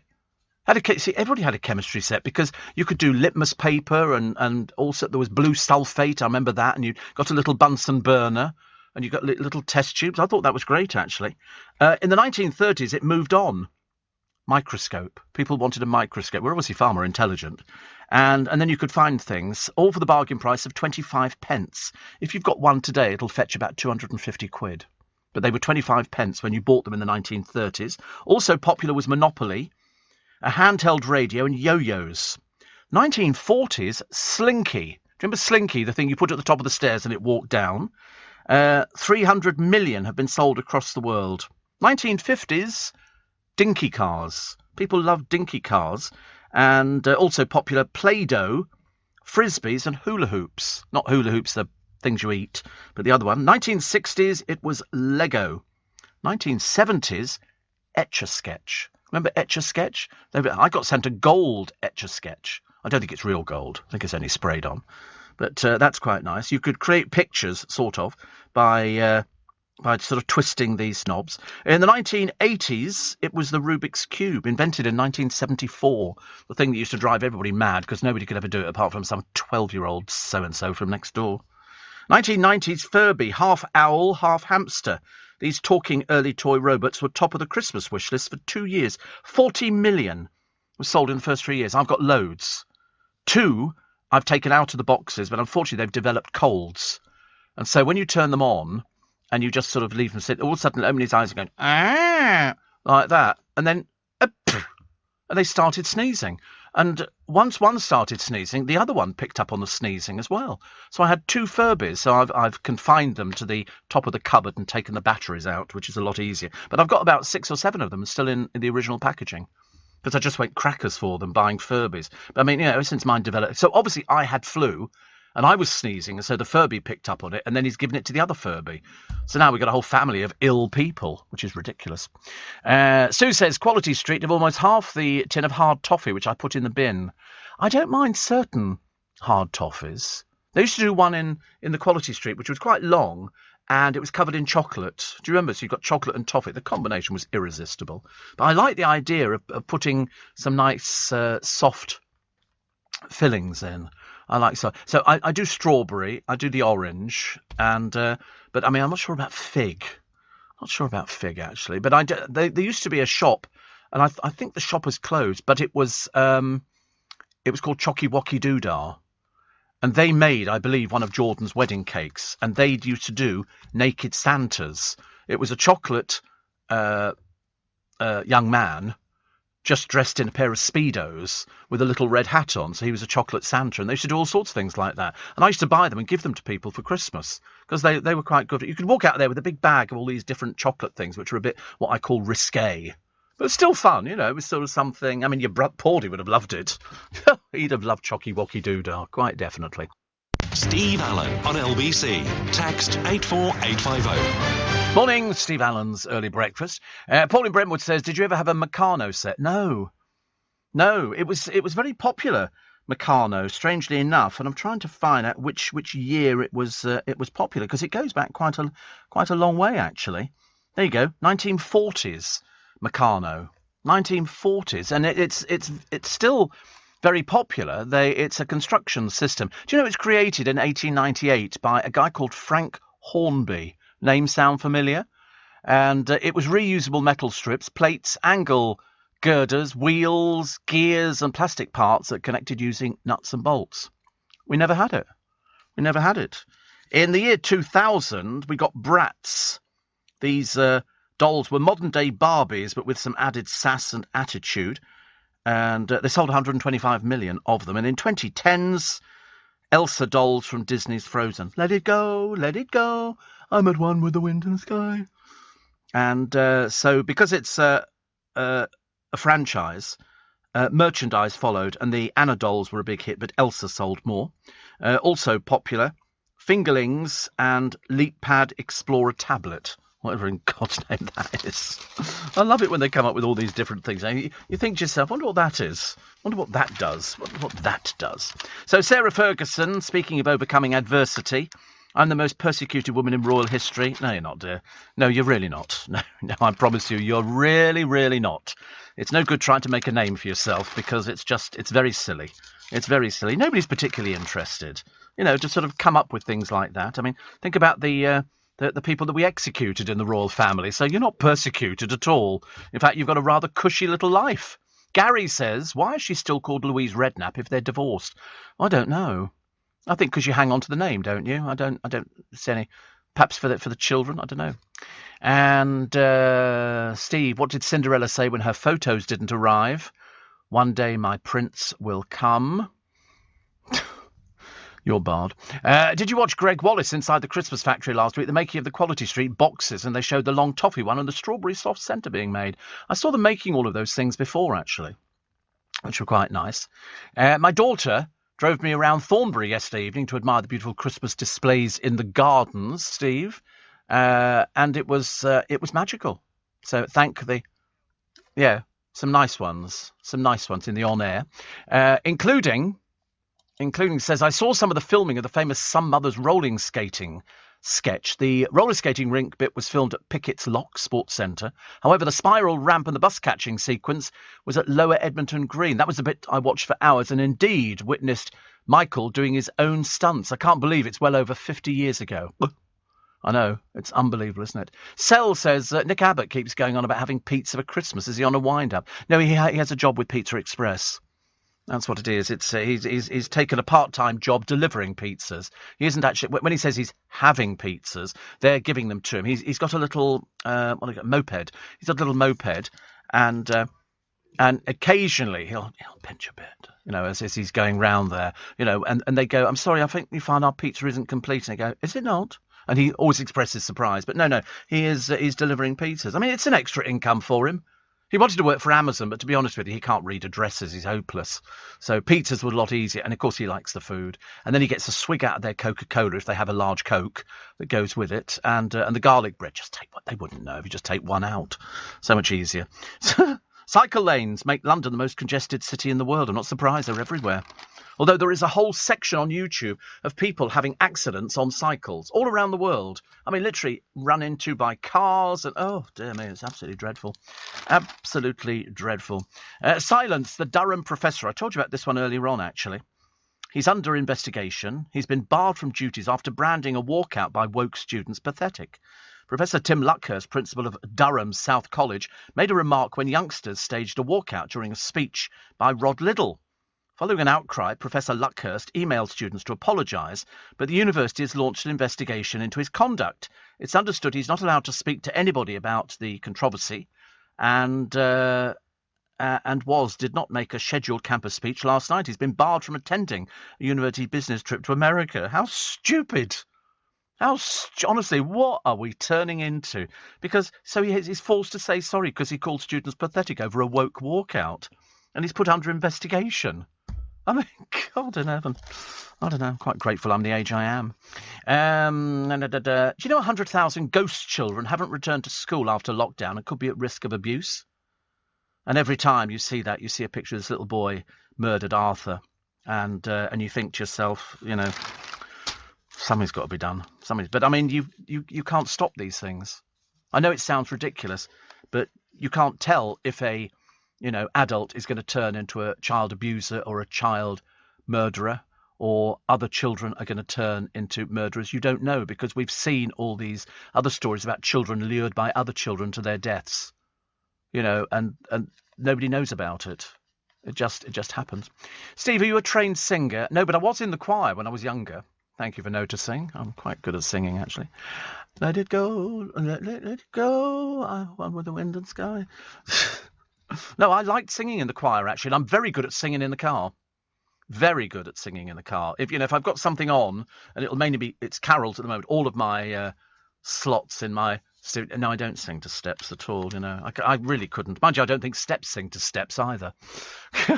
Chris says, yeah, it is tragedy when I sing. Yes, and also the dance. Joe My other producer, he sort of does all the dancing. He went to see them in concert, and he's their biggest fan. He does all the dances, and everything. Yeah, he has all the bedsheet. I know, it's quite disturbing, actually.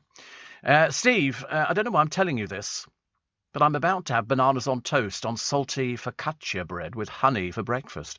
Bananas and toast and honey. That's a bit of a combination, isn't it? I'm not sure I could cope with something like that. And on my way back from Norwich, Steve, to London, I couldn't do it without you. You make my morning. Well, that's nice. Thank you very much indeed. Steve, I don't know why what do you think? Not Kentucky Fried Chicken, but delicious. Not Kentucky Fried Chicken. Oh, Elizabeth, I like Kentucky Fried Chicken. I don't have it all the time. But it's a little treat for me, perhaps once every 2 weeks. Ever since I discovered that you can actually say to them, can I just have drumsticks? And she'll stick her head through the back and go, have we got enough drumsticks? And they go, yes. And so I just have 6 drumsticks. I like that because it's a lot easier to eat than all the other fiddly bits. If necessary, I'll fib and go, it's for the children. They can't manage anything else apart from a drumstick. Can I have 3 drumsticks then? At least sort of up the ante. Trucker Phil says Frank Hornby had his Meccano and Dinky factory in Binns Road, Liverpool, next door to United Biscuits. No! I used to go to that factory. I used to go to all the United Biscuits factories, definitely. But no, everybody else asked me, what sort of presents did I get for Christmas? Well, we didn't have a lot of money for our Christmas presents. We never went hungry. We never froze to death at Christmas. We always had a tree. But we didn't go out eating, which people do nowadays. It's quite normal for people to go to restaurants. In my day, you went to restaurants, it was a special treat. A very special treat, going out and having somebody else cooking and things like that. And we were talking the other day, I was talking to some friends of mine about, there used to be a place called the Crooked Billet in Staines, in Middlesex. And they used to do surf and turf. So it would be a piece of steak and something else. And then for pudding, they would bring around the trolley. And it's very similar to Oslo Court, which is one of my favourite places. It's a set price, and they bring a trolley round, and it's got fresh fruit salad, it's got profiterole rolls, it's got all sorts of things. And the man who does it is quite a bit of a character, actually. And you can have a little bit of this, and he'll give you a little bit extra. But having strawberries was considered a bit of a buzz thing to go on, So you've had a steak with chips, and then they go, would you like strawberries for pudding? Really? Blimey, we've got loads of money. But we didn't go out to eat very often because we couldn't afford it, but we didn't know we couldn't afford it. People didn't talk about money in the way that they talk about money nowadays. I mean, now I think of nothing of going out and spending, 20 quid on a bucket of chicken or something like that. But as I say, I don't do it all the time. You do it every so often because I'm sure it's not particularly good for me, but it's just a bit addictive. Can't help it at all. Designed to make sure bats don't get killed by traffic. They built a bat bridge. 15 bat bridges they built. We had it before where they've dug tunnels under motorways so that hedgehogs can get from one side to the other, or, lizards or all sorts of things. But these bat bridges simply don't work.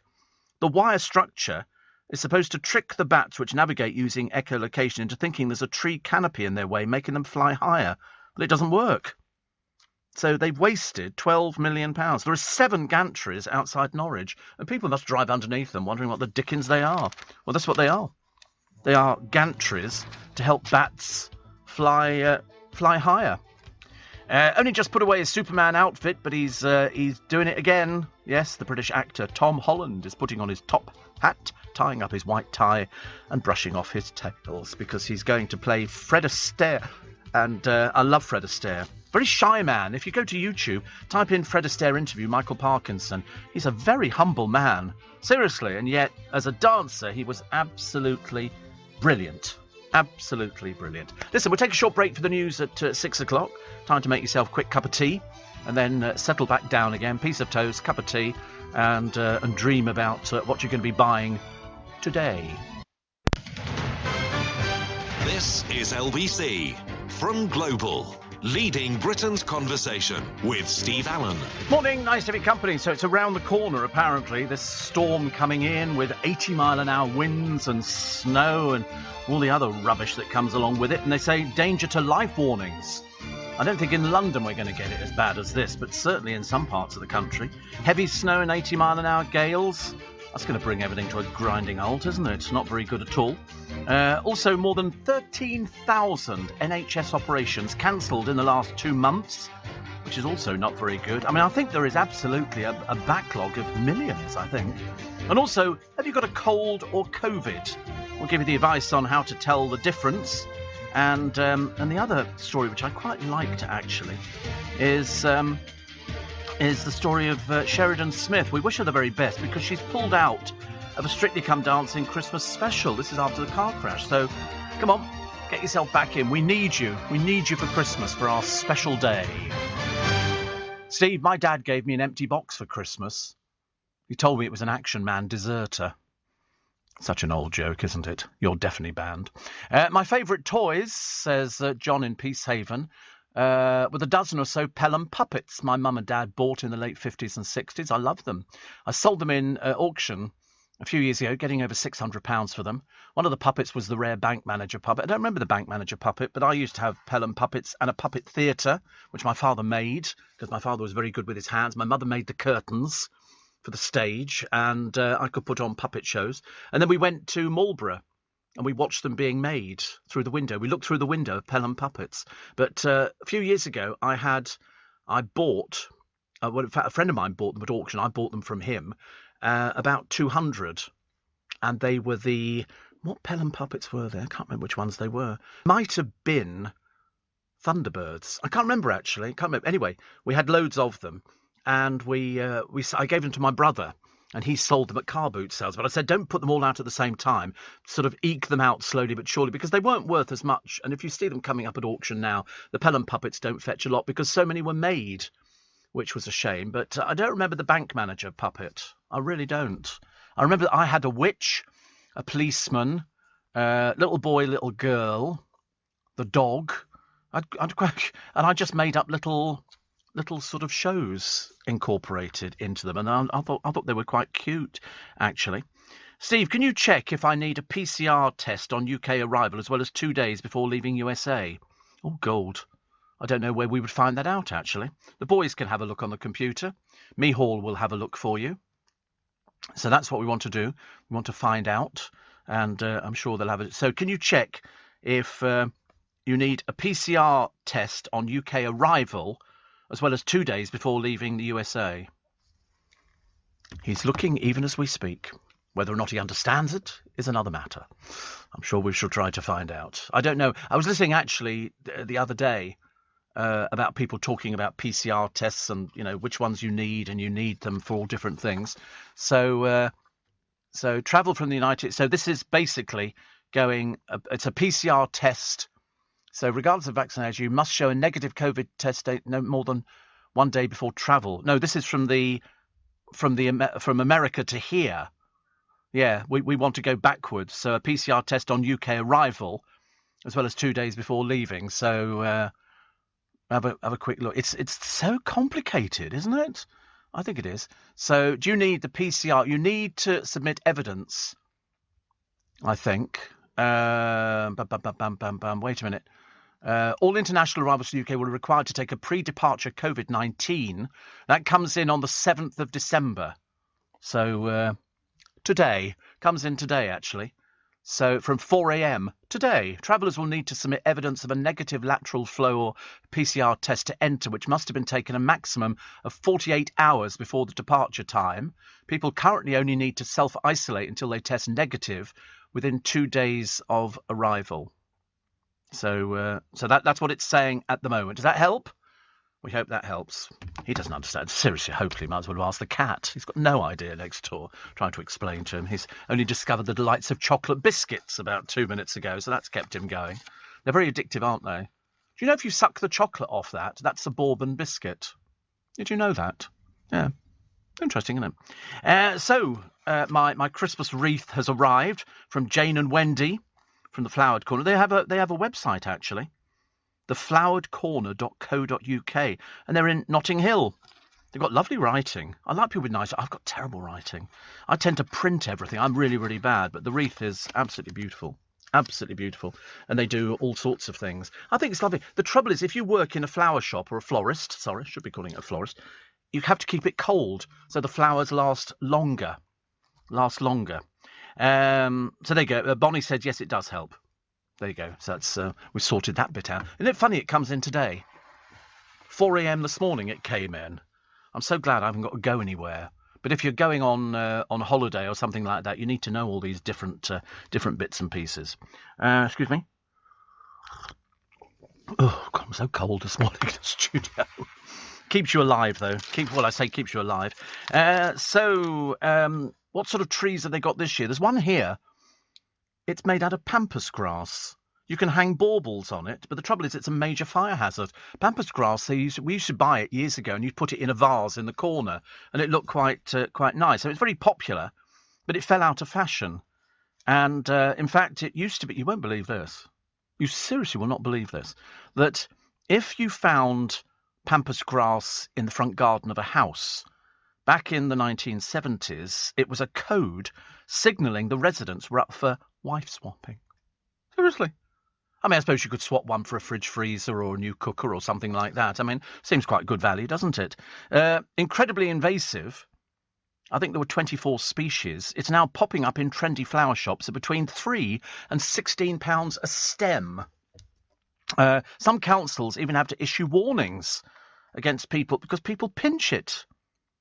So it becomes very problematic when it comes to shedding.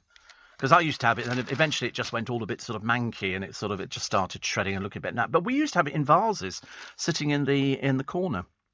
Even by the standards of extravagantly priced modern advent calendars, Chanel's offering this year is particularly eye-watering at £610.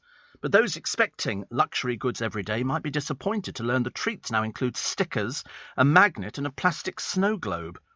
The French fashion house's first advent calendar was ridiculed on social media yesterday after an influencer called Elise Harmon called it a joke. The calendar's boxed to look like a giant bottle of Chanel No. 5, and it's got a full-size No. 5 fragrance worth £120, miniature perfumes, lipstick and nail varnish, but then sets of stickers and trinkets, such as a tree decoration, a pin badge and a keychain. Chanel says the calendar was a true collector's item. I mean, Dior's, I think, is £400 and Net-a-Porter's £255, which is quite a lot of money for these. What's the matter? It's crazy. It's a lot of money, but people collect them. I think Joe Malone does one as well, where you've got different little candles in each sort of thing, which is quite nice. But I'm sure that's about £600. They're very expensive. But the one I wanted was the Estee Lauder one, which is all the goodies in it, for £69, but worth £302 or £320, something like that. Right, what else have we got? Storm Barra blowing in with 8 inches, which is it's going to be. I think it's going to be bad up north over this weekend. They've said it's coming in soon. Happy birthday today to Faye Bainter. Oh no, sorry, it's not today. I do beg your pardon. Actually, it's Luke Donald's birthday. The golfer from Hertfordshire. He's 44. Also, Anne Fine, the Leicester-born children's author, wrote Madame Doubtfire, which then was turned into Mrs. Doubtfire. They changed the thing. And there's a stage version in America. Apparently it's not very good. The reviews didn't come out very well indeed. And also, December the 7th, on this day in 1999, the public appetite for Delia Smith's recipes has set new records before her latest cookbook has even been published. People craved Delia Smith's cookbooks. And when she went into partnership with one of the supermarkets, they had to do a whole section where you could buy the frying pan and all the ingredients. So you didn't have to walk around the store. You could just go to one place and it was all there. But in fact, 850,000 orders were placed for the second in her series of How to Cook, in which she goes back to basics. They say it could be a record for a work of non-fiction. Amazing, isn't it, really? Absolutely amazing. And in 1967, the Beatles opened their Apple boutique on London's Baker Street. And what was the other one that I quite liked? Apparently, Willa Cather was born. The US author made her name with novels of early American pioneer life. Never even heard of her. In 2001, the Taliban gave up its stronghold of Kandahar, the regime's spiritual home. And apparently Facebook is being sued for £200 billion. £200 billion, I think they had £200 billion, over Muslim genocide, over claims it fuelled the genocide of Muslims in Myanmar. Now, whether or not that actually goes any further, I can't imagine, but it's an interesting one. And how to do a very big trip in a very small car. It's a minuscule motor. It's a P50. I mean, it is tiny. And it's probably got something like a lawnmower engine in it, but it seems to work quite well because he went on. Is that Nick Abbott's car? Do you think it's like that? That's the sort of thing Nick Abbott would drive, as I say, in between his little scooter for delivering his pizzas. He loves it, honestly. I shouldn't have told you that, actually. It's a bit naughty. Steve, I had to pay £1,400 for a bat licence to get planning permission for my barn. Had to build a special box on the roof. Yes, you have to. If you've got bats, I mean, lovely though it is, but you can't do anything. You can't. Yeah, I mean, no, you can't do anything at all. Dreadful, isn't it? Not at all surprised, says Lauren, about how many cancelled operations. The NHS is badly run. I'm sure it was about 5.5 million operations that people are waiting for them, definitely.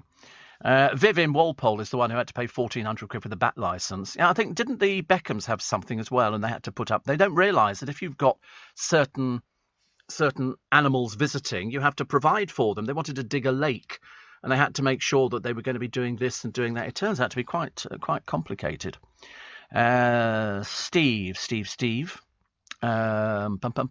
Just off to get my OCR test. We can fly home on Thursday, says Agnes. But do we still need to get another after we arrive? Well, that I don't know. Did we say you did? It had to be one that showed that you were negative at the time. Not very good, is it, really? But good luck with it. Have you ever been to Slim Chickens? They serve everything in a basket, says Graham. I think we mentioned them a short while ago, actually. But the answer is no, I haven't. PCT test required within 48 hours of arrival in the UK. And you can find it all over the internet. Somebody says, I bought the Iceland mashed potato. The frozen pellets look like rabbit food, but oh my God. 3 minutes in the microwave and total bliss on your plate. Best I've ever tasted, says Josephine. Thank you. Told you. Steve Allen on LBC. Text 84850. Morning, nice to be company. 20 minutes past 6. So it's going to be a case, really, isn't it, of battening down the hatches. I think if this 80-mile-an-hour wind is going to blow through the country and there's going to be snow and everything else, I mean, it's dreadful. Cycle lanes make London the most congested city in the world. I'd forgotten about the cycle lanes. I mean, it's sometimes you've got to be very careful, actually, because it's people coming up on the inside of you, and sometimes people don't see people. In fact, most of the time, people don't see people. And people on scooters, which, as far as I'm concerned, are the biggest nightmare that they've ever allowed to go on the street. I can't believe they seriously, the police have, as well, have said they're not going to confiscate scooters from people who are not supposed to be riding them. And that they're woefully understaffed. Before, they used to confiscate the scooters and things like that. Now they're not confiscating them. So, of course, it really means that people are out there on these things. They've got no insurance. You know, we've already had people who've died on these things. And if you don't rent it, you've definitely got no insurance. And you shouldn't be riding on the roads or on the pavements. But it's not only those. It's like skateboards, which are motorised. I've seen all sorts of things. But as I say, the stupidest people are the ones who have children on them with an adult, which I see all the time. These people are the thickest in the entire world. Ridiculous. I mean, it's dangerous. A child, you have an accident with a lorry or something like that, somebody's going to die. Steve, we had a large extension on our rural house in Bicester. The council requested we had special bat bricks fitted on 3 sides, says Brad. 10 years on, no bats in them, just blue tits nesting in the spring. I don't think you have to look after them so much. But bats are protected, definitely. Steve, those guys up north freezing to death due to global warming could buy a propane heater for 50 quid. Heat is double that gas from the North Sea. Yeah, they haven't got any electricity. Don't you need electricity for these propane heater? Or you'd rent... Well, my parents didn't have heating in a house that they had years and years ago. And they had... It was like a gas fire that they moved from room to room. You put a gas cylinder in the back of it, and that was where you got your heating from. It was either that or you put a jumper on and we sat there in gloves.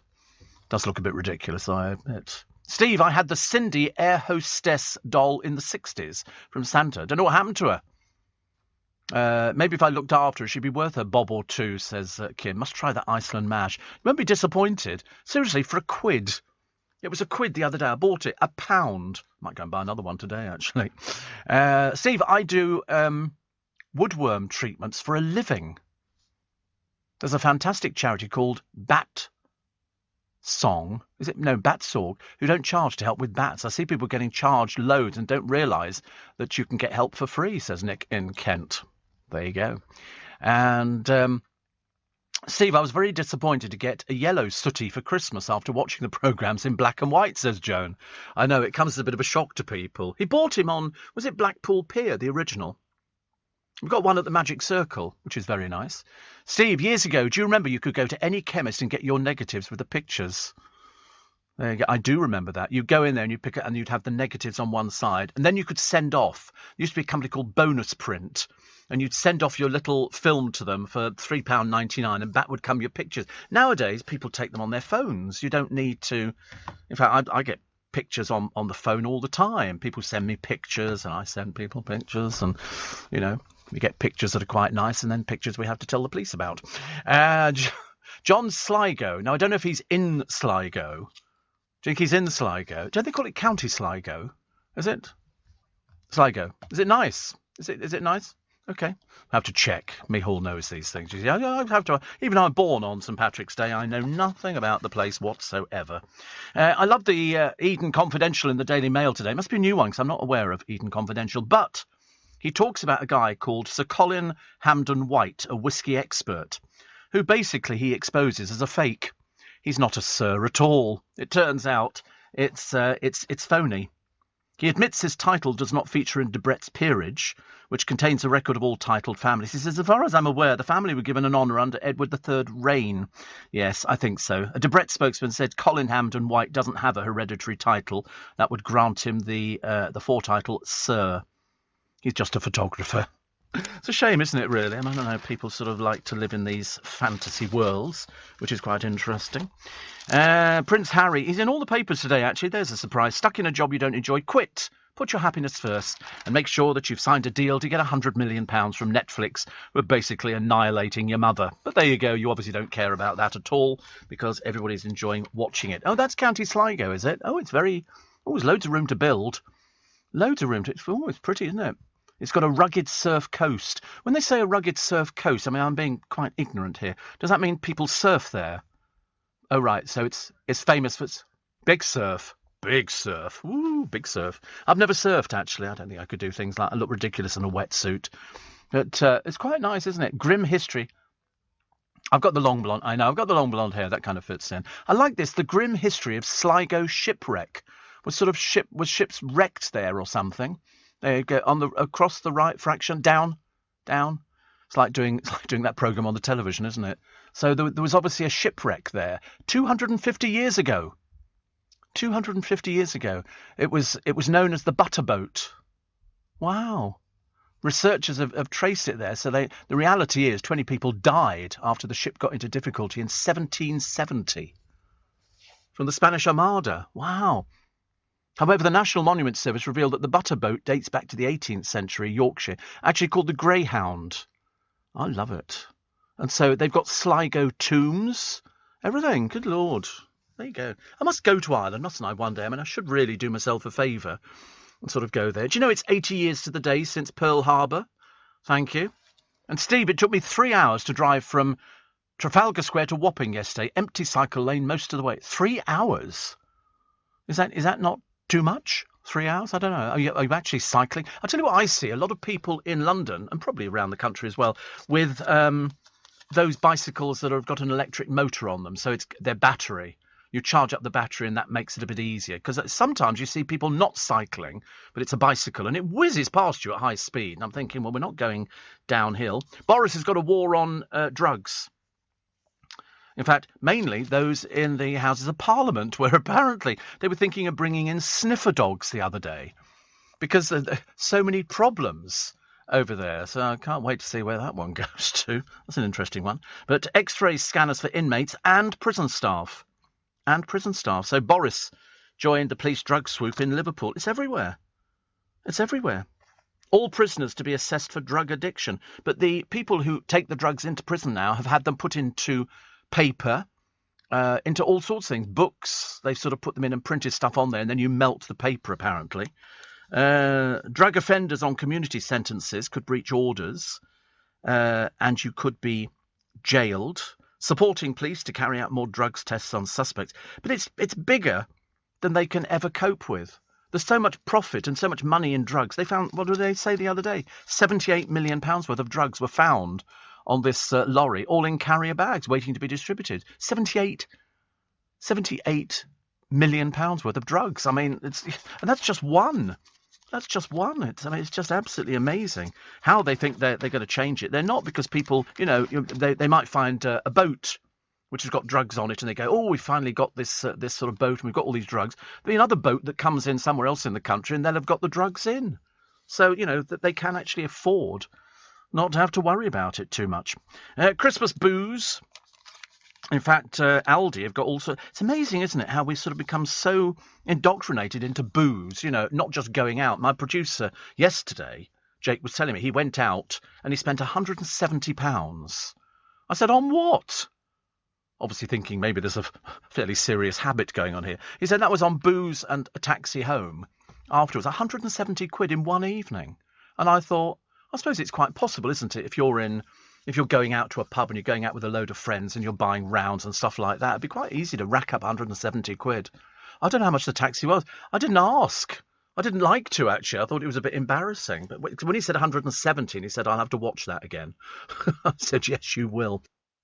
Steve Allen on LBC. Text 84850. Morning. Nice to have your company. Steve, how long would it take you roughly to cycle from Leicester Square to home on an electric bike? And would you do it? Absolutely not. I wouldn't mind doing it in the summer. How long would it take? I don't know. It's got to be an hour and a half or something like that. We can do it in a car in about 15, 20 minutes. But I wouldn't risk it. I think it's too dangerous to cycle. Definitely. I've seen people cycling in London. No, thank you. Steve, why not come and do a show in Belfast, then take a trip down the Irish coast to Sligo? Well, I've had a look at the pictures of it. It looks lovely. And somebody else says, Steve, I can see Iceland all over the country getting a run on MASH, says Hillary in Penzance. Surely they should give you a year's supply in lieu. I've got to get it now. Listen, it's only £1. It's only £1. I mean, put it this way, even if you hate it, it's £1. And also, the packet you get of it looks like bullets. That's what it looks like, only just white bullets.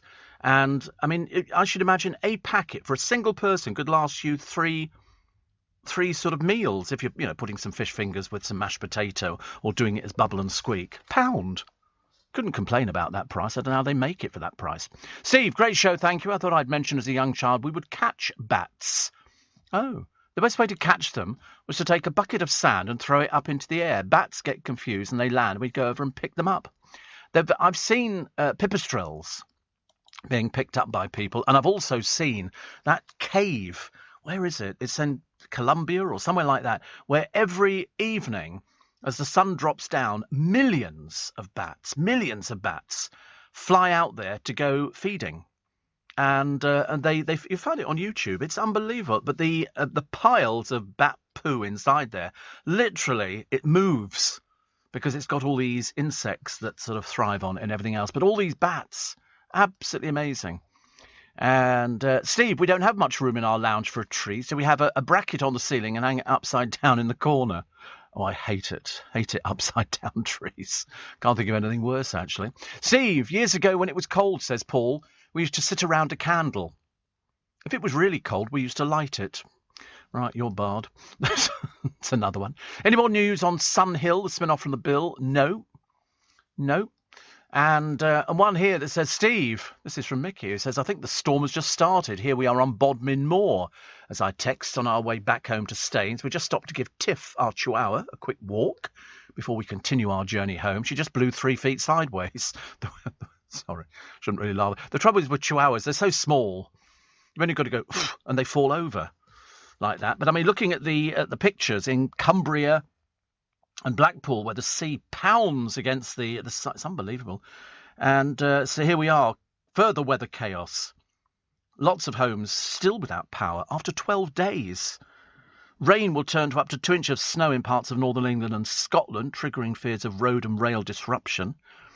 And bosses at the electricity distributor Northern Power Grid say they remain hopeful the final repairs will be completed today. There was one village here. They've had 11 nights without heating. Somebody said the village was left to cope on its own for too long. There were a few medically vulnerable residents, including me. 240,000 homes lost power when Arwen brought down trees and transmission lines. So hopefully it might get a little bit better, but as the weather comes in, it's the driving, isn't it? I mean, it's not too bad on the motorways because you get, the snow doesn't get a chance to settle too much because there's already cars driving on it. But in some of the little side roads, even round our neck of the woods, where I live, you get some of the side roads and it's like a skid patch. And with cars parked both sides of the road, it's blooming dangerous. And of course, people always do the same, don't they? The car starts sliding round and you think, no, they're turning the wheel the wrong way. They're turning the wheel away from the slide, whereas in fact you turn into the slide. That's what you're supposed to be doing. Well, that's the theory of what you're supposed to be doing. Distraught football legend Ian Wright had to dash from his pundit job in the middle of an FA Cup match when his mother died at 94. They were 30 seconds from the start of the second half when he was told his mum Nesta had died. Who told him that? Can you imagine telling somebody, you're just going into the second half, seconds away from it, and somebody go, oh, by the way, your mother's died. Of course he's going to leave the programme. He left to be with his family. Admittedly, he did a programme, didn't he? He admitted he had an uneasy relationship with his mum and stepfather who badly beat him. And he talks about psychologically abusive and violent parents and the effect it has on children in the UK. But it's still his mother. Still, 94. For goodness sake. So he did what he did. Mr. Neil says, I've been invited to the RNLI's Christmas party. He says, I'm so looking forward to it. They really know how to push the boat out. Right, you're barred. I love it. I love it. Actually, you should have your tree up by now, I should imagine. Horrible story in the paper today of the relatives of those murdered in the Manchester Arena terror attack have pleaded, please respect our families after thugs desecrated a memorial site. The Glade of Light in the city centre is set to be unveiled in the new year. But heartbroken families have been sickened after trespassers were seen vomiting and urinating there. On Sunday night, some of the fencing was pulled down and yobs entered the site. They have got CCTV. I hope they catch you. I hope they catch you and they throw you in nick. I really do. Caroline Curry's 19-year-old son Liam died when Salman Abedi detonated his backpack bomb following the Ariana Grande concert. She said, but seeing people urinating, vomiting and attempted theft and drug use, appalling. They will catch them. They will catch them. There's no excuse for this kind of behaviour. We stamp on it very quickly, very, very quickly indeed, and we get them into court. The council have said there can be no excuse for the kind of behaviour witnessed by the bereaved relatives. No, absolutely not. It's dreadful. They utterly condemn the mindless and disrespectful behaviour. These people are pond life. That's what they are. Pond life. Dreadful. But as I say, I mean, it's, and then you hear about the two police officers who took pictures of the murdered sisters for a cheap thrill and bragging rights. They've been jailed for nearly 3 years each. The victim's mother, Mina, outside the Old Bailey, was absolutely horrified. I can well imagine. I can't think of anything, but imagine if that was your family, if that were two people from your family, dead sisters, Biba and Nicole, and somebody took pictures and distributed them. These people, how do these people ever get to be police officers? Seriously, it just absolutely amazes me. Absolutely amazes me.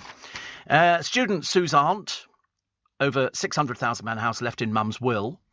Unfortunately, people never get what they want in wills, do they? I never sort of bother about it. But this is a student who is claiming her late mother's sister has broken a promise to share the property's value with her. It's worth £600,000. So you can understand that's £300,000 each. That's a lot of money. And so people go to court over these sort of things. It's a shame, really. It's a shame that it's always comes down to money. Unfortunately, it depends. If somebody loses a case, they're liable to pay the costs of the case, and it can be very, very expensive. The moment you start taking people to court, and they go, well, somebody's got to pay for this.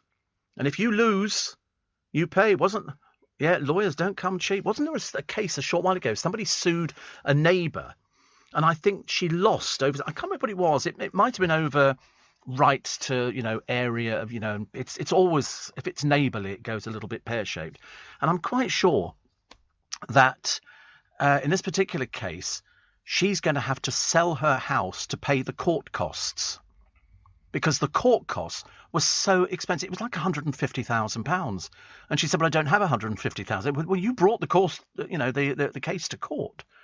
And it was terribly expensive. So, she's, going to be sort of out of pocket, I'm afraid. Not so good. Steve, coming to see you on Saturday. Not this Saturday, you're not. Definitely not. You might be coming next Saturday, a week. If you turn up this Saturday, you'll be seeing nothing. No, definitely not me at all. What can we expect? Magic.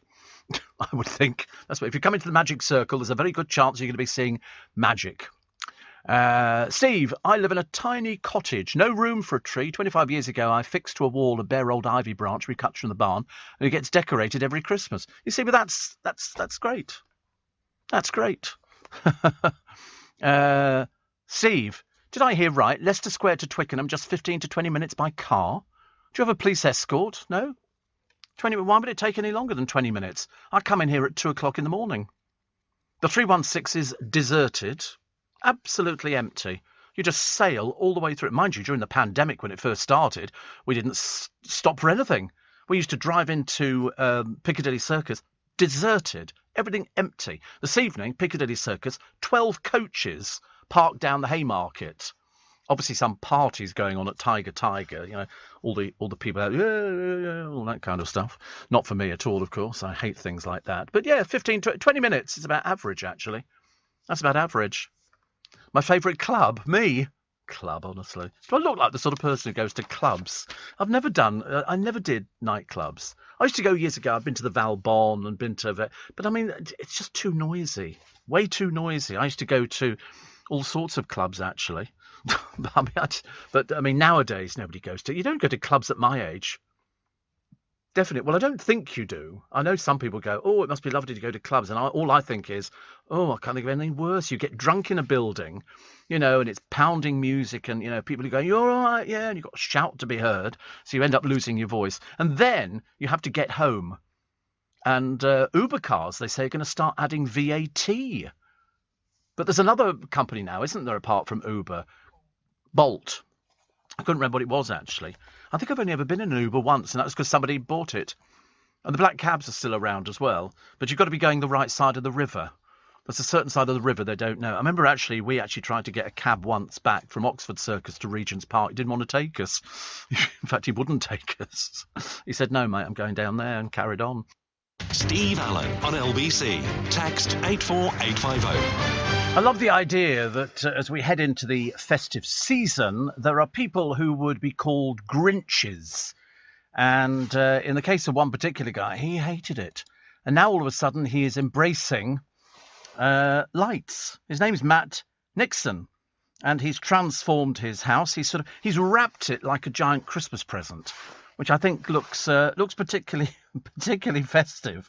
And so he's changed his mind about how naff he thought it was. But some people go completely crackers. So in the Express today, they've got a couple whose house in Morecambe, that's Jeremy and Mandy Vokes. Their Christmas display, is like something you've never seen before. Also, Gary Leach's festive offering in Lewisham is, his electricity bill must be astronomical. Absolutely astronomical. But we don't mind, actually. We don't mind because we think it's actually very nice indeed. And but as I say, if you live next door to it, you might absolutely hate it. But I like it. But he has seen the Christmas lights, so well done to this guy here. And some carpenters came in that helped him put the ribbon round and all the other little bits and pieces, which was very good. What else we got here? Oh, the cataracts operation, cutting the risk of dementia, is in all the papers today. And more than half of us are already dreading the mess that Christmas brings. I don't know why it should do. We used to and the same as loads of other families, I should imagine, when you do the present opening on Christmas morning, make sure you've got a bin liner there or a bin bag, and literally when you take the paper off, unless you're saving it for some particular reason, then just throw it all away, and then it just goes outside, because otherwise you're knee-deep in paper. But paper's so expensive that some people like to save it. They like to cut little bits out, and then you can use it for doing other little presents and something. Just be sort of a little bit practical, I think. And you can recycle. Yes, you can recycle. And Jill says, there is a bed waiting for you in Ireland. You have to see beautiful County Donegal. There you go, you see.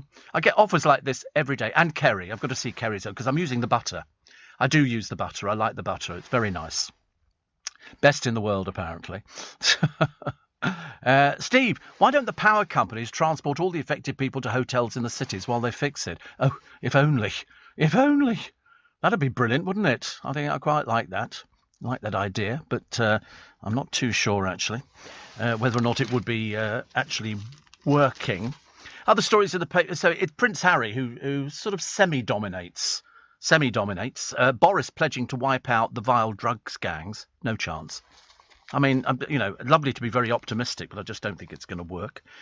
Gemma steals the show at the King's Man premiere. And apparently Britain's bleak cost of living crisis is set to worsen. According to Start Warnings, Bank of England Deputy Governor Ben Broadbent says inflation is likely to rise comfortably above 5% next spring. The rise will kick in when the energy regulator Ofgem raises a price cap on bills. That's all you need to hear, isn't it, really? Because you know what people will do?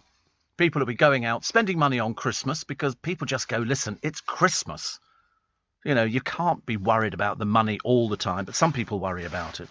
And then all of a sudden, after Christmas, in come all the bills. Because you know why? Because we put it on credit card, and it's a bit false economy.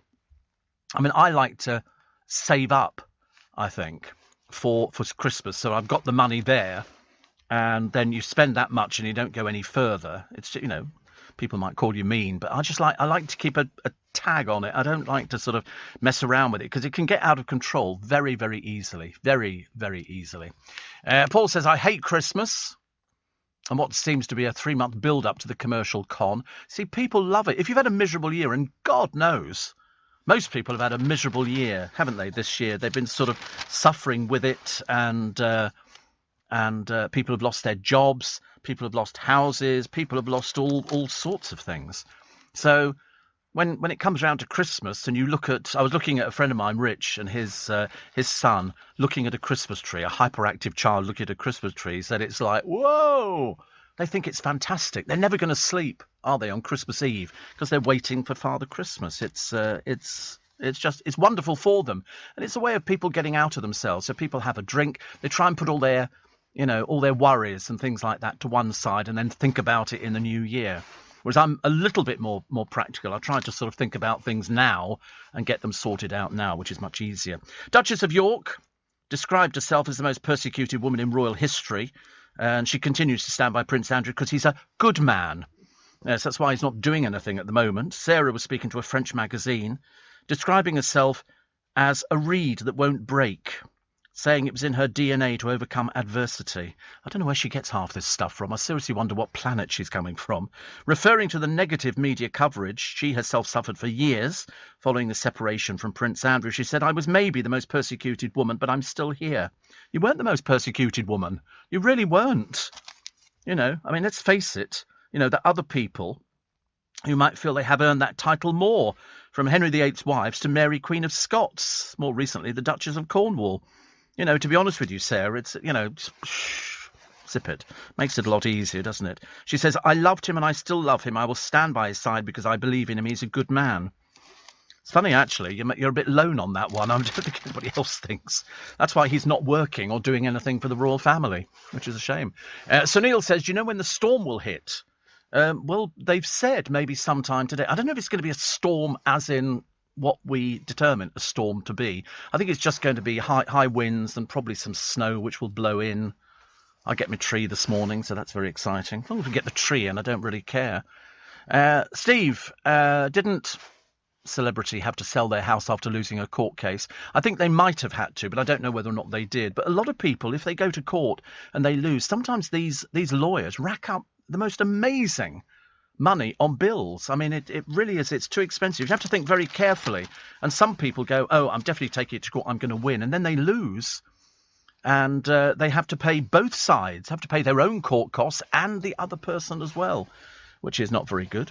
Minister says snitch on dinner party guests if they bring drugs. Like that's going to be happening anytime soon. The answer is I don't think it is. I don't think it is. Far from incognito, here they all were. Gemma Arterton making sure the wait was worth it at the premiere of The King's Man last night. And she was joined by Claudia Schiffer, Matthew Vaughn, and also Paul Hollywood and Melissa Spaulding, who I think is his latest girlfriend.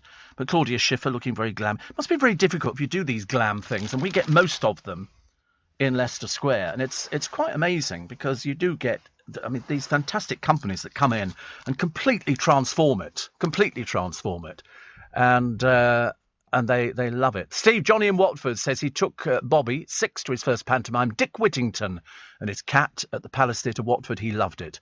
Yes, I believe there's some good reviews coming in from the pantomimes, mainly because people just want to work and they want to have a bit of fun, and the pantomime is a bit of fun. So Dick Whittington and his cat. I won't do the joke. I shall save it for you. Also, Colston School says it will change its name. This is a story from a few days ago. And you can't have Christmas if Santa's laid up with COVID. So Martin Kemp went and had his jab, taking part in an NHS video. It's a very realistic beard he's got on, actually. So I've just realised I've got to go, honestly. Sitting here chatting away, thinking to myself, why not? Morning, nice to have your company. Welcome to Wednesday, the 8th of December. The 8th of December, what does that mean? Nothing. Just means it's the 8th of December. It means that we get ever nearer. And 1 in 3 people with snivels or cold actually apparently have COVID, but they don't know it. Prince Andrew cancels Christmas. He's trying to sort of come up with ways of sort of getting rid of this case in America. I don't know where it's going to at the moment. All the critics are now saying Sarah Ferguson, she does talk a load of old rubbish, doesn't she, at times? This is the comment the other day that she's the most, what does she describe herself as? Hard done by, out of all the members of the royal family. And somebody said, excuse me, Anne Boleyn, we think, had a bit of a rough day. But of course, she probably doesn't remember things like that, even though she wrote a book about historical things, but there were 2 of them that wrote it. Perhaps she didn't have as much to do with the book as we thought she should have done. Elton John calls for a boycott of Qatar World Cup, even though he's godfather to 2 of David Beckham's children, and he's taken the money. 3 men hunted for the anti-Semitic bus attack. They've got pictures in the paper. Scotland Yard have put up a picture of 3 of these men. They'll be easy to find, very easy to find, and I'm sure somebody will have them, by the end of the day. Normally it's fairly quick on these sort of things. I love the story of the autistic boy. Nobody bought him cards at school. Nobody bought him cards. And so he's now been deluged with cards. And I seem to remember some years ago there was a little lad from Wallington or something like that. He asked for cards because he hadn't had any cards, and he got millions. In fact, so much so, the post office had to set up a separate office to put all of these cards in there. And in fact, the family had to say, please stop sending cards, because it was sort of getting a bit confused with their regular post. But it just goes to prove that people are very nice.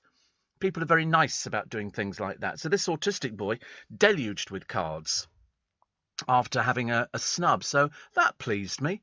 I like that. And I like the American program, which goes out and exposes crooks, people who go to the GoFundMe page, and basically they're lying. They're lying. This particular one, it's a bloke. He put up a picture of his dog saying, oh, my dog got hit. It's only a puppy. And got hit by a hit-and-run driver who then sped off, and I'm looking for money to help save his back legs. He turned out to be a bent crook. He was lying. His dog was absolutely fine until he broke its back legs. He was accused in court and found guilty, but he raised $14,000 came in America, people going, oh, we want to help save your little dog. And there was one couple said, we would have paid anyway because we felt so sorry for it. And I thought, but he's lying. He spent it on marijuana and booze and everything else. He didn't actually, he did have a dog, but unfortunately the only person who'd actually done it harm was himself. So they doorstepped him, one of these good television programmes. It's like they used to do one over here, which was with Roger Bisbee. And Roger Bisbee used to be on my programme on LBC and quite a few other programmes because he was a DIY expert. And he actually put in my central heating. When it broke down years ago, he came around to do it, which I thought was really, really cool. I had to pay for it. I didn't get it for free. But he was brilliant. And he did a programme on the television where what they would do is they'd have what they call a set-up house, which had hidden cameras all over the place. And they would do one little thing to the boiler. And all it needed was like a little fuse or something. Then they would call round all these people to see who was going to be honest and go, it's just a fuse. And, well, you've no idea the amount of bent people there were out there who would come round and go, you might as well put in a new boiler. All right, how much is that? About £3,000. No, it just needs a little fuse. And then they would actually confront them afterwards. They do this on this American programme. One bloke came round and all they've done is taken the fuse out of their automatic garage doors. All the Americans have got automatic garage doors. They're crackers for them. You can't... Dale's house, double garage, automatic. Little controller, opens the door and all the rest of it. And they took the fuse out. The amount of people who came around and went... You need basically some new doors, and it needs this and that. And all right, how much will that cost? This is about $170, and but you really need this doing. It's $420. They're basically rip-off merchants. One bloke came round to have a look at the roof of the house of this woman. The house was all wired up, and he said, "Oh, you need a new roof." "Oh, right," says the woman. It's all being filmed. He's been caught because he's bent. Even in America, they're bent. And she said, "Well, how much that be?" And he said, "About $10,000. Cowboy builders. But they turn up with their vans emblazoned with their names and all the rest of it. You see people in this country who get caught out. They go round to somebody's house, they knock on the door and go, "You've got a couple of loose tiles." They're lying, of course. They're lying. They generally pick on pensioners. And they go, "All right, so we'll put the ladders up there. Have a look. Oh, it's going to be about £600-700, this." And you think, these people need sorting out. We need to get them into prison as quick as possible. But it goes on all the time. Who do you trust? They also prove that in America, whether it's the same over here, if you take your car into a garage and you're a woman, they're more likely in America to rip you off.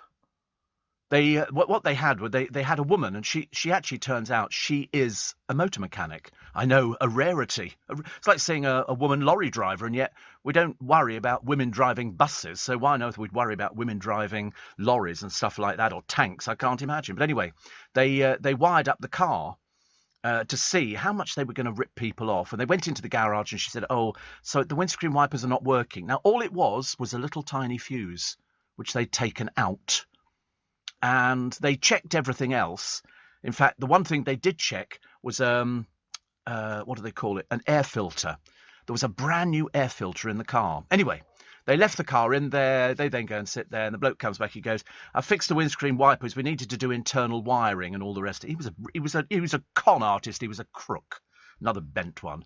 And he said, "And we've changed your air filter as well." And so she said, "Oh right, how much is that?" And anyway, all in all, it was about $400. All it was a little tiny thing that went in there, and it would have worked straight away. But anyway, so then they go back in with the camera crew. "Hello, crooks."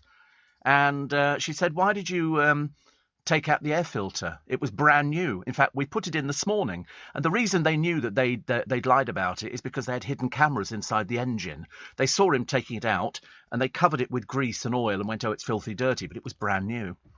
And, of course, they then say, "And we give you the parts back to prove we've changed them." They got the wrong fuse for the thing. They hadn't done any wiring in it whatsoever. And, the bloke sat there trying to go, "Oh, I didn't know about it." You thought, no, you're just a crook, aren't you? People cheat you. But women get cheated especially. But she knew everything. She knew everything. And they did it on one of these programs. They have it. I don't know who makes these programs, but there's loads of them on YouTube. And it's people who get caught out. One of them is a bank. The scenario is a bank. These are real situations, but they've got actors in to play all the parts. And they have, because racism in America is rife, from police officers to everybody else. Even some poor old Uber driver who turns out to be an attorney. The cops pull him over and they go, "Stop filming me." He said, "No, I'm within my rights. I'm filming you because I'm a little bit scared. Stop filming me, or I'm going to take you to prison." And he goes, "Well, you can't do that. Turn it off. Turn that. I don't want to be filmed." Anyway, he says, "Well, actually, I'm an attorney." And the guy goes, "Yeah, what, driving a car?" And he goes, "Yeah, want to see my bar card?" Immediately, because the copper by that time had said, "Have you got anything in the car you shouldn't have?" insinuating it was drugs. And he went, "No." He said, "Well, I'm going to get the dog out." He said, "Well, you can do what you want." He said, "But I'm still filming you." Anyway, the copper was fired for basically lying through his teeth. Lying through his teeth. I mean, you've never seen anything like it. And he got caught out. And this was sort of genuine. But this other thing is a black guy who goes into the bank and he wants to deposit 20 grand. So this woman looks at him and goes, "And where would you get 20 grand from?" And he goes, I mean, seriously, you couldn't believe it. And so he says, "Well, I went to Harvard University," or whatever it was. And she looks at him and she goes, "You went to Harvard?" And he goes, "Yeah. And I'd like to deposit this 10,000. Get the security," she goes. So she's sitting in her office. The security come in and she says, this man's trying to pass a dud check. Anyway, he says, listen, let me just explain something to you. He said, I went to Harvard. He said, I was top of my class. He said, and I set up a company. He said, and it's very successful. It's gone global. It's international. He said, and I'm the CEO. And she went, yes, right. She said, why are you lying? And at that moment, the senior bank manager came in and went, oh, hi, Eric, fantastic to see you. Everything all right? He went, actually, no, it's not all right. And so he said, so they explained it to him. And he looked at the woman who'd been so rude to this bloke. And he said, clear your desk, you're fired. And I thought, you felt like cheering. It was just fantastic. I love stuff like that. Any of those sort of things in America. I also love the Fox Hit Squad, where they go and help a family who've lost everything, and they go round and go, listen, we've got something for you. And they go, what is it? They go, we've got you a car so you can go to work. There was one girl, her husband was very ill with cancer, and she was working 3 jobs to try and earn enough money to go and visit her husband in hospital because he was seriously ill. And she's working in this cafe, so they have hidden cameras. And every time somebody goes in and orders a meal, they tip her, but like really well. The first person tips her $100, and she goes, thank you so much. And he goes, no, it's worth it. The next person tips her $500, and she can't believe it. And then the last person tips her $1,000, and she goes, you've got no idea what this means to me. And then this woman comes in and goes, I'm from the Fox Hit Squad, and we know about your situation with your husband in hospital. He's very ill. He's got cancer. And she goes, yes. And then they introduce this guy. You can always spot the American bigwigs because they come in and go, hi, my name is John Venable, whatever it happens to be. And he said, I'm from, what do they call it? They don't call it, it's like Mazda or something like that. And he said, listen, we heard about your thing. He said, we'd like to, because your car's falling apart. She said, yes, it is. He said, we'd like to give you a brand new vehicle so you can go backwards and forwards to the hospital. He said, and also, he said, you've been worried about staying in hotels. He said, we've taken care of that. And she goes, wow. She then bursts into tears. I burst into tears. Everybody bursts into tears. And they sort out everything for her. And I thought that's a nice thing to do, sort of Christmassy thing. Sadly, the story has a sad ending because she goes backwards and forwards. And then ultimately her husband dies. And at the end of the programme, they do say he did pass away. But at least she was able to go and see him. And she's got a brand new vehicle. And people are still tipping her, which is a nice thing to do, you see. Christmas time. People are nice. People do things that are nice. And that's why that place down at Charing Cross in London, which has got this Christmas tree thing, which is really lovely. They wrote to me the other day. Fraser wrote to me. And they're trying to raise gifts. I don't think they want money, but I shouldn't imagine they turn money away. But they want things that can be useful to people who are living on the street. So clothing, all sorts of bits and pieces. And he said, I heard you mention our Christmas tree. I said, yeah, I think it's the best Christmas tree I've seen, next to the one at Downing Street and the one in Covent Garden. And he said, we're trying, and people can go down there during the daytime and give things over to them. Like, if you've got old coats or old jumpers or scarves, anything, socks, anything like that. Socks. I don't know why you'd want somebody else's socks, but, to keep your feet warm in this cold weather, because there are people sleeping on the streets.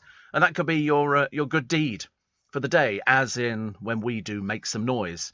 And next year, I can't believe it's next year, February, we've got my show at the Leicester Square Theatre. It's sold out, so please don't try and buy tickets. There is a waiting list, I believe. There is a waiting list. And you can go and put your name on it, hoping that there might be some cancellations. But at the moment, it's solid. We're wall-to-wall nice people, which I'm looking forward to. This is LBC. Leading Britain's conversation. LBC with Steve Allen. Morning, 18 minutes past 4 is the time. We're all feeling bright-eyed, bushy-tailed. Kim Wilde believes aliens will be proven to exist within her lifetime. No, they won't. No, they won't. They don't exist. There's no such thing as aliens. No such thing. Couldn't care less where you go. There's no such thing as aliens. What was the other one that I quite liked? Oh, the disabled man. In the papers today, the first person in the UK to be prosecuted for blocking a speed camera. I mean, how stupid do you have to be? Also, Strictly's Craig Rebel Horwood reckons he'll beat Elton and Ed to the Christmas #1. I want to know what Lad Baby's song is. What's Lad Baby's song this year? Because, this was the guy in the family who did We Built This City on Sausage Rolls. It was so good, beautifully put together, beautifully crafted, and I loved it. But I don't know what his song, because he's had the number one for the past 3 years. So I wonder what his offering this year is going to be. Not released yet. Oh, this is going to be a bit of a secret, isn't it? Yeah, because they're all there. I mean, it seems to be Elton and Ed Sheeran who are sort of doing really well so far. But Lad Baby could give them a run for their money. Melanie in Essex says, yesterday my husband Shane completed 8.5 years of study and can finally call himself a licensed London black taxi driver. 8.5 years? I've never heard of anybody taking that long. God. I mean, I've got friends who are licensed black taxi drivers, and the most they've ever done is about 3 years. You know, because if you're sort of used to see them all the time on the little mopeds with all the different routes and everything else. The only problem is, I mean, apart from the fact, Melanie, that it's very good and you'll not starve at Christmas now or Easter or any other time, because any time he needs money, he can just go out in the car. You know, go out in the cab and go and earn some money. That's what a friend of mine does. If he needs some money for the weekend, he'll go out on a Friday or a Saturday, go out, earn. The moment he's earned enough money, he has a target, he comes back home again. He said, no point in flogging yourself to death. She says it's been a long journey with hardships, tears and days when he nearly gave up. Oh, I know people who've nearly given up on numerous occasions. You know, you sort of go there. It's tough. It's tough. But anyway, he's deserved the success. So a big well done. We listen every day. Woo! That's what we like. We think that's very cool indeed. Very, very cool. So well done. But as I say, it is, you don't need to worry about money anymore now.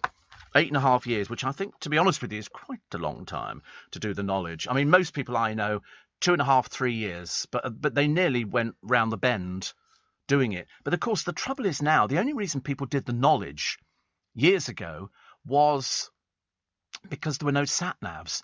Now you've got sat-navs, and so people don't need to do the knowledge. And the idea is, and this is not going to go down as well as it probably might be, you know, once you've got somebody in the back of your black cab, unlike any other places where Uber or Addison Lee or whoever it happens to be, or what's the other one called? Bolt, is it? Bolt. You know what the fee is. When you get in a black cab, the meter's on. So it doesn't necessarily make any difference to them to get you there any quicker because the meter's ticking away. So it's cheaper. But it does sort of stretch people a little bit. It really does. Roger says, I've just seen Dale's Florida Fly Drive. He looked like he really enjoyed it. Well, he lived in Florida for years. He had a house over there. And he liked living over there. Mainly because of the sunshine. And he bought himself a bicycle. God knows why. But he did. And he used to go out driving. And he liked it. So if he didn't have any work to do, he'd get on a plane. Was he not a bike rider? No, I'm not a bike rider. No, he used to, whenever his godchildren used to go over, he used to hire bikes.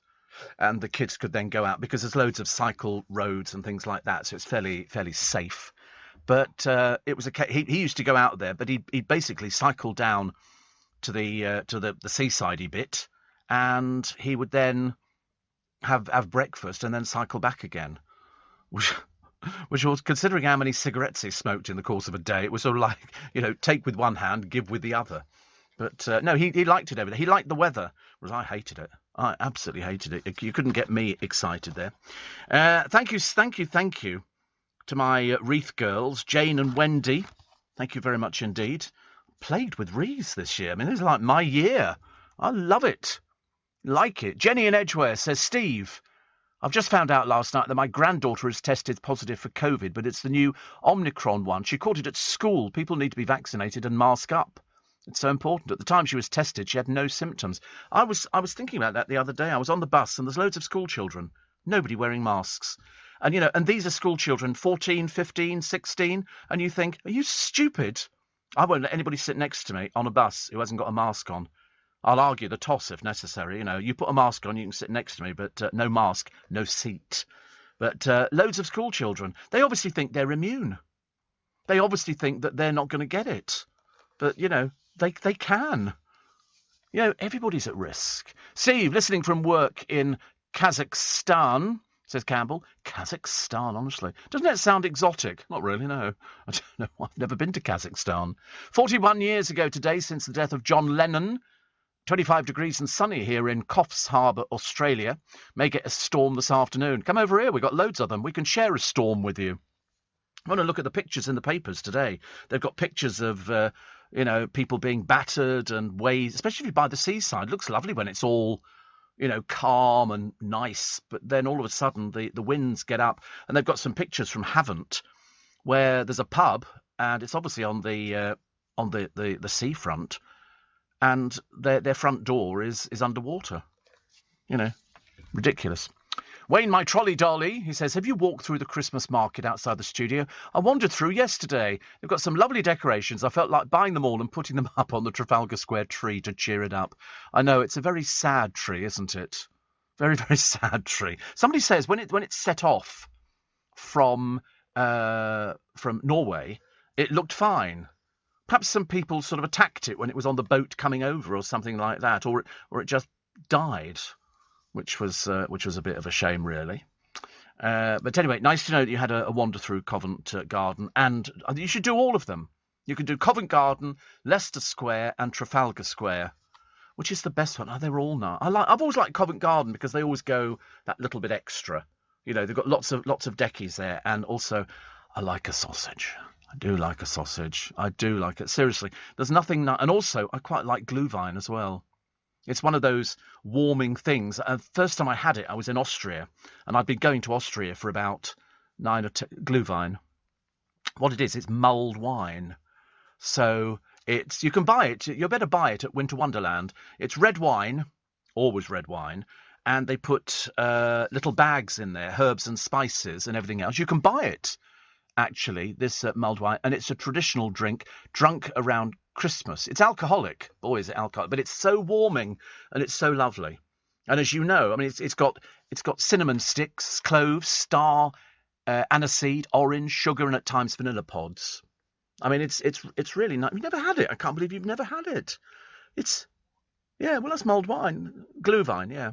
I had it first when we went out into the Tyrol in Austria, which is so beautiful. So beautiful. It's like somebody has taken a beautiful picture of the Tyrol, which is outside of Austria in the middle of it, and they've covered it with icing sugar. It's so beautiful. And I tell you, you could just eat sausages till the cows come home because they're so lovely. And the Glühwein as well. I mean, frankly, I couldn't have cared less whether I fell off the chairlift or not. I really didn't care. And we stayed at a hotel called Panhans, which was lovely. A big, old-fashioned hotel, and it was full of people skiing and everything else. We just went there for lunch. Sorry? Was it wooden? No. No, a big, old, I mean, if you type in Hotel Panhans, you can see what it looks like. It looks like something out of the war. It's enormous. I mean, it would be for elderly Austrians to go to. There you go. Permanently closed. Is it? Oh, it might be, actually, because this could have been for the... but it was... It's a big old hotel. It's gorgeous, isn't it? It's absolutely gorgeous. And we sort of went there, and we went out tobogganing on the slopes, and it's just beautiful. There's something about the Austrian Tyrol where, in the summer it looks lovely, and in the winter it looks beautiful. And people go there. They've got spas, and they've got all sorts of things. Unfortunately, the Austrian food is rubbish. They've got terrible food. I was never particularly keen on anything that they served up. Salads were just drenched in oil. I mean, seriously, I had to wring the thing out. But it was the sausages. I just sort of loved it for that, and I thought it was so beautiful out there. I went with my friend Andrew, because he worked at Blue Danube Radio as well, back in this country for many, many years. And we went down there, and we were waiting for the train to take us back to Vienna. And it was like a scene out of the Polar Express. We went down this little mountain path, all lit with orange lights. Really, Beth? Oh, see, I didn't like it. I thought the children looked a bit scary in Polar Express. See, we're never going to agree on things, which is just as well, And we walked down, and we stood on the station, and the snow was coming down. And I said, do you think there's going to be a train anytime soon? And then out of nowhere, this train appears, and it was just amazing. We got on it, and I'm looking at it thinking, this is just like something so... We were the only two people on the station at about midnight. It was just absolutely lovely. It really was. Rich in Exmouth says, I watched the John Noakes YouTube video of him climbing Nelson's column. Unbelievable. No health and safety. No. Not only no health and safety, no special thing to hold it. He just climbed up it to the top and then had to climb over the top. I feel ill now. I get a tingling in my lower regions. That hasn't happened for a year or two. And you sort of, I was so frightened. And then, as I pointed out the other day, the cameraman had climbed up before and had to stand there filming him coming up with the camera. He's got his camera and I'm thinking, oh dear Lord, but just supposing a gust of wind came and blew you off the top of it. I mean, oh God, I can't think of anything worse. Mary says, morning Steve, lovely to hear your voice this morning. It's a year on Friday of Barbara's passing. I think we should be watching a Carry On that she was in to toast her. I thought Carry On Spying was one of her best. I was just very actually, somebody the other day said to me, you know, do you hear from Scott? I said, yeah, every so often. Scott wakes up in the early hours of the morning, bless his heart, but at least he knows that people think about him. And I mean, he was married to her for many years, and she was just unique, just completely unique. You know, to actually take her out for the day, I had to keep pinching myself and sort of going, it's only Barbara Windsor. It's Barbara Windsor. You know, but she loved talking to people, as you all know. She was very happy. And then, you know, Scott raised a lot of money. And bless his heart, he was an absolute soldier throughout the whole thing. He really was. But it had a sad ending, a very sad ending. But at least you've got the films to look back on. You know, you've got Sparrows Can't Sing is available on DVD. Get that one out. You want to see Early Bar? That's the one. Steve, have you seen the Sofitel St James Christmas tree? No, I haven't.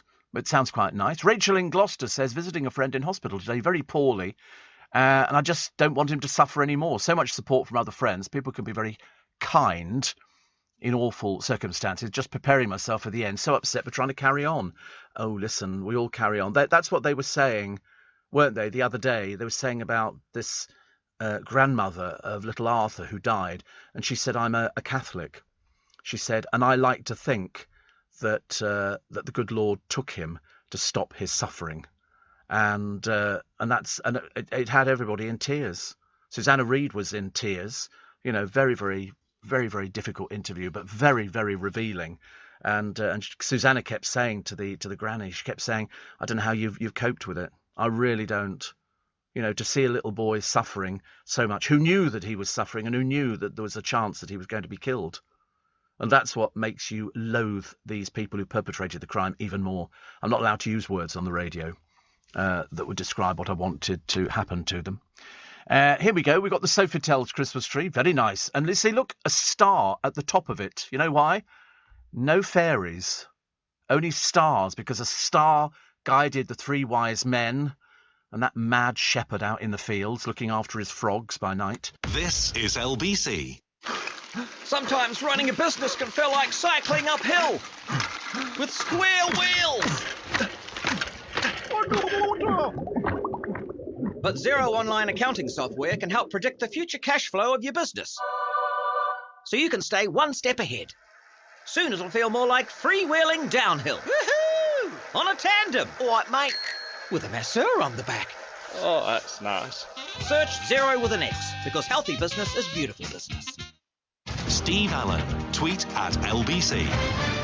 I got a Christmas card from Margaret in South East 1. She said, thank you for making waking up at 4 a.m. bearable. Yes, there is that, isn't there? Most people go 4 a.m. in the morning. You must be mad. And you go, no, it's lovely. That's why when we were saying yesterday, somebody said, how long does it take you to get into work? I said, well, you know, in the car, about 20 minutes. And somebody said, 20 minutes? How do you manage that? And I go, well, there's no traffic on the road when I'm sort of coming out. Having a perfect Christmas from Doreen Rush Green, Romford. Thank you very much indeed. And it's a pussycat. We like pussycat cards. I'm a bit of a traditionalist when it comes to Christmas cards. I like traditional Christmas cards, you know, not necessarily Father Christmas on the front of it, but something that looks vaguely festive. Yeah, I mean, there's one here which is very nice, actually. It's a photograph. And this is from Chris and Mum Tina. And to wish you a Merry Christmas. Love your show. Always there for the Spike. They're in Southwest 20, and it's got a picture of two dogs. It's actually quite... Is this a commercial card? I don't know, actually. No, it's not. They've had it done. It's got a reindeer, and it's a photograph. Look, photograph of dogs sitting on a log, wearing little Christmas hats. But it's their own, because it's got their phone numbers on it, on the back of the cards. They've obviously had it made. How clever. How clever. I like reindeer. I do like reindeer. I'm a big fan. Roger says, when skiing in Kitzbühel, we had schnitzel almost every mealtime. I quite liked it. Yes, it's okay. It's okay. It's a bit traditional, the food in Austria, I'm afraid. Shane says, huge spider in my kitchen. We've been having a lot of rain. They reckon there are more snakes and spiders because of the wet weather in the summer. Yeah, they always head indoors, don't they? The amount of snakes I've seen recently, not in real life, but pictures, where they've sort of found one that's wandered into the house. What else we got? Oh, apparently feeling blue. Not colour, feeling a bit mizzy. Dark chocolate can apparently lift you up. It's very good for you. It's the best chocolate, isn't it? Adult chocolate. They used to do Bourneville chocolate, which was chocolate for adults. And it was called... They still make Bourneville, do they? Oh, right. X-rated chocolate. But I'm not really a chocky eater. I like it occasionally. It's a bit of a treat for me. Plus, Fizz, the season to buy UK wine, because we're not buying enough UK wine. And the woke students, who we mentioned yesterday, who walked out of a speech by Rod Liddle, branded pathetic by the college boss, who's now being investigated, which I find absolutely unbelievable. An odd-shaped Pringle, which folds back on itself, is on eBay for 360 quid. For a Pringle. Because they're all made on a machine, as you know. I mean, I don't know what it is, whether it's potato, it's sort of like potato, it's not like potato. And it's very nice. Very nice. But I like them with salad cream. I like dipping Pringles into salad cream, which is a bit naughty, isn't it, really? But that's like anything. If I'm making a sandwich, unfortunately, a dollop of salad cream tends to go into it if it's a salad. I do like salads, actually. I'm quite good at... They're a bit dull in this weather. I was going to have yesterday, and I never got round to it, I was going to have a nice winter warmer, which would be a beef stew or a chicken stew with dumplings. It's got to be with dumplings. I know some people absolutely hate dumplings. We've got a schoolboy in the paper today. He's been put into isolation. He's got plaits in his hair. Well, I mean, they've said this before. They have regulations in school, although they seem to be going out the window a little bit. And they've said, well, girls can have plaits. Why can't he have plaits? And so that's the argument. So he's been put into isolation. Because, I mean, when I was at school, you had to have the regulation haircut. You couldn't just grow your hair the way... What, at school? Well, the regulation hair was just short back and sides. So the only time you saw people with longer hair was when you were able to leave school. Yeah, I mean, to be honest with you, it didn't make any difference to me. I never thought about it. I didn't think, oh, I'm not allowed to have long hair. So when I did leave school, I did grow my hair longer. Pretty much Tarzan-esque, I think you'll find, which was very nice. Britain's most devious con woman. They keep letting her free. She's obviously, there's something the matter with her in between the ears. And the 1,000-mile wide weather bomb, which has exploded, and we've had rain and floods and all sorts of things, and snow and everything else. It's terrible. And should hairless men cover up or be bald as brass? So they've asked some well-known people, including Saira Khan's husband. I don't know why. Saira Khan used to be on Loose Women, and then she left Loose Women, claiming all sorts of bits of it, and then she disappeared. Disappeared completely. I think she thought she was going to be sort of doing lots and lots of bits and pieces, but it hasn't worked out. Kylie's back in the studio. I thought she'd gone to Australia, gone back to live, but apparently we've still got her here. Greg Wallace puts up 8 Christmas trees at home. That's like having your own shop, isn't it, really? 8 Christmas trees, slightly eccentric. And he starts drinking, apparently, on Christmas Day at 6:30 in the morning. I mean, that must mean you must be sparko by about 11 o'clock. Wouldn't it, if you're drinking from 6:30? God, blimey, I couldn't stay awake. Steve, how do you get 2,000 lights on your tree? Well, no, you just wrap them round there. It's an awful lot. It's a big box, but 2,000 lights. Does it? Oh, I was going to put 4,000 on, but I suddenly discovered 2,000 was quite enough, and then I'm going to put my Lametta on, that hangy-dangly stuff, which hopefully should arrive today. But, no, 2,000 lights is quite normal. Don't you think so? How big are they? Well, it fills up the tree. Fills up the tree. I mean, there's not a spare branch.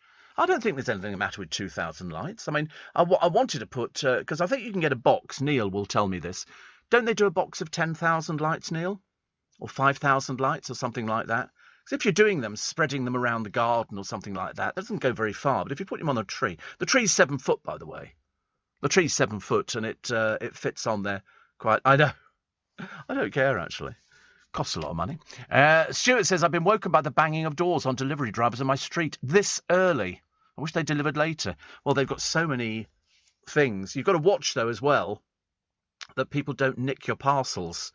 Sometimes, the delivery drivers just sort of leave them somewhere, and then they put a note through your door going, "Oh, we've left it by the rubbish bins." I found one the other day, one of those boxes full of fruit and everything else for one of my neighbours, and they'd left it by the rubbish bin. Well, thank God the rubbish man only comes on a Monday, because he'd have taken it away and thrown it, and they wouldn't have been any the wiser where all their stuff had gone. David says, "Good morning, Steve. I've just finished a week of 12-hour shifts. I've now got 4 days off, but still up at 4 a.m. I'm committed to the spike." That's what we like to hear. I like people committed to the spike. Thank you very much indeed, because many people are. In fact, recently, even more people than ever are listening to the programme, which is quite nice. Kim Wilde, as I say, believes aliens will be proven to exist. I wonder why she thinks that. What if her husband thinks the same? But she thinks they'll be proven to exist within her lifetime. And I don't know how old Kim Wilde is now. She could be 60. So it depends what you think your lifetime is. Do I think? No, absolutely not.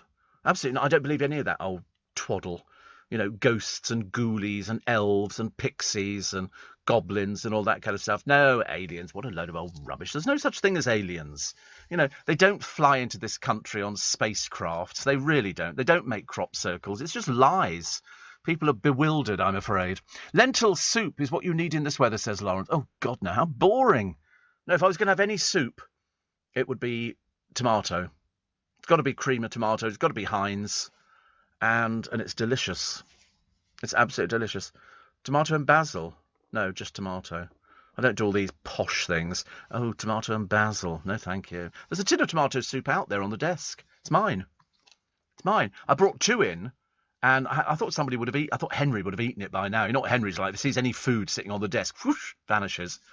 You've got to heat it out. I just empty it out of the tin, pop it into a mug, which we've got in the kitchen, stick it in the microwave, and no, it doesn't take effort. It's easy. But you really need it done with either bread and butter, which you fold over and then dunk it in there, which is delicious. Or failing that, a baguette with butter in it as well. That's quite nice. And then just dunk it all. I mean, I don't really care. I know it's common, but unfortunately I have to be common when I'm eating tomato soup.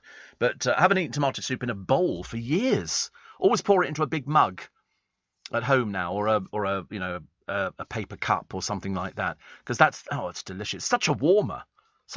And it's only got to be Heinz. I know other people do tomato soup, and people keep saying, "Oh, you should try this, you should try that." But I promise you, I know what I like. People complaining about one particular town's Christmas lights. They look like Bridget Jones's big knickers. And they do look like Bridget Jones's big... Whether they're supposed to be... That's very specific. They do. It's the shape of an old pair of knickers. Del Boy's 3-wheeler van, the original, has just sold for £120,000 at auction. It's got to go to a museum, hasn't it? Somebody will put it in a museum. Because I've seen a few in museums, but they're obviously not sort of the original one. Louis Theroux on Lockdown Life, apparently he took to booze. And 3 million women in low-paid jobs have no pension at all. Because a lot of people don't have pensions. Plus, Adele, as I say, bans the unvaxxed fans from her forthcoming gigs. Don't even bother, because they're going to ask for proof. This is LBC. Steve Allen on LBC. Text 84850. Interesting, actually. Ted says, I'd forgotten that Kate Bush did a beautiful Christmas song called December Will Be Magic. Yes, and I tell you what was unusual about it, and the reason I remembered it, is because it came out in 1979. And 1979 was the year that I joined LBC.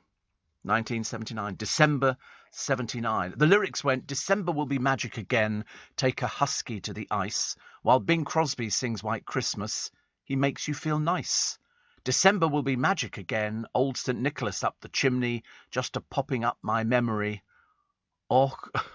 Ooh, dropping down in my parachute, the white city is so beautiful upon the black soot icicled roofs. Oh, and see how I fall, fall backwards like the snow.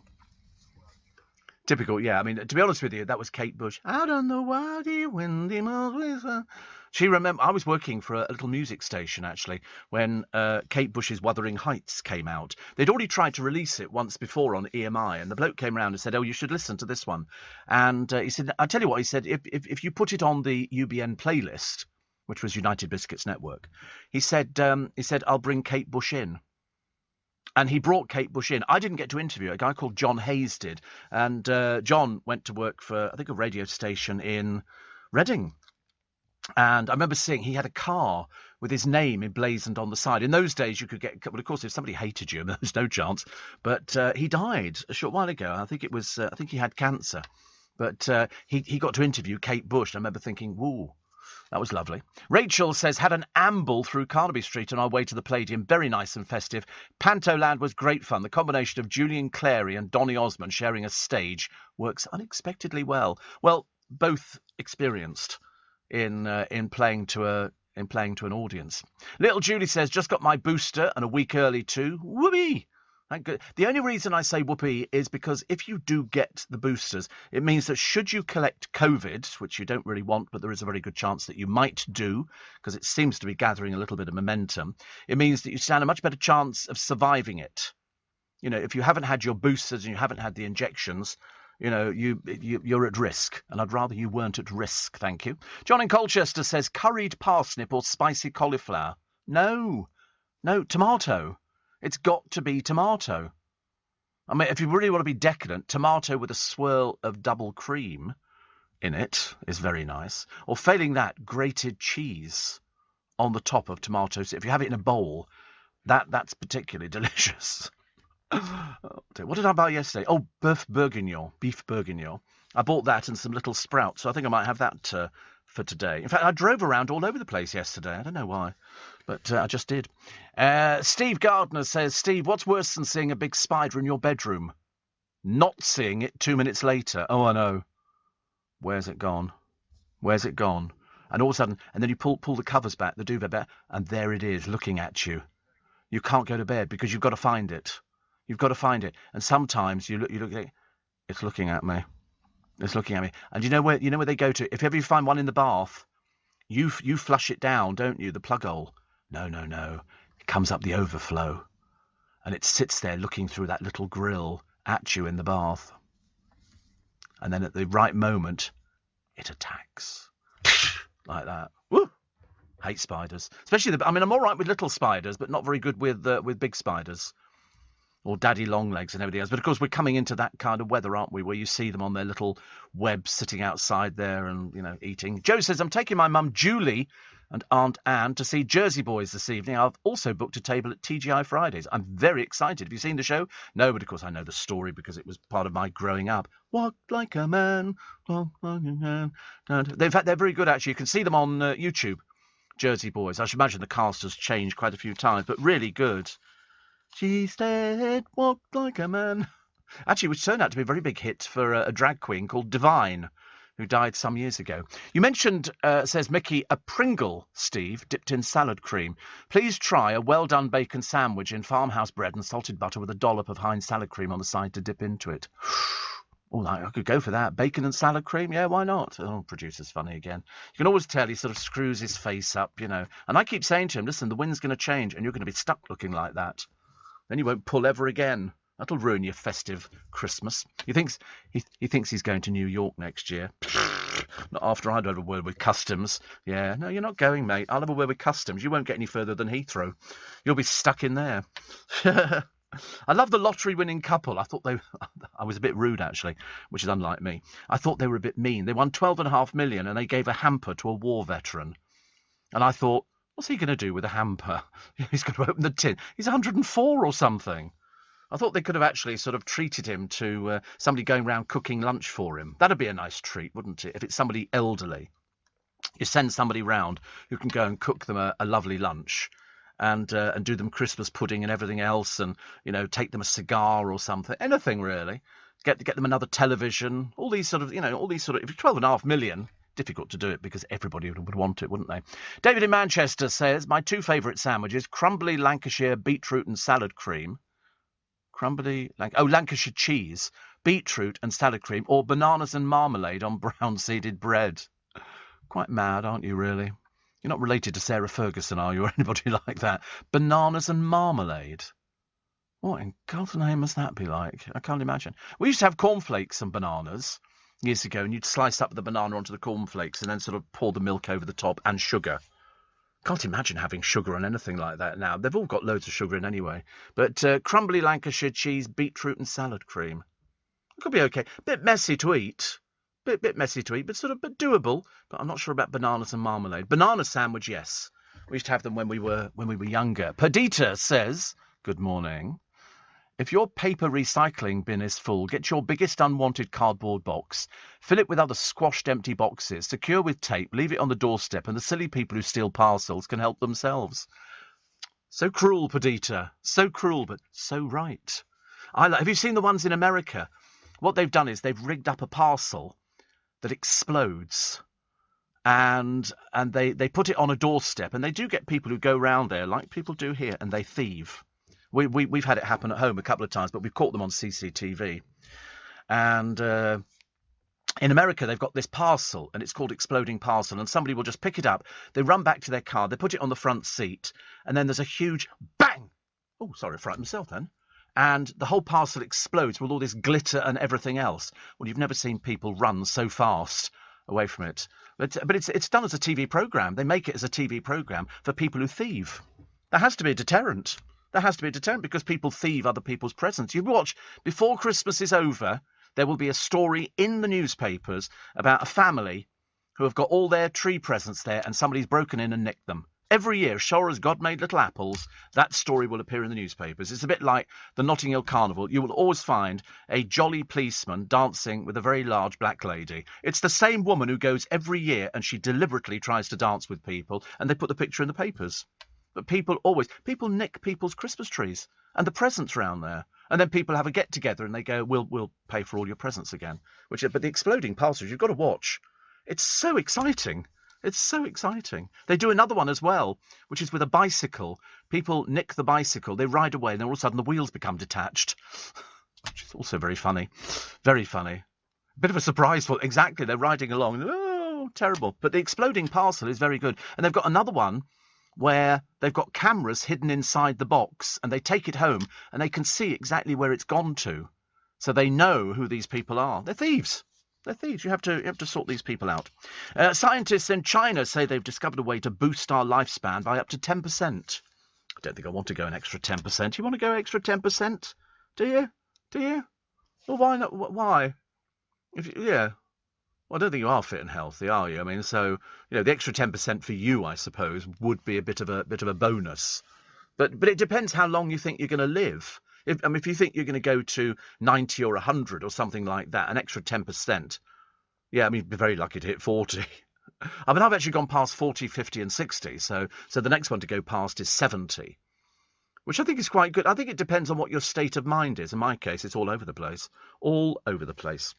3 men hunted for the anti-Semitic bus attack. This is a bus full of young Jewish people, and these men started abusing them. But they've been caught on CCTV and on people's camera phones and everything else. So they've put a picture of them up in the newspapers there. You'll find them. They will be discovered very shortly, and it's a hate crime. So they'll be finding themselves in court, which should be good. Twiggy is in the papers today. I like Twiggy. You don't know who Twiggy is, do you? Model, yeah. She's 72 now. 72.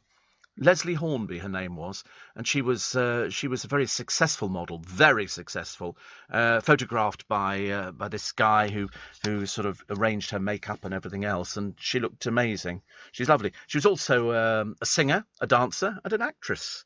But she looks amazing at 72. She's really lovely.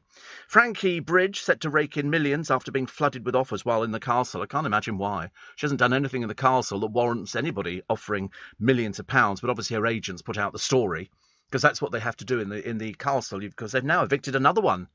Smoochie What's-It's gone. Is it? I can't remember her name now. Smoochie what? Snoochie Shy. She's got, but there again, she was voted out by the public, who obviously didn't know. But she didn't really make an impact in it. Because what you're looking for is people who make a bit of an impact. And obviously Frankie Bridge has done something. I mean, she modelled her bottom, didn't she? She sort of had a cast taken of her bottom.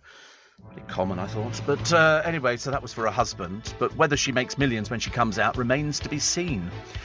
Steve, says Mike, not sure if this would float your boat, but I make proper chicken stock from the carcass of the Sunday roast, slowly simmered 3 or 4 hours with onion, garlic, carrot and peppercorn, strain and let chill, turns into jelly when cold. Scrape the fat off the top, used for frying potatoes, heat up the stock and strain for gorgeous chicken soup. Sounds far too complicated. Can't you just go and buy a tin, like everybody else? I do like chicken soup, actually, but it's not as good as tomato. What is about the tomato that we like?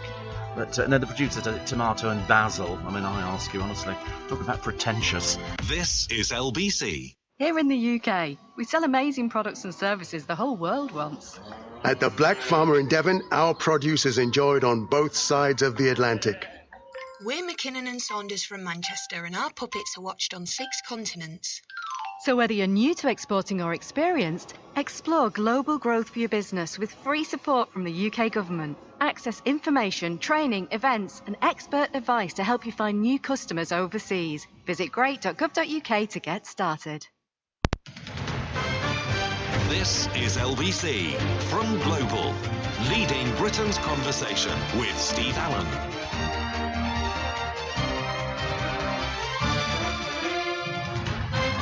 Morning, everybody. Nice to have your company. Welcome to Wednesday. Welcome to the 8th of December already. It's going to go by really fast, isn't it? Very, very fast. We take all your texts and emails, 84850, steve@lbc.co.uk. Paralympian Kadina Cox has revealed her MS was so bad during I'm a Celeb she needed help getting to the loo. So she was evicted on Monday, and she said, I thought because I wasn't training, my MS would be nice to me. They also, who votes? Do people vote them all out? Because I haven't seen I've seen little bits of it, but I've never seen any evictions. Arlene Phillips was out. Richard Madeley, of course, became ill, but she was up against journalist Louise Minchin in the public vote. And so we'll have to wait and see. I mean, she won, apparently, MasterChef. All these people do now, they just go into a reality show. That's all it is. I mean, some of them I've seen, they've done practically every reality show there is alive. She admitted that they failed to find stuff stashed in one of her pockets because they were all smuggling stuff in. And she says, I may have tried to smuggle in some sweets, some fruit, maybe even a bit of salt and pepper. How bad is the food in there if they're smuggling in salt and pepper? Kadina also played down clashes with Naughty Boy, saying she absolutely loves the guy. Yeah, it's funny, but people didn't sort of get the impression that that's what it was. But I still can't work out why Frankie Bridge would rake in millions. She hasn't done anything on the programme to demonstrate anything at all, to me. She will mull over several lucrative fashion and TV deals. What for? There's far too many of these sort of third-rate people out there who sort of do fashion deals and do everything else. And, I mean, do people really buy this stuff?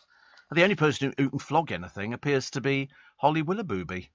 She's only got to wear a frock on television. Immediately it sells out. All these other people, they go, oh, yes, I'm going to do this. They're not, it's like when you look at Victoria Beckham's stuff that she sells in her shop. We still don't know whether or not it's doing better now. Steve, I'm glad I'm not the only one that eats weird food combinations. My favourite sandwich is a crunchy peanut butter and salad cream sandwich, says Christine. You're going straight to hell, I should imagine. Crunchy peanut butter and salad cream has got to be one of the worst combinations I've ever heard of. I've never heard of anything like that. I do like crunchy peanut butter, but if I was going to have it with anything, it would be with cucumber. But, I mean, that's a bit bland, isn't it, I suppose, for some people. I don't know. Yeah, it's just, what? It's cucumber. Yeah, but it's quite nice. It adds a bit of sort of zing to something. Don't you think so? I got one of those machines at home where you just sort of take the cucumber and go like that, and it slices it. You not like it? Oh God, honestly, hopeless, isn't it? Honestly, Mr. Misery next door. Welcome to the world of Scrooge. Oh, Steve, I don't like Christmas. Oh, it's horrible. People singing carols and giving presents and all that kind of stuff and turkey. I don't like it. Don't like it at all. I like my tomato soup and basil, but I don't want presents. God, honestly. Mick says it would have been incredible if those lottery winners took the war veteran a nice hamper when he opened it, stacked with crisp £50 notes. I've always wanted to do that. If I won the lottery, and it was Christmas time, you would go you would go and take money to people and go, I've just bought you a little gift, 10 grand in cash, in £50 notes. How lovely. Steve and Sue says, I've woken up to a message from the National Lottery app saying there's news about my ticket, but I can't sign in because I've forgotten my password. Really? I can't remember it. What if I've won? Well, you have won, but you just won't. It'll be £2.30 or something like that. It'll be something really dreary. But how do you forget the password? Because when I log on to my site, it goes, because I buy my tickets online, and you click on, and the password is already in there. But if you have to save it. Oh, right, if you don't say... Well, in fact, you can change the password. There must be a thing on there which says how you can change the password. I've never actually fathomed it out because I'm not particularly interested in things like that. But that would be the best thing to do.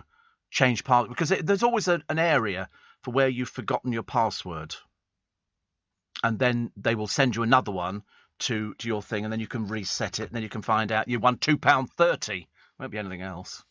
I mean, I don't know if anybody won last night. It was £121 million. I didn't win anything at all. Adam says, my wife loves honey and Marmite on toast. It's a curious mix, but it is lovely. That is a very curious mix. I used to like honey, but I can't have it because it's all sugar, obviously, and not much use for a diabetic, I'm afraid. I know it's a feeble excuse, but I used to love it. But I did have, when I got burnt, I remember telling everybody I had plasters that were impregnated with Manuka honey plasters, and they gave me Manuka honey cream for putting on. It's a great healer. Great healer. Steve says, Joe, I'm a spray painter here in Melbourne. Today I put on my air mask and pulled it down over my face, only to discover there was a huge huntsman spider in there with me. Ooh, no. I don't know anything about huntsman spiders, but they sound disgusting. They're very big, are they? Obviously, I wouldn't. No. Now I'm making myself out to be a bit of a Scrooge. Steve, I love Joe Allen's, and I know you do. Has it moved location again? No, it's only moved the once in its lifetime, as far as I know. And moved from Exeter Street, and it's just literally on the Strand now. Just go past the Strand Palace Hotel on the left-hand side, and first turning, and it's there on the left. Can't miss it. Cannot miss it. Very nice. But you need to book. I think they get so busy now, you can't just turn up. A police chief who devised his force's drug strategy is to face a gross misconduct hearing over claims that he smoked pot. He's an officer in his 60s. He's been suspended on full pay since July of last year, and he earns $136,000 a year. Seems quite good money, doesn't it? But to be honest with you, I never did drugs. Which probably seems a bit... I mean, when I was younger, people did. They will say, if you can remember the 60s, you weren't really there. Because most people went through the 60s. Drugs were rife everywhere, parties and stuff like that. And I never did. I never got into that. I couldn't bear the smell of marijuana. I really couldn't. It smelled like old socks. Used to be a girl at LBC used to smoke herbal cigarettes. And people used to go, what are you smoking? Because people used to think she was smoking something dodgy. But she wasn't. She was just smoking herbal cigarettes. And it just didn't interest me. I thought cocaine is God's way of telling you you're earning too much money. And also, it's a case of it becomes very, very addictive. And then people get themselves into it and they go, oh, it's fantastic. I just take it recreationally at the weekend. And then people go, oh, I've got a meeting on Monday. I need to perk myself up a little bit. So they do that. I've had friends who've taken it. I make no bones about the fact that I've had friends of mine who've become addicted to cocaine and then luckily managed to get themselves off it. Because it is so addictive, and you think to yourself, why do people do it? Is there something missing in your life? The trouble is, I suppose the same could be said about Prosecco, couldn't it? Really, are you addicted to Prosecco? Yes, yeah, or red wine, or chocolate, or anything really. I mean, drugs are just cigarettes, just another form of an addiction, isn't it? Although it is said that you can spot the effects of cigarettes smoke in the brain faster than heroin. But I never understood people that they used to say, oh, have you ever chased the dragon? I said, chased it? I could barely walk to catch it. There's no point in chasing anything at all. Have you seen the Christmas Chronicles with Kurt Russell? No, I have not. And Roger says, with your generous nature, being a philanthropist would suit you fine. Oh, I'd love it. I'd absolutely love it. I would really, really love it. I would be going around giving out £50 notes. Just need to win the lottery first. We can't do it without. We can't do it without. But no, I'd definitely love to be a philanthropist. What you do is you'd invest your money so you had so much to give away each year without touching your absolute fortune. So if you won 121 million or something like that, then you could sort of invest 100 million. And the interest on that, you could go out and look after people. You can imagine. God, I'd be unbearable. Absolutely unbearable. I bet they're going, oh, he's won all that money. Sorry, I had to have a little slurp there of my cup of tea this morning because it's cold out. It's miserable. Steve, Vegemite and celery sandwich is nice, says Shane. Yeah, Vegemite is a bit, we call it, it's like our Marmite. It's not Marmite, it's Vegemite. It's slightly different. But it's an Aussie thing. I mean, you can buy it in this country. And celery's lovely. I imagine the producer hates it because he'll probably think it's a little bit watery and a little bit like cucumber and something like that. You like celery, do you? They say, it has to be different. If I say yes, he says no. If I say no, he says yes. So he goes, I go black, he goes white. I go black, he goes white. I go white, he goes black. You can't win with him, can you? But he doesn't like cucumber. By the end of the programme, we might have changed his mind, ladies and gentlemen. Something to look forward to, isn't it? Lags who give up drugs in prison, if you please, will get luxury items such as TVs and PlayStations under government plans. Because the trouble is, there's so many drugs in prison now, no matter how much they try and get rid of, they fly them in on drones. They fly them up to the windows of the cells, and they just reach through and take the drugs off. They're absolutely rife. People smuggle them in. They smuggle them in. They've been made into paper, into books, and you rip the paper out and the drugs are impregnated. But in fact, ex-addicts will also get better family visiting rights. Some jail bosses will hand out yoga mats.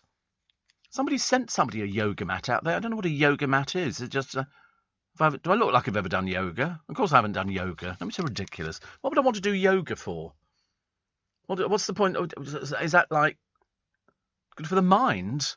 God, that's the last thing I need. And the body, well...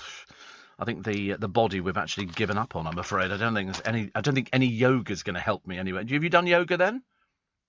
You've done yoga? Of course you would have done. Have you done yoga, Minty? No, you see, Minty's far more sensible than you. She's never done yoga. She doesn't need it. Mind you, looking at the state of you can't have done it. Or if you did, it was on one of those days that the classes were cancelled. Yoga. I was watching the other day, I was looking at the pictures in the paper of Victoria Beckham doing her weightlifting, and I remember thinking, she's still stick thin. I mean, I don't think she needs to do weightlifting. I mean, she doesn't need to build up muscles at all. She seems absolutely perfect the way she is. Jane Moore's column today, talking about the general consensus on Labour Sir Keir Starmer seems to be lovely bloke, but just not sort of strong enough. And Sarah Ferguson, everybody's done this one. It's sort of run for 2 days now. Says she's the most persecuted woman in royal history. She said this with an entirely straight face from the protected warm environs of the vast mansion she shares with her husband Prince Andrew in Windsor's Great Park.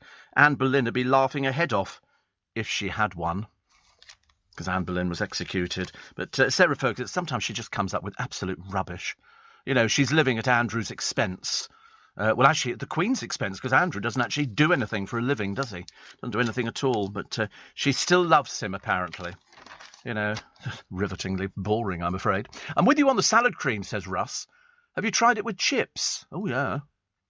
I like Hellmann's Real Mayonnaise. Also had a lovely beef stew last week with dumplings. Well, that's what I think I'm going to have the Boeuf Bourguignon today, and I'm going to have it with little Brussels sprouts.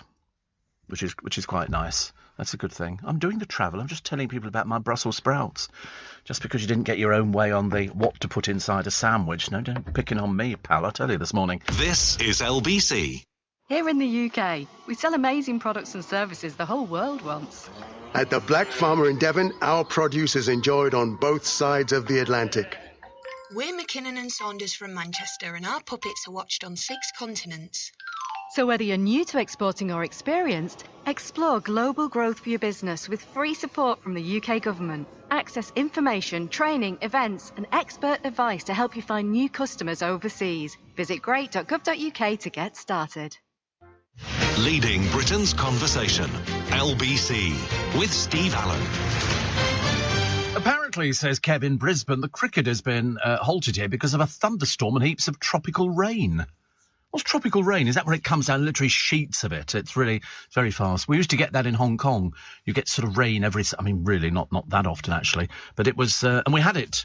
Did we have it? No, we didn't have it in Florida when I was out there. David says cheddar cheese, apple, celery mixed with salad cream, ground black pepper and Lurpak on a crunchy skinned baked potato. Love a baked potato. Love a baked potato. In fact, actually, you've almost got too much stuff on there, haven't you? I mean, you could just have the salad cream and cheese. That's quite nice. They do baked potatoes. I think they're $1.45 in Costco.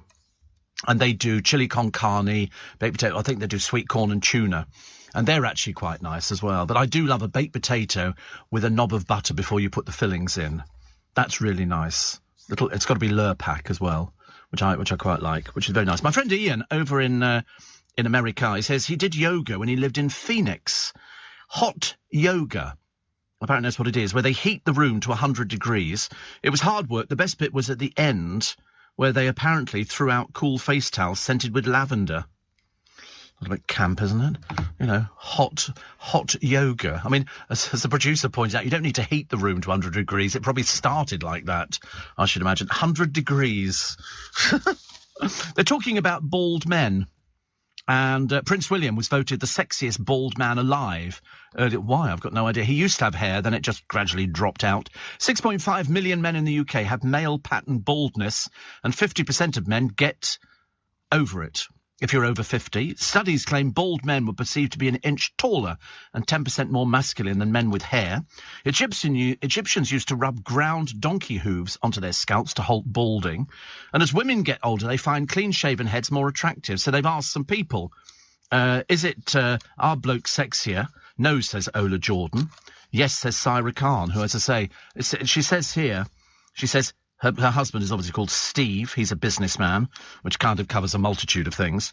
But she says his mates tease him with the nickname Baldy. For me, he's the most masculine look of the groups. And when he walks into a room, I catch other women looking. But ladies, please step aside. This Baldy is all mine. Don't worry, darling. We've seen the pictures. He's all yours. You're right. You stick with him. Didn't she say something rather peculiar some years ago, Syra Khan?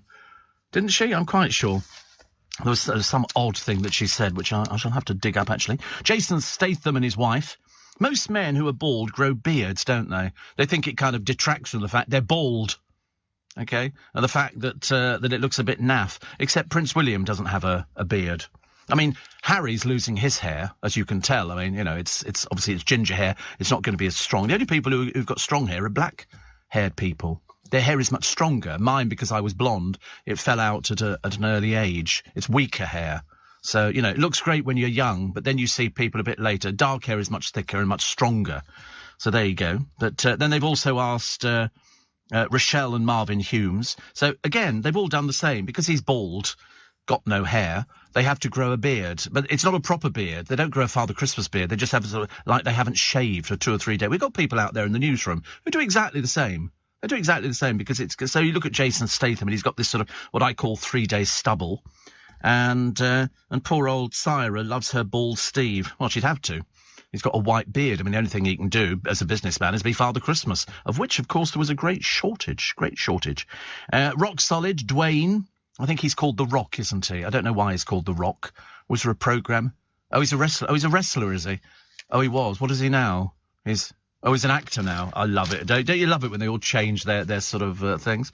Iceman says, I missed the beginning. Where can I take the warm clothes to? Charing Cross Station.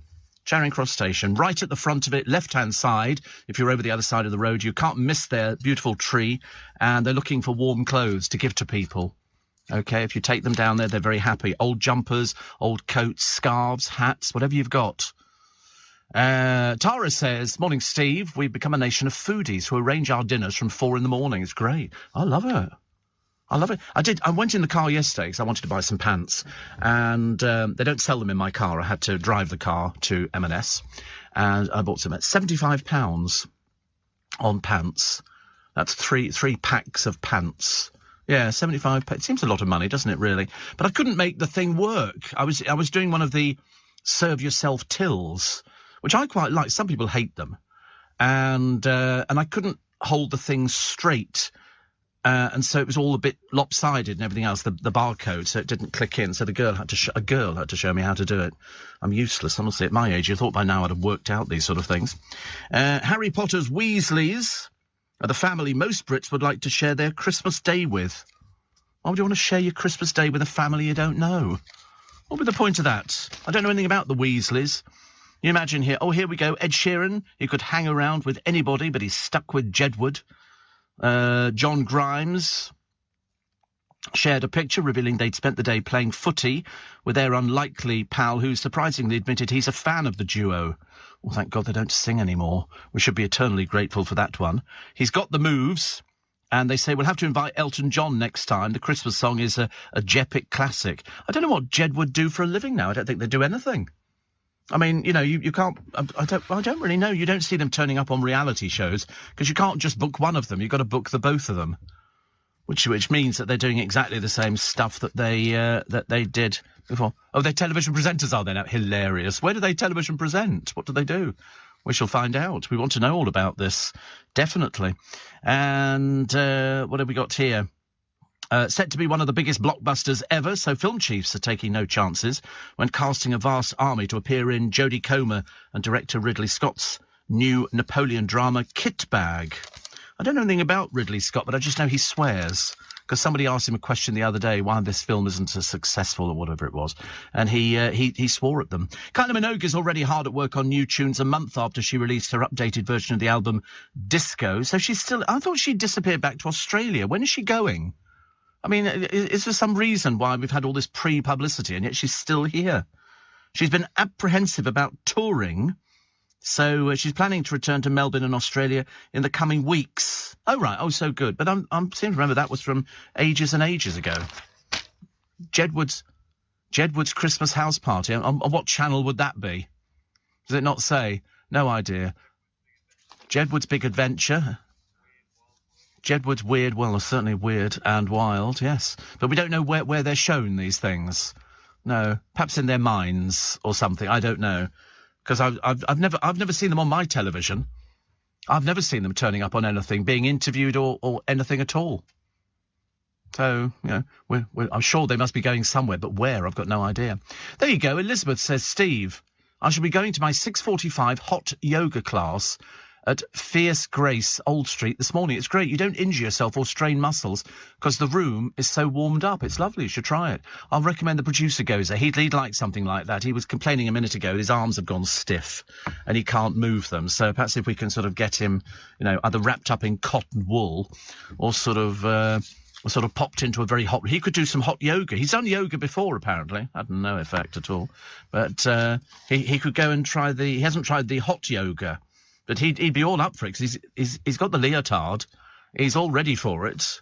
Oh, no, you've got the leotard. Okay, hello, I'm the presenter. We're supposed to know things like that. I looked at your CV before you started working on the programme, and it said Jake possesses a leotard, I mean, what else am I supposed to believe? What have we got here? An architect was suspended after billing a couple for attending a funeral. Can you imagine? He billed them. This item was among invoices totalling £10,000 for fees Justin Davis hadn't told them about. The unnamed couple were converting 4 houses into holiday lets. A £6,377 pound invoice included attendance at a funeral of a neighbour. Davis, of Bristol, harassed the pair for the cash, it was claimed. He denied the allegations, but the Architects Registration Board found him guilty of deplorable conduct. Imagine paying somebody to attend a funeral. I would have thought it was an honour to attend a funeral. You're going there because you're celebrating somebody's life. A former RAF worker got high inhaling fumes whilst painting planes. We always was told about things like that because they're obviously using a special sort of paint, aren't they, so you could get fumes. And Liberty X star, good God, they haven't been around for years, Michelle Heaton has posted pictures of her drug and drink addiction hell alongside a heartbreaking message. This is the one who revealed she'd been on a 3-year booze and cocaine binge, and then she issued a warning to her followers. Well, after 3 years? I mean, we always say to people, don't do drugs. Don't do drink. Do everything in moderation, but definitely not drugs at all. She says this disease does not discriminate. It affects people in poverty. Well, of course they're in poverty. They're spending it on drugs. You need money to buy drugs. You can't do it any other way. But, she grew up and she's talked about it. These people always do things like this, don't they? They do something and then they get addicted. So it's obviously easy to get addicted. That's why I wouldn't ever try it. Because you'd be so worried in case you got addicted by something fairly quickly. And I've got a fairly addictive personality. I mean, cigarettes I took to, like sort of, a duck to water. Loved it. 60 a day, thank you very much indeed. Yeah, I love them. Not now. Wouldn't even dream about it. Wouldn't even dream about it now. Madonna and her tree. It's a very naff tree, actually. A very pokey little flat she's in. And she was goofing around. I mean, she's 63. You can't goof around at 63. It's way too old for that kind of thing. And the most successful Spider-Man ever? Here he is, Tom Holland. Tom Holland, who was on stage in Billy Elliot, one of my favourite musicals. And but he didn't do the live version. But I love the live version, which is out on DVD. Get it if you can. What else have we got? Catherine Tilsley got steamy with Dominic Allburn in an ITV. Honestly, I'm so bored. These people, any little sort of thing that you can sort of hang a story on to. ITV's newest game show is called Walk the Line. Apparently, it turned into a whodunit when more than 100 chocolate mousse went missing backstage. The treats were being chilled for the enjoyment of the contest judges, Gary Barlow and Dawn French. Wow. You didn't eat them, no. I mean, have you ever heard of such a thing? I do like chocolate mousse. Have you had chocolate mousse? They used to do one which was quite a nice one, actually. And, again, I've not had it for donkey's years. They also did an orange mousse at the same time. I think you'd find it in places like Iceland. I don't think you'd be finding it in Marks and Spencer's, but you'd definitely find it in Iceland. Actually, I was at Paul Cooper's shop the other day picking out the tree. Actually, I picked it out the day before. They they fitted the base onto it the other day, and they just had a delivery of mistletoe. Bit of a shortage this year on mistletoe, so the prices will be reflecting that. But they've got the mistletoe, because otherwise you don't get a snog at Christmas. No good pinning somebody in the office to the floor and going, I'm going to snog you, and they're going to go, no, you're not. No, you're not. Not without the mistletoe. But I never understood the mistletoe bit. If anybody sort of, turned up at a Christmas party and started waving it over your head, you'd be making an exit for the door as fast as possible. Who wants to kiss people under the mistletoe? But it's in one of the songs, isn't it? It's in Shakin' Stevens. Snow is falling all around us. Children. It's a good song. Very good song, actually. Very, very good song. Brian May says his wife, Anita Dobson, saved his life when he went on tablets after he'd had heart attacks and things like that. We love Neats. She's very nice indeed. Very good, friendly person with Freddie Mercury. He absolutely adored her. And she was, I'm doing the news. Very pushy this morning, aren't you? Honestly, goodness sake, honestly. I'm going to buy you a whip for New Year's Eve, and then you could just sort of, beat the heck out of us, Steve Allen, tweet at LBC. Morning, nice to have your company. It's a freezing cold London town, but it doesn't matter. I think Christmas makes you feel a bit warm and snuggly inside. I just wish that at the time I finished there'd be somebody selling bratwurst outside, but it never has happened. Never has happened. John says, I haven't had a chocolate mousse, but M&S sells some great chocolate reindeer. Do they really? That sounds quite nice. And Edward says, crispy fried bread with a generous covering of marmalade. Does that sound yummy? It sounds disgusting. And also, I've suddenly realised that's another thing I've had to take out of the diet. Not that it was ever in my diet, but crispy fried bread makes me ill. It really does make me ill. And I had a couple of breakfasts. I went to Squires, the garden centre, and they do sort of 6 pieces for $6.99 or whatever it is. And I had two lots of fried bread because I had a thing about it, and I became quite ill on it. So I've had to take that out of the diet. It is, I know it is nice, but it is just fried bread. That's the clue, isn't it? Richard says, I'm a teacher, Steve, in Tokyo. You're currently keeping me company whilst I'm marking the end-of-term English exam sheets. Or you could do the two things at the same time. You can listen to the radio and you can also mark exam sheets. I should imagine that must be very confusing, mustn't it? You get a little bit sidetracked and things like that. James Buckley, is from the television programme In-Betweeners. He's been crowned the king of personal shout-outs website Cameo. This is where you book a message and you actually pay for it. But wait a minute, his personal messages are available for 43 quid on the site. His business clips are listed at 1,875. And the top 10 shout-outs, Davina De Campo, a drag queen, is at number 10. Never heard of him. Ollie London, a British internet personality and singer. Never heard of him. Never heard of him. I'm having a quick look at... Who's this one? James Buckley. I like James Buckley, actually. I like him. I prefer him without the beard. Miriam Margolyes is just very good. Rebecca Adlington. Ben Fogle. I like Ben Fogle, actually. Alan Fletcher from Neighbours. You'll know him, actually, when you see a picture of him. Dionne Warwick. She's from £197. They're on discount at the moment. Ella Henderson is down. 42 quid you get her for. But country music singer Granger Smith is only £29. Amanda McCants, actress stroke comedian, 15 quid. A little bit embarrassing, isn't it, really? Jonathan and Noodle from TikTok, 75 quid. Jason Manford, only £53. Well, there's a surprise. James Masters, actor from Buffy, 38 quid. Blimey, they're quite cheap. Ralph Little, love Ralph Little. Actor, 38 quid. Bonnie Wright, 150 quid from Harry Potter. I don't even know who she is. Never heard of her. She's who? Jenny Weasley, all right. Bootlegger is also in this list, a football vlogger. James Phelps, the actor Fred Weasley, and Oliver Phelps. Oliver Phelps is much more popular. He's at number 4. James is at number 6. Number 5, John Robbins, comedian. Who's he? John Robbins, a comedian. Does he do a voice of a meerkat or something? I mean, who is he? I don't know. Paul Chuckle, one half of the Chuckle Brothers. I love the way they say that, because there is only one half of the Chuckle Brothers. The other one died. Nosebleed Fitz, who's a TikToker, and James Buckley. Jay Cartwright in the In-Betweeners. I'm glad that's working. I think that's quite a nice Christmas present. But 43 quid he is. I know, do you little... It takes them but seconds to do.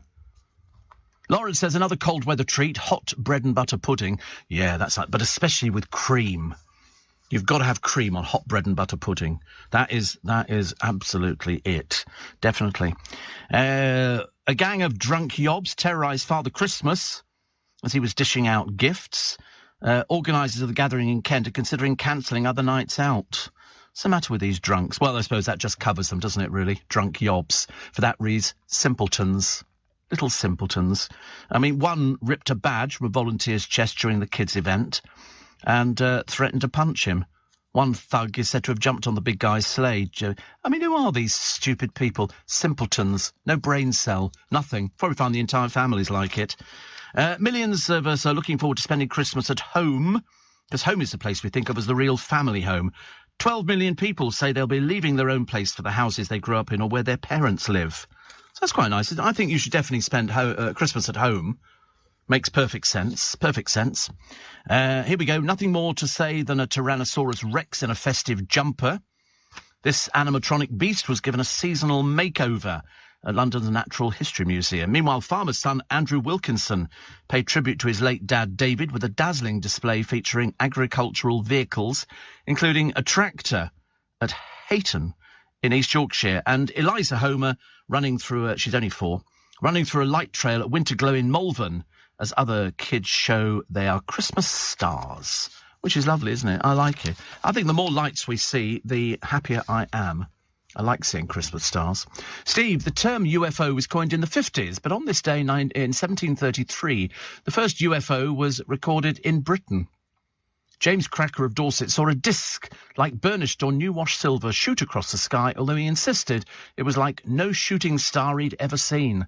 Obviously a drinker, I should imagine. It must have been quite a drinker. Oh, I've just seen my goodness, it came right across the sky. Couldn't believe it. You know, frighten the missus and the horses. That kind of thing. No, I mean, it doesn't exist, does it? How much for a Steve Allen shout-out? Priceless, says Roger. Oh, it's going to be thousands. It's going to be thousands. So rare. So rare. Corrie legend Beverly Callard thinks her on-screen son Simon Gregson will win I'm a Celebrity. I was always told by Bev and loads of other people from there that he's really charming. He's really funny. And so he stands a good chance of winning. He really does. Love Island winner Millie Court. Anybody? You've heard? Oh, blimey. It's the first one we've heard of in ages. But she ignores social media trolls because all it does is affect how you're feeling.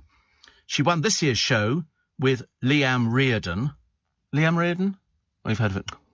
Heard of both of those ones. Just that kind of thing. But she says it's tempting to read through all of your private messages, but that's where you get the comments. You know it's bad, but you just want to have a look and you shouldn't. No, you should never do it. You should just delete. Just delete. If you get a text, I mean, you know, we have a system here. I don't read any text. They read them all next door, the boys and girls, you know. Mr. Cucumber reads them, and he'll sort of decide, you know, which ones to put through to me. The rest of them I never see.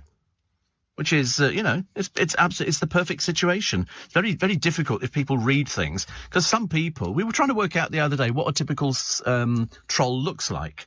You know, somebody who sort of will write to people that they don't know, you know, naming them as all sorts of things. I mean, who was it? Was it J.K. Rowling? She said she'd had more death threats than anybody else. She could wallpaper hall, stairs and landing with the amount of death threats.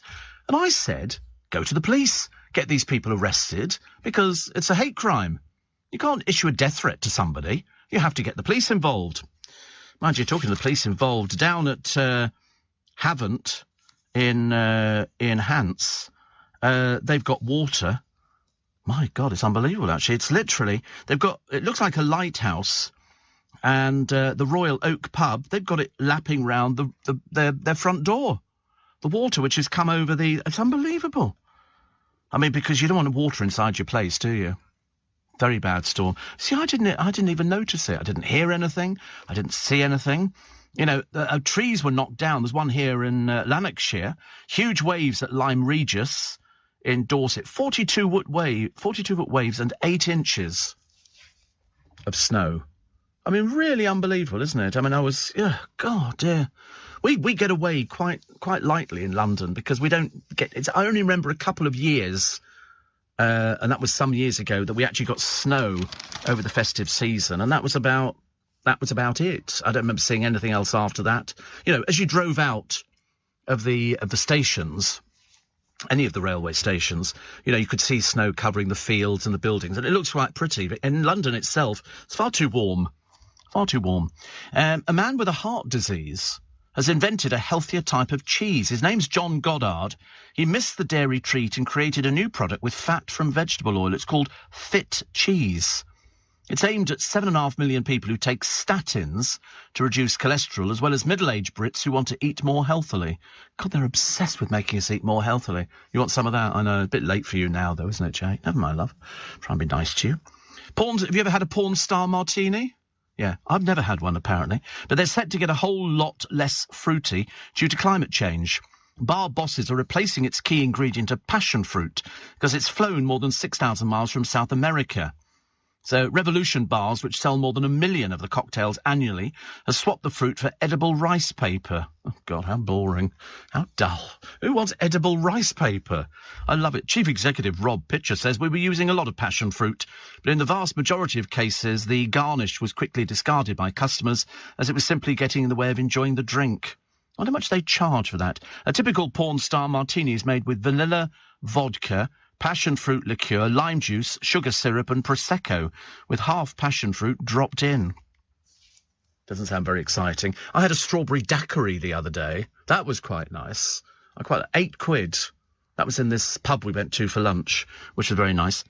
And so I thought it was quite cheap, because normally if you go to a few of the bars in London, you're looking at 12 to 15 quid for a cocktail. And when you consider how piddling amount of alcohol there is in the thing, you're paying for, you know, the chilled glass, and it's just basically ice, isn't it? Although actually we used to go to this one place, which is just off the Strand, and they chill all their glasses. So you actually get an ice cold glass. But again, there's no alcohol in these things. I mean, I could drink 4 of them and still be standing upright. Sort of. No, I mean, I'm always very good with that. The bar business was using 500 passion fruit a year, costing 130,000 quid and causing more than 100 tonnes of emission. Oh, it's just an excuse, isn't it, not to spend money on a passion fruit? Steve Allen on LBC. Text 84850. Steve, says John, the Western Shore in Southampton absolutely flooded today. The storm battered us. I've looked at pictures. Quite frightening. Jasmine said, aren't you doing the Christmas poem on your show this year? I don't know, actually. I haven't quite decided. And Steve, pornos, she had any of these cocktails without realising just how lovely they are. But there's no booze in the blooming things.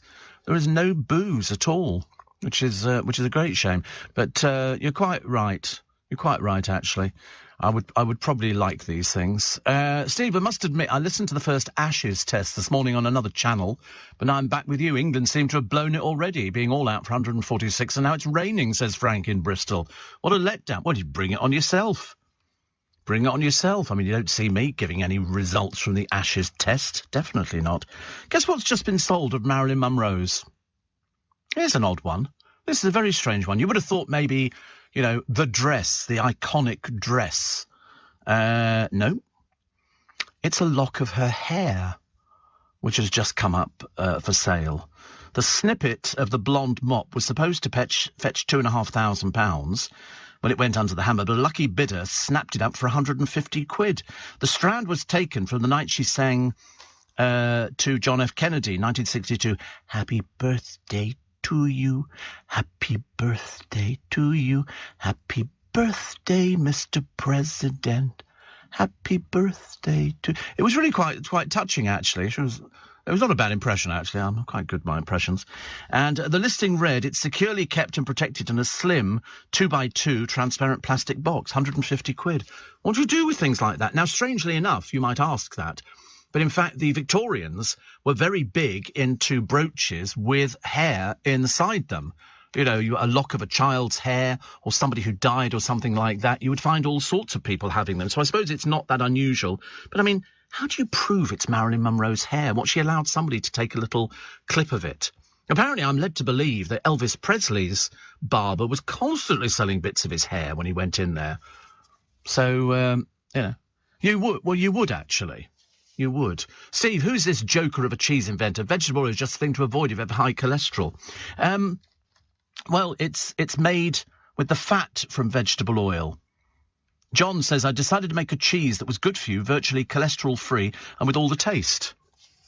So that's what I can merely pass on the story. I've got no idea, actually, how these things work. Tony Hadley from Spandau Ballet went along to the star-studded Christmas lunch. This was the Trick Awards. As I say, this was the one that had Lorraine Kelly. She likes a bit of a bevy. After she's finished working early in the morning, you can then go to things. And, of course, not all her shows are live, are they? I think some of them are live. It's like Loose Women. One of them's pre-rect, I think. I lose track of all these things because, you know, you can't tell the difference. It wouldn't make any difference to anybody whether they were live or not. It's just if something happens, you can't sort of actually get round to doing it. Rebecca Ferguson has announced her retirement from music. And what have we got? Saweetie. Is that how you pronounce it? Saweetie, thank you. Who delivered an eye fall at the Jingle Ball. The redhead looked every inch the star as she stepped on stage in St. Paul's, Minnesota. Okay, very nice. And here we go. Singing with Celine Dion is one of Anastasia's career highlights. I think Celine Dion's got an amazing voice. Absolutely amazing voice. Philip Schofield flummoxed Matt Coco Hancock by asking if he broke distancing rules because of his dyslexia. Poor old Philip Schofield, honestly. So then people go, oh, it's terrible. Dawn Neeson's column today talking about the Ginger Whinger, who has advised those who don't like their jobs to quit for mental health reasons. Of course, very easy to say, writes Dawn, from a £12 million California mansion with 30 million quid of daddy's money in your bank account. But for those who have to pay bills, feed kids and keep a roof over their head, it's not such an easy option. I'd say he's not very good at reading The Room, but as he and the failed soap actress rattle around a gaff with 9 bedrooms and 16 bathrooms, he probably wouldn't know which one to choose. See, the Americans are obsessed with bathrooms. 16 bathrooms. There's only 2 of them in there. 16 bathrooms. And what do you do? I mean, would you rotate? I don't know if you'd rotate and go, oh, the shower's much better in this one than it was the other one. But it's interesting. Greg Wallace has revealed he starts boozing at 6:30 a.m. on Christmas Day. Dawn says, what on earth takes him so long? I don't know. Got no idea.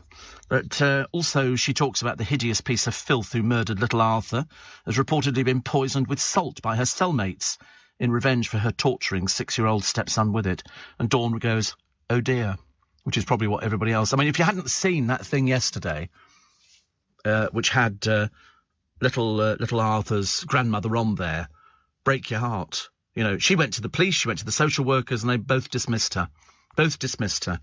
And meanwhile, that little boy was suffering. But as she said, and I'll repeat it again, she said, I'm religious, I'm Catholic. She said, and I like to believe that the good Lord took him to stop his suffering. I should imagine it was a blessed relief. But, he won't say anything. He's not going to have children. He's not going to get married. He's not going to do anything at all because of these 2 pieces of pond life. Dreadful. Another one here. Scientists in China claim to have discovered a way to boost our lives by up to 10%. It's something to do with grapes and zombie cells. No idea, but at this time of year, the only thing to do with grapes is to have them squished into wine. Well, perhaps that's it. Drink as much wine as you want, according to the Chinese. I don't know what zombie cells are. The zombie bit follows the following morning, I should imagine, after you've had sort of loads of wine. And I've not drunk a glass of wine for ages. Tara says your impressions of Marilyn Monroe are both scarily good. It was that happy birthday to you. She comes from nowhere because she misses the cue. When you watch it on YouTube, you'll see her there, and they go, ladies and gentlemen, it's Marilyn Monroe. Then nothing happens, and somebody obviously goes to her, you're on. And so she comes on stage and sings her song, because they apparently had a fling. But I think she had a fling with quite a number of people. Captain Sir Tom Moore's daughter hopes to start an annual fundraiser aimed at empowering older people. Yes, that's a good idea.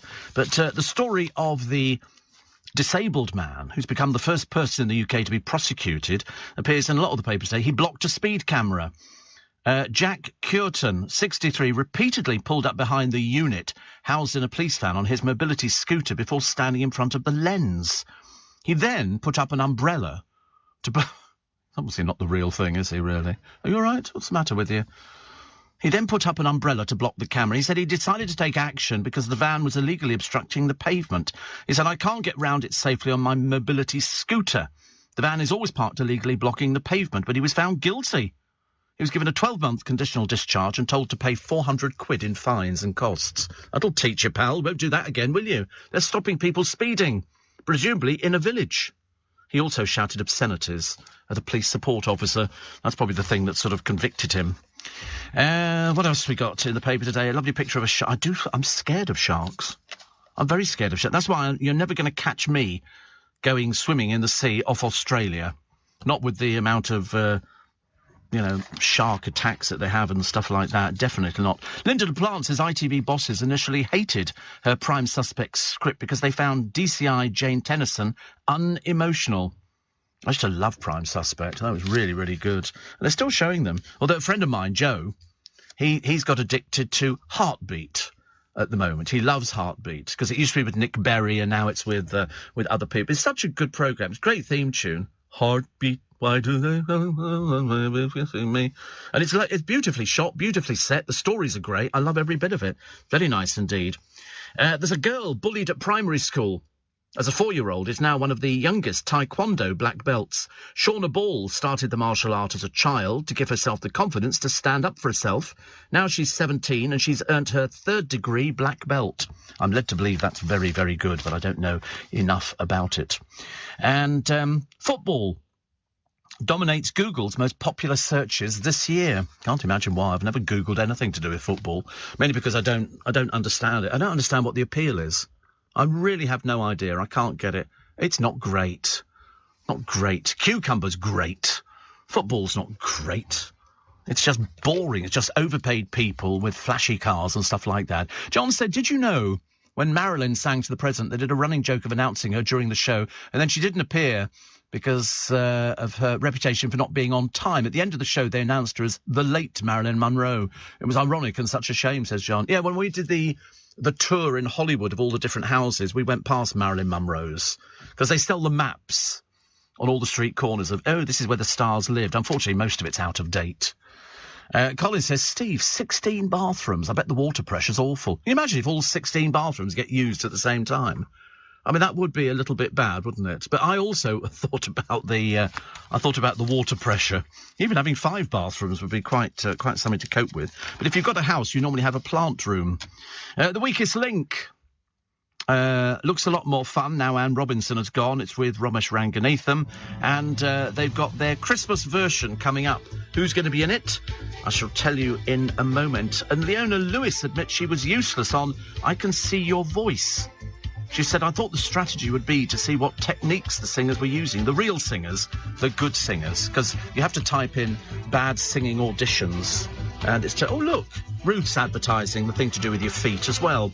If you've got heavy legs and puffy feet, there you go, that's you. You can get one of these things, because between her and Eamon, I'm surprised they're actually able to move at all, because they spend most of their time sitting on the settee. She said, well, I was thrilled to see how this helped Eamon. Oh, so nice. So now she's advertising them as well. That's sweet. This is LBC from Global, leading Britain's conversation with Steve Allen.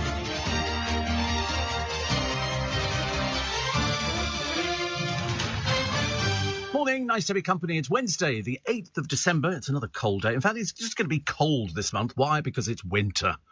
And that's what happens in the winter. It gets cold and it's a bit blustery yesterday. My God, I tell you, when you looked at the pictures in the papers and you hear some of the stories coming back from areas of the country, which you thought, oh, that'll be quite calm. I must have missed this. It must have bypassed me. Darren Adams was saying earlier on about he could hear this storm raging, and I thought, well, blimey, I didn't hear anything at all.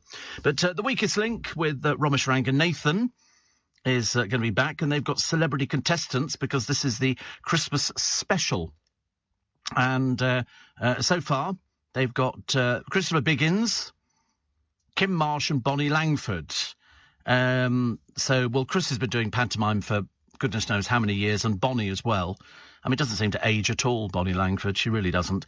And so I want to see who the other ones are. This is on December the 23rd. See, I watch all these things, mainly because I like to see who the celebrities are, because if they're looking for people on the Weakest Link, they need quite a number of, about 10 people, you know, and so you've got to find 10 famous people. So it's been filmed already.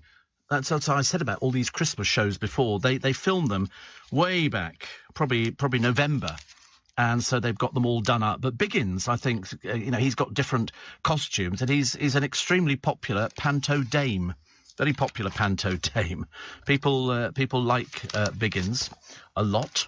Other stories which are in the papers for today. Can you believe anything politicians tell you? I can't believe anything at all. 4 days after a lockdown Christmas party at Number 10 shows Allegra Stratton, then the Prime Minister's spokeswoman, joking about the event. She answered mock questions in rehearsals for media briefings. You've been framed, they say. You just can't believe anybody, can you? They just come up with excuses. And I'm not sure if they were like that before they became politicians, or if once you become a politician, there's a new book which comes out. Oh, here we are. We found the Chase Celebrity Christmas Special. So you've got Leslie Joseph, Judge Jules. Who's Judge Jules? Never heard of that one. Jenny Faulkner, we know, and Patrick Kilty. So the Chasers, of course, Anne Hegarty, Dara Ennis, Mark Labette, who's lost another load of weight, hasn't he? Jenny Ryan, Paul Sinner and Sean Wallace. But Leslie Joseph, if anyone knew who Judge Jules was, doesn't help, does it really? It'll be some DJ that we've never heard of or something. He is a DJ. Oh, there you go. You learn something new. Obviously desperate for the attention. And Patrick Kilty. That'll be an interesting one. Johnny Colchester says, I agree about football. When it's on, I video it so I can miss it more than once.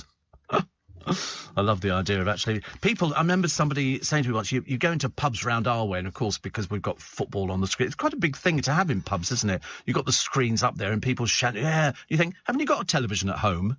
What's the point of going out to a pub and standing there with a load of people you don't want to be standing next to, if they were the last people on the island?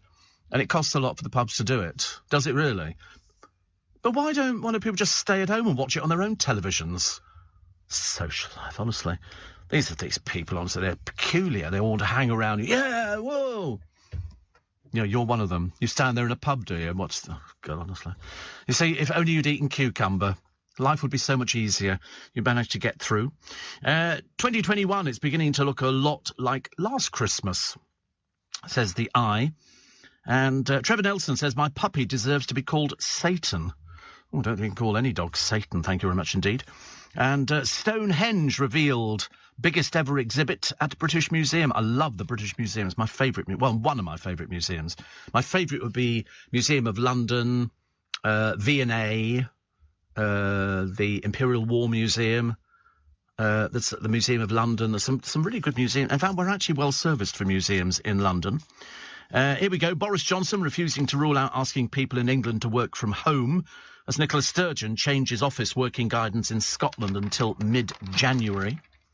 The Guardian talking about Steven Spielberg. I can't wait to see West Side Story.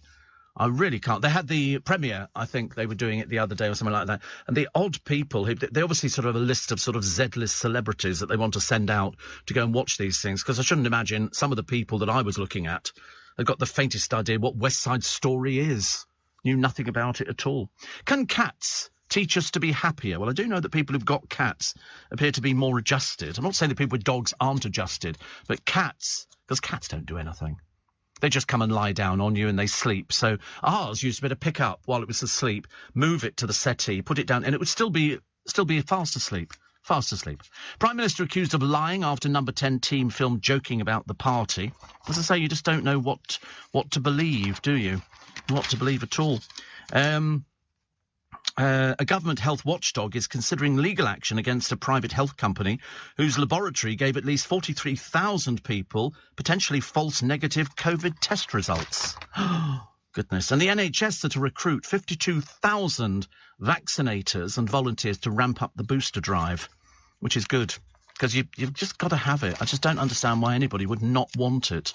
There's no explanation apart from, stuff that they've read on the internet, which is basically inaccuracies. Have it, and then if you do manage to get COVID, and I wouldn't wish it on anybody at all, at least you stand a better chance of surviving. Much better chance of surviving. Head of the Foreign Office says he regrets holiday during the Afghan crisis. And Paul Penfarthing near his home in Exeter, 3 of the dogs he rescued from the streets of Kabul. Oh, I do like dogs, actually. I think if I had a big place, I'd have lots of dogs. Just different breeds. Different breeds. I think Linda LaPlante who had lots of dogs? One of those people who wrote these sort of books, again, had all these, I think lived on a farm, so it can't be Linda LaPlante. I don't think she lives on a farm. But there's somebody else who became very friendly, I think, with Paul McCartney and Linda McCartney when she was with us. And had loads and loads of animals. In fact, almost too many animals. But I don't think you can ever have too many. I just quite like the idea. It's like watching that guy on the television, the American bloke, who looks after animals and then trains, dogs who've sort of lost their way and need to be retrained again. Tara says, I'm glad that Romesh is doing The Weakest Link. I love him. Have you interviewed him? Yep, I've interviewed Romesh, yeah. We've done everybody. He was...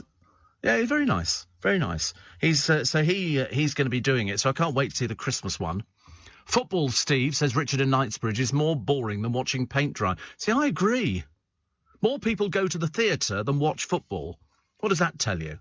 I mean, I've never even seen a rugby game. I've played rugby when I was at school, and I played football. I didn't know what I was doing. And I played cricket and I played hockey. Because you had to. You didn't have any choice at school. You couldn't opt out unless you did a note from your mother. But it looked a bit daft, didn't it, really? The only giant panda in the UK will remain in Scotland for another 2 years. Because, people rent them. They rent them. And so the Chinese have given permission to extend their stay. Yang Guang and Tian Tian arrived at the Royal Zoological Society. They were loaned. I forget how much they have to pay. It's an awful lot of money to rent these pandas. It was a 10-year deal with the China Wildlife Conservation, but they'll now return at the end of 2023. So they'll be there for 2 more years. And they shell out, it's about $1 million a year to rent just one.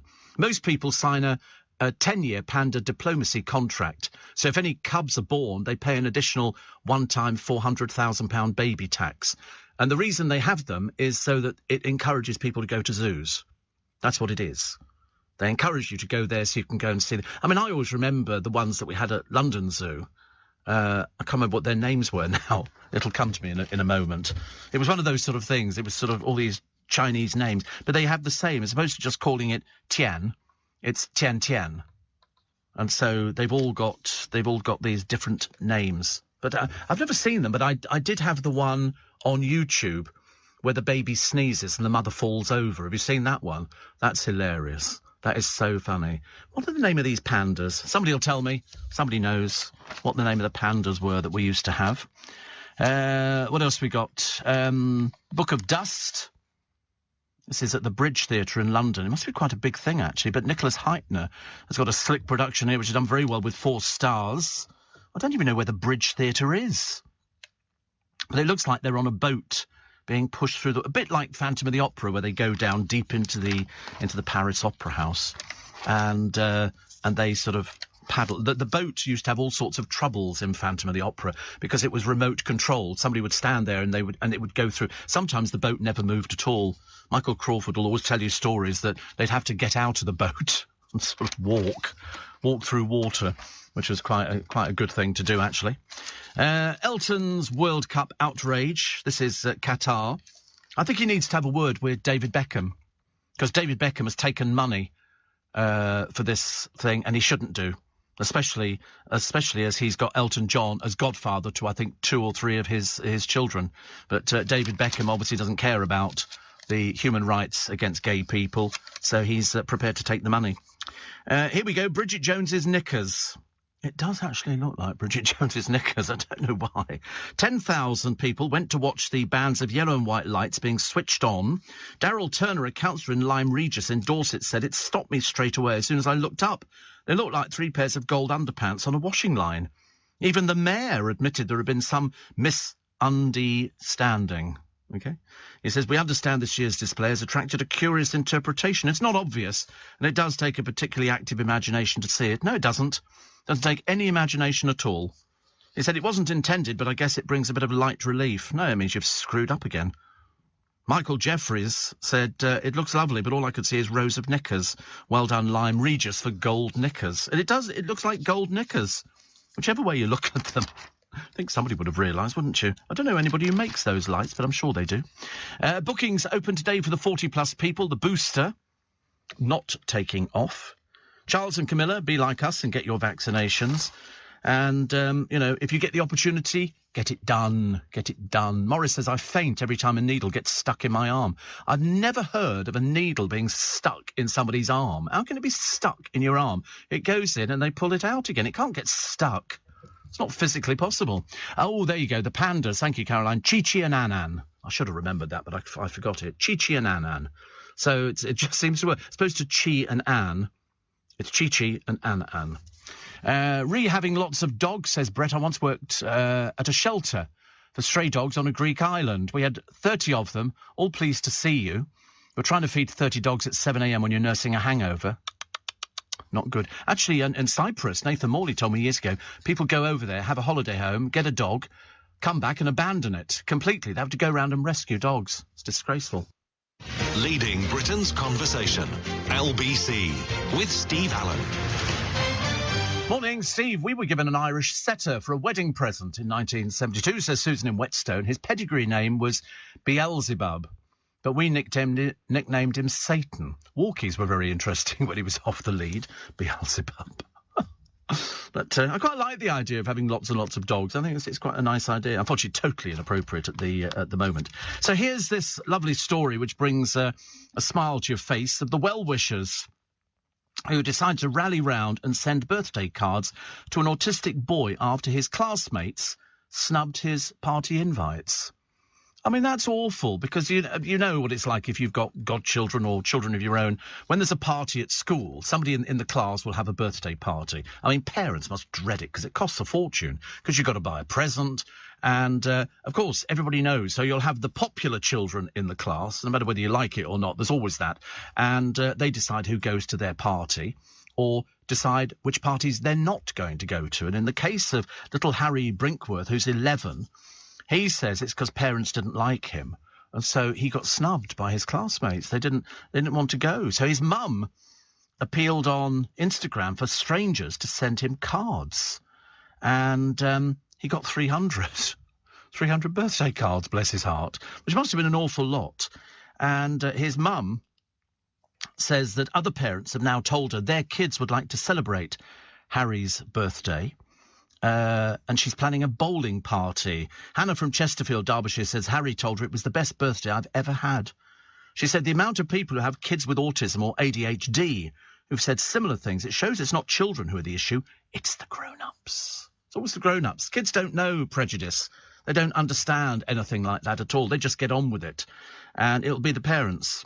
You know, they don't understand what autism is, so no, you don't want to go to that party, no. But at least he got 300 cards, and he was crying when he got rejected. I remember seeing that in America. They had some boy who was snubbed at his class, I think because he was also autistic. And one of his favourite... what do they play over there? They don't... Not rounders. Baseball. Rounders. I'm so sorry. But they play baseball. And one of the top players in his area came down, saw him sitting all by himself in the school hall and went and sat down with him and had lunch. All his mates were so jealous. But they were the ones who'd snubbed him. You know, because he was different. That's the problem, isn't it? You know, as they said years and years ago, you know, everybody's different. Every single person is different. No two people are the same unless you're a twin. But the majority of people are different. Some people have got black hair. Some people have got brown hair. Some people have got freckles. Some people have got red hair. Some people have got sticky out ears. Some people are fat. Some people are thin. Everybody's different. We're all different. We're as different as our fingerprints. And I've often wondered about that, actually, just how different your fingerprints are. But you can't duplicate them, and you just do a fingerprint now. It's very clever, isn't it, really? Anyway, a pensioner died yesterday as Britain was battered by these winds. Storm Barra brought snow, rain, giant waves and more power cuts. In Havant, as I say, the Royal Oak pub was flooded, and you could see the water. It just comes from nowhere. Comes from nowhere. In Bristol, cars were splashing through soaked roads. I love it when people... My favourite was... I shouldn't be able to say this, but down in Richmond, people park next to a pub, but it's on a slipway, and the Thames is tidal. And there are signs up which says the Thames is tidal, and at certain times of the year, the water, because it's come from up north, makes the Thames rise, and cars that are parked on this slipway get flooded. And they've had to put up flashing lights and everything else, but still people who are too mean or tight to buy a parking ticket decide to park there. So the people in the pub have great fun, you know, watching these cars, and the water comes up halfway up the doors. So but by that time, the water has flooded inside the car, and you've got to wait for it to go down again. But it does say the River Thames is tidal. I mean, people should know, you know, it's tidal, but that's the entertainment down in Richmond sometimes, to watch people trying to get away with, you know, buying sort of £5 to park your car for a few hours to go shopping, which is a shame, because there's always things to do. But it's where you park the car. And people do say, listen, it's tidal, it's highly likely to come up, so be very, very careful. Very careful. Another one here. Gym gear is a dream come true after a tumour battle. This is Darshan McGregor. He came through gruelling treatment for a brain tumour, and a call from Bear Grylls was the icing on the cake for this 14-year-old.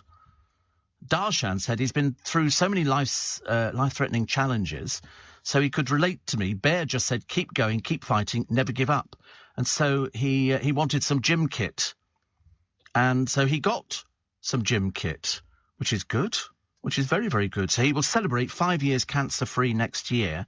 The maths whiz who hopes to become an architect says, I'm trying to focus on making sure I say nice and healthy. Well done to you. Fancy wanting to be an architect? I've never heard of that. You know, most people want to be train drivers or, you know, aircraft. Yeah, people want to be a train driver. Yeah, you do. Loads of people want to be train drivers. I wanted to be a train driver when I was younger. Fireman. Well, we've got fireman. You're never going to get to be a fireman. They wouldn't want you. You don't have cucumber. Firemen all eat cucumber. That's what they do. It's the staple diet for firemen, cucumber. But no, train drivers. Have you seen how much train drivers earn nowadays? Good heavens above. I see them walking along the Waterloo platforms, because I'm quite interested in things like that. I've often thought it can't be that difficult to move a handle, can it? And then when you see a red light, you sort of move the handle so it makes the train stop. Because sometimes they go very fast. Very fast. Paul says, my late father's car had that experience in Richmond in the 1960s. Laughs all round. I know we shouldn't do really, but it does provide entertainment for people when you watch somebody's car. And I had it once myself. I mean, I was only observing. I didn't have my car parked down in Twickenham, where the water comes up quite high and used to go up Water Lane, called Water Lane quite appropriately. And they've got a thing on the wall which shows you where the water came to many, many years ago. And it comes up quite high. And if people are still parked there, they can't get back to their cars, because if they open the door, the water floods in and the car's ruined. So they just have to wait till it goes down. But that's the same if you live on Eel Pie Island. You have to wear Wellingtons and get across to the bridge, but it's you know, quite high, the water, quite high. Comic John Culshaw impersonated, he does a very good Donald Trump. And a horse racing commentator whilst hosting the afternoon's raffle. At the Trick Awards, he also imitated Boris Johnson and pretended to get inside the PM's head when he first saw pictures of the Health Secretary Matt Hancock snogging an aide in Whitehall earlier this year. He's very good, John Culshaw. He's very good. It's almost uncanny. Almost uncanny. Strictly's star, not seen her son for over 2 years. Who would this be? This is Shirley Ballas. She's desperate to embrace her only child. He's US-based Mark Ballas, as the pandemic has kept them apart. Singer and actor Mark, who's performed on Broadway, has stage commitments in Los Angeles, while Shirley's been busy in the UK. I like her, actually. And when asked what she's hoping for this Christmas, the acclaimed ballroom dancer says, "To be with those I love is enough. I'm still grateful to have my mum at 84. Shirley's in Tunbridge Wells as the Wicked Queen in Snow White and the Seven Dwarfs. Go see a pantomime. Go see a pantomime. There's loads of good pantomimes. Not cheap. Not cheap. They're trying to recoup an awful lot of the money that they lost during the pandemic, where people were trying to do theatre shows socially distancing, and it was really difficult. People suffered a lot, and all the people in the theatre suffered because they were sort of laid off, and some were furloughed and some weren't furloughed. So it'll be Bolney, not Bolly, this Christmas. It's Fizz the season to buy UK wine. Mark Driver from Sussex Wineries includes Ridgeview from 30 quid a bottle, Bolney 28, and Whiston Estates at 29.50. Because he is among the UK's producers. They struggle to get their bubbly shipped over there. Mark said it's a great opportunity for English wines to show the wider public that they can more than compete with more illustrious and more established foreign competition. Seems an awful lot of money, doesn't it? Seems an awful lot of money to me. I don't know what you should pay for a bottle of wine. I always used to think 15 quid was about maximum. You know, I can't, I wouldn't... Would you spend 15 quid on a bottle? Would you really? Oh, right. Oh, you're a snob. Okay. Still doesn't eat the cucumber, though. Apparently, homegrown bubbly might leave more cash in your pocket, with non-vintage French Moet at £38 and Bollinger at £45. I quite like that. I'd like to get... I had a fantasy the other night. Oh, no, I can't tell you. Yes, I can. And I dreamt, actually, because every morning we come in and we always go down St James's, which is, it's got Berry Brothers and Rudd down there, and they're, like, superior. You know, if you want a wine cellar, they'll build you one for 150,000 quid or whatever you want. And I thought, you know, to go in there and buy bottles of champagne for people at Christmas, but say to them, listen, I'm looking for a really, really super champagne, about 1,000 quid a bottle. Can you imagine spending... I'd be frightened to drink it, but I can't tell the difference. I really can't.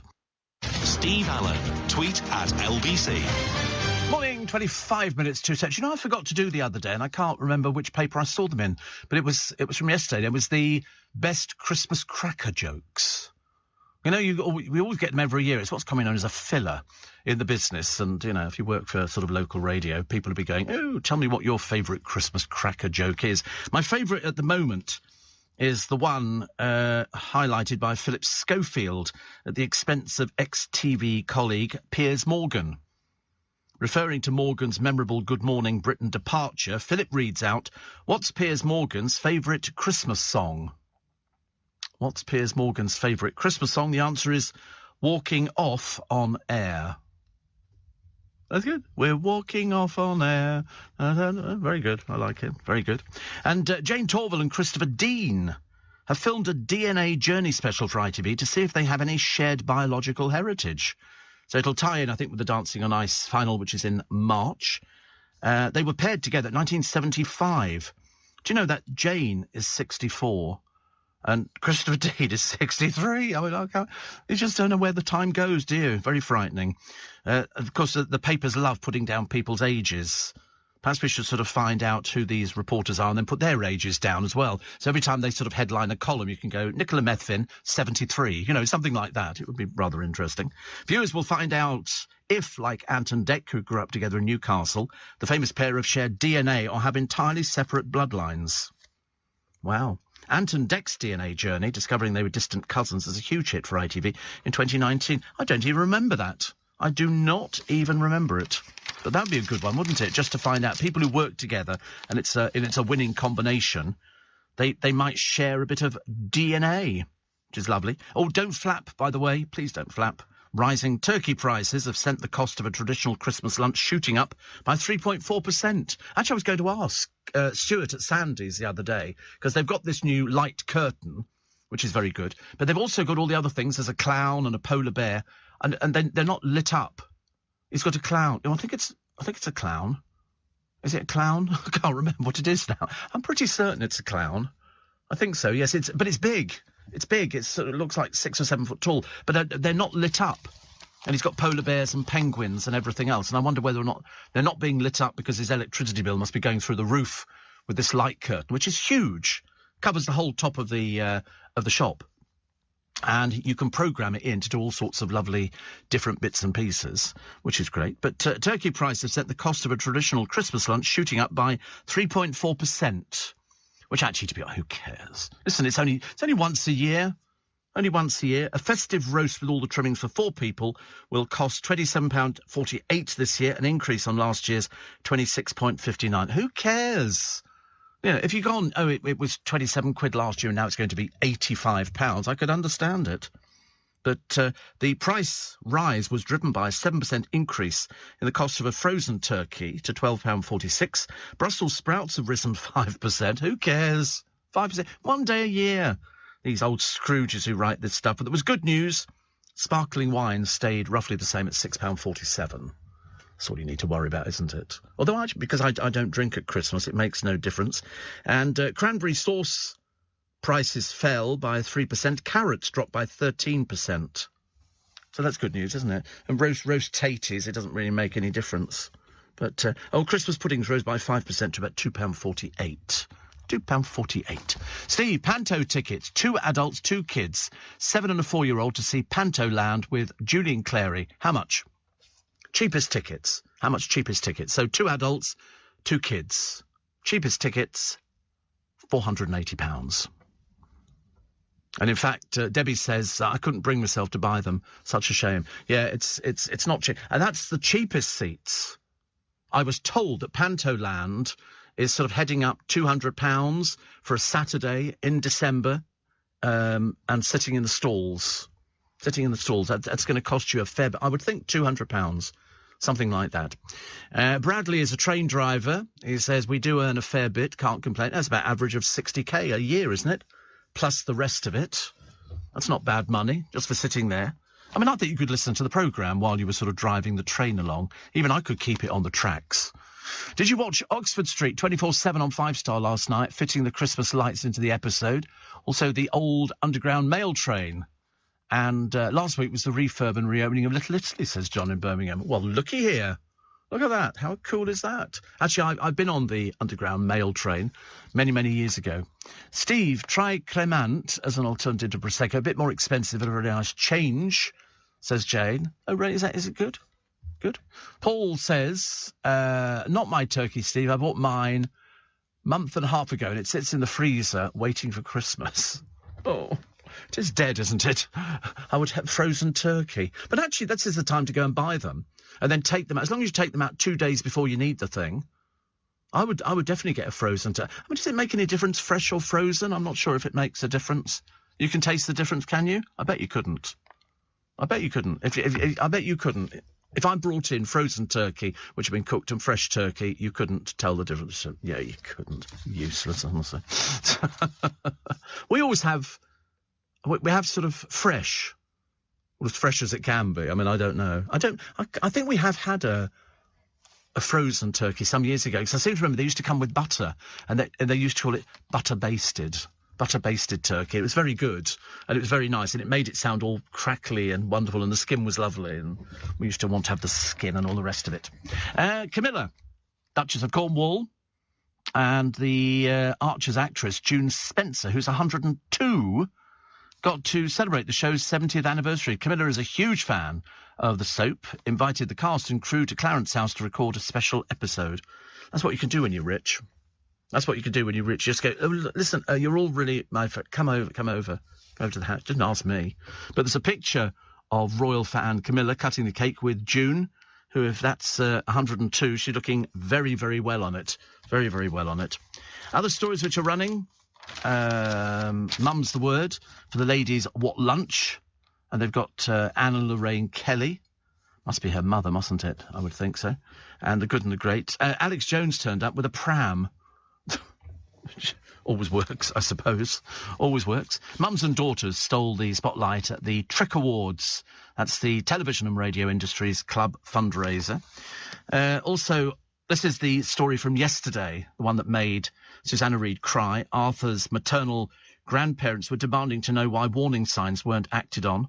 Peter Halcrow said concerns were raised by Arthur's paternal grandparents, who the little lad had stayed with before being handed back to his dad, Thomas Hughes, and Thomas's girlfriend, Emma Tustin.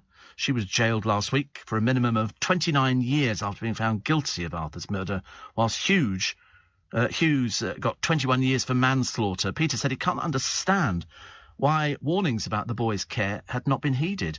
He said Arthur had been well looked after by his paternal grandparents. He said they issued warnings which were ignored. I mean, at one point they kept saying there's bruises on his body. And I went, no, it's nothing to do with that. It's just, because he would have said something. Ridiculous, isn't it? Madeline said, I'm very angry with the agencies because somewhere along the line communication hasn't been passed along. The problem is they're woefully undermanned. They don't have enough people to actually look after all the children who are at risk. Bradley says, we could arrange for you to drive a train if you so wish. Oh, God, can you imagine? Actually, every time, it's funny you should say that, because I was just thinking about the film The Titfield Thunderbolt, where they actually drive this train, but they drive it off tracks, because it's an old Ealing comedy film. And it's a story of a train, and they're thinking of axing it and putting in coaches to do it. And they go, no, we want the Titfield Thunderbolt. And it's the story of how they managed to get that working, and the coaches got left far behind. I would be... Actually, I don't know whether I'd be on a coach or not. The old coaches that they used in the film The Titfield Thunderbolt were almost identical to the coaches that used to take us to school in the early days. You'd have a coach. Always remember, moquette seats, a bit like the Underground, but we had it on these old coaches, and that used to pick us up at the end of our road and take us into... It'd just be me standing there, come rain or shine. I mean, none of this, your parents get the car out. None of that. I mean, nowadays it's completely different. Completely different. Where sort of, parents get the car out and some poor little child is sitting on the back seat like, Sparko, completely out for the count. Whereas, in fact, getting out there and getting a bit of healthy air in your lungs, that's the way forward. I think I might do a gym session today. No, change my mind again. There you go. Well, that was quick, wasn't it? No point in trying to imagine. Fans of Danny Menzies. I don't know who she is, but I have a feeling she's the one who's in The Place in the Sun. This is where they get... She's new, I think. She's new because she's on there, but she seems to sort of garner publicity. But she's doing a one-voice concert. I believe. Whether she's singing, I've got no idea. At St Martin in the Fields, just down the road from here. Lovely. Very nice indeed. Steve Allen on LBC. Text 84850. Mick in Uxbridge says, morning, Steve. We went to the Palladium, 40 quid each in the Dress Circle, bought last weekend. Yesterday they were advertising on the day £25 in the Dress Circle, which we tried to get for my father-in-law, but he was on the golf course and missed out. I don't understand golf either, so there you go. But however, the Blackburn Empire Theatre, whoopee, sent me a thing saying a family of 4 for Panto at the Blackburn Empire for Dick Whittington, 48 quid. For 2.5 hours of non-stop fun, laughs, music and dance. Get me up the theatre poster for the Blackburn Empire Theatre. Let's tell you, starring in Dick Whittington there. £48 for a family of 4. I mean, that's about the best value you're just going to get, actually. 48, blimey, I've never heard of anything like that before, but it's very good. But we're going to find out. We want to know what their poster looks like for Dick Whittington. Wait a minute. Dick Whittington is Cat. This is how wonderful. And because they had last year, they had Aladdin. So they've got a wicked King Rat, Fairy Bow Bells, and Dick Whittington is Cat. But we don't know who they are. But you can book seats. God, they've got loads of things going on here. Roy Chubby Brown, that'll be a little bit. Make sure you book for the right one. Don't want to go to the wrong one. Can you imagine? But Monday afternoon variety shows as well. They have. Cool, looks 48 quid for 4 people. That's not bad. And I bet they do things that light up.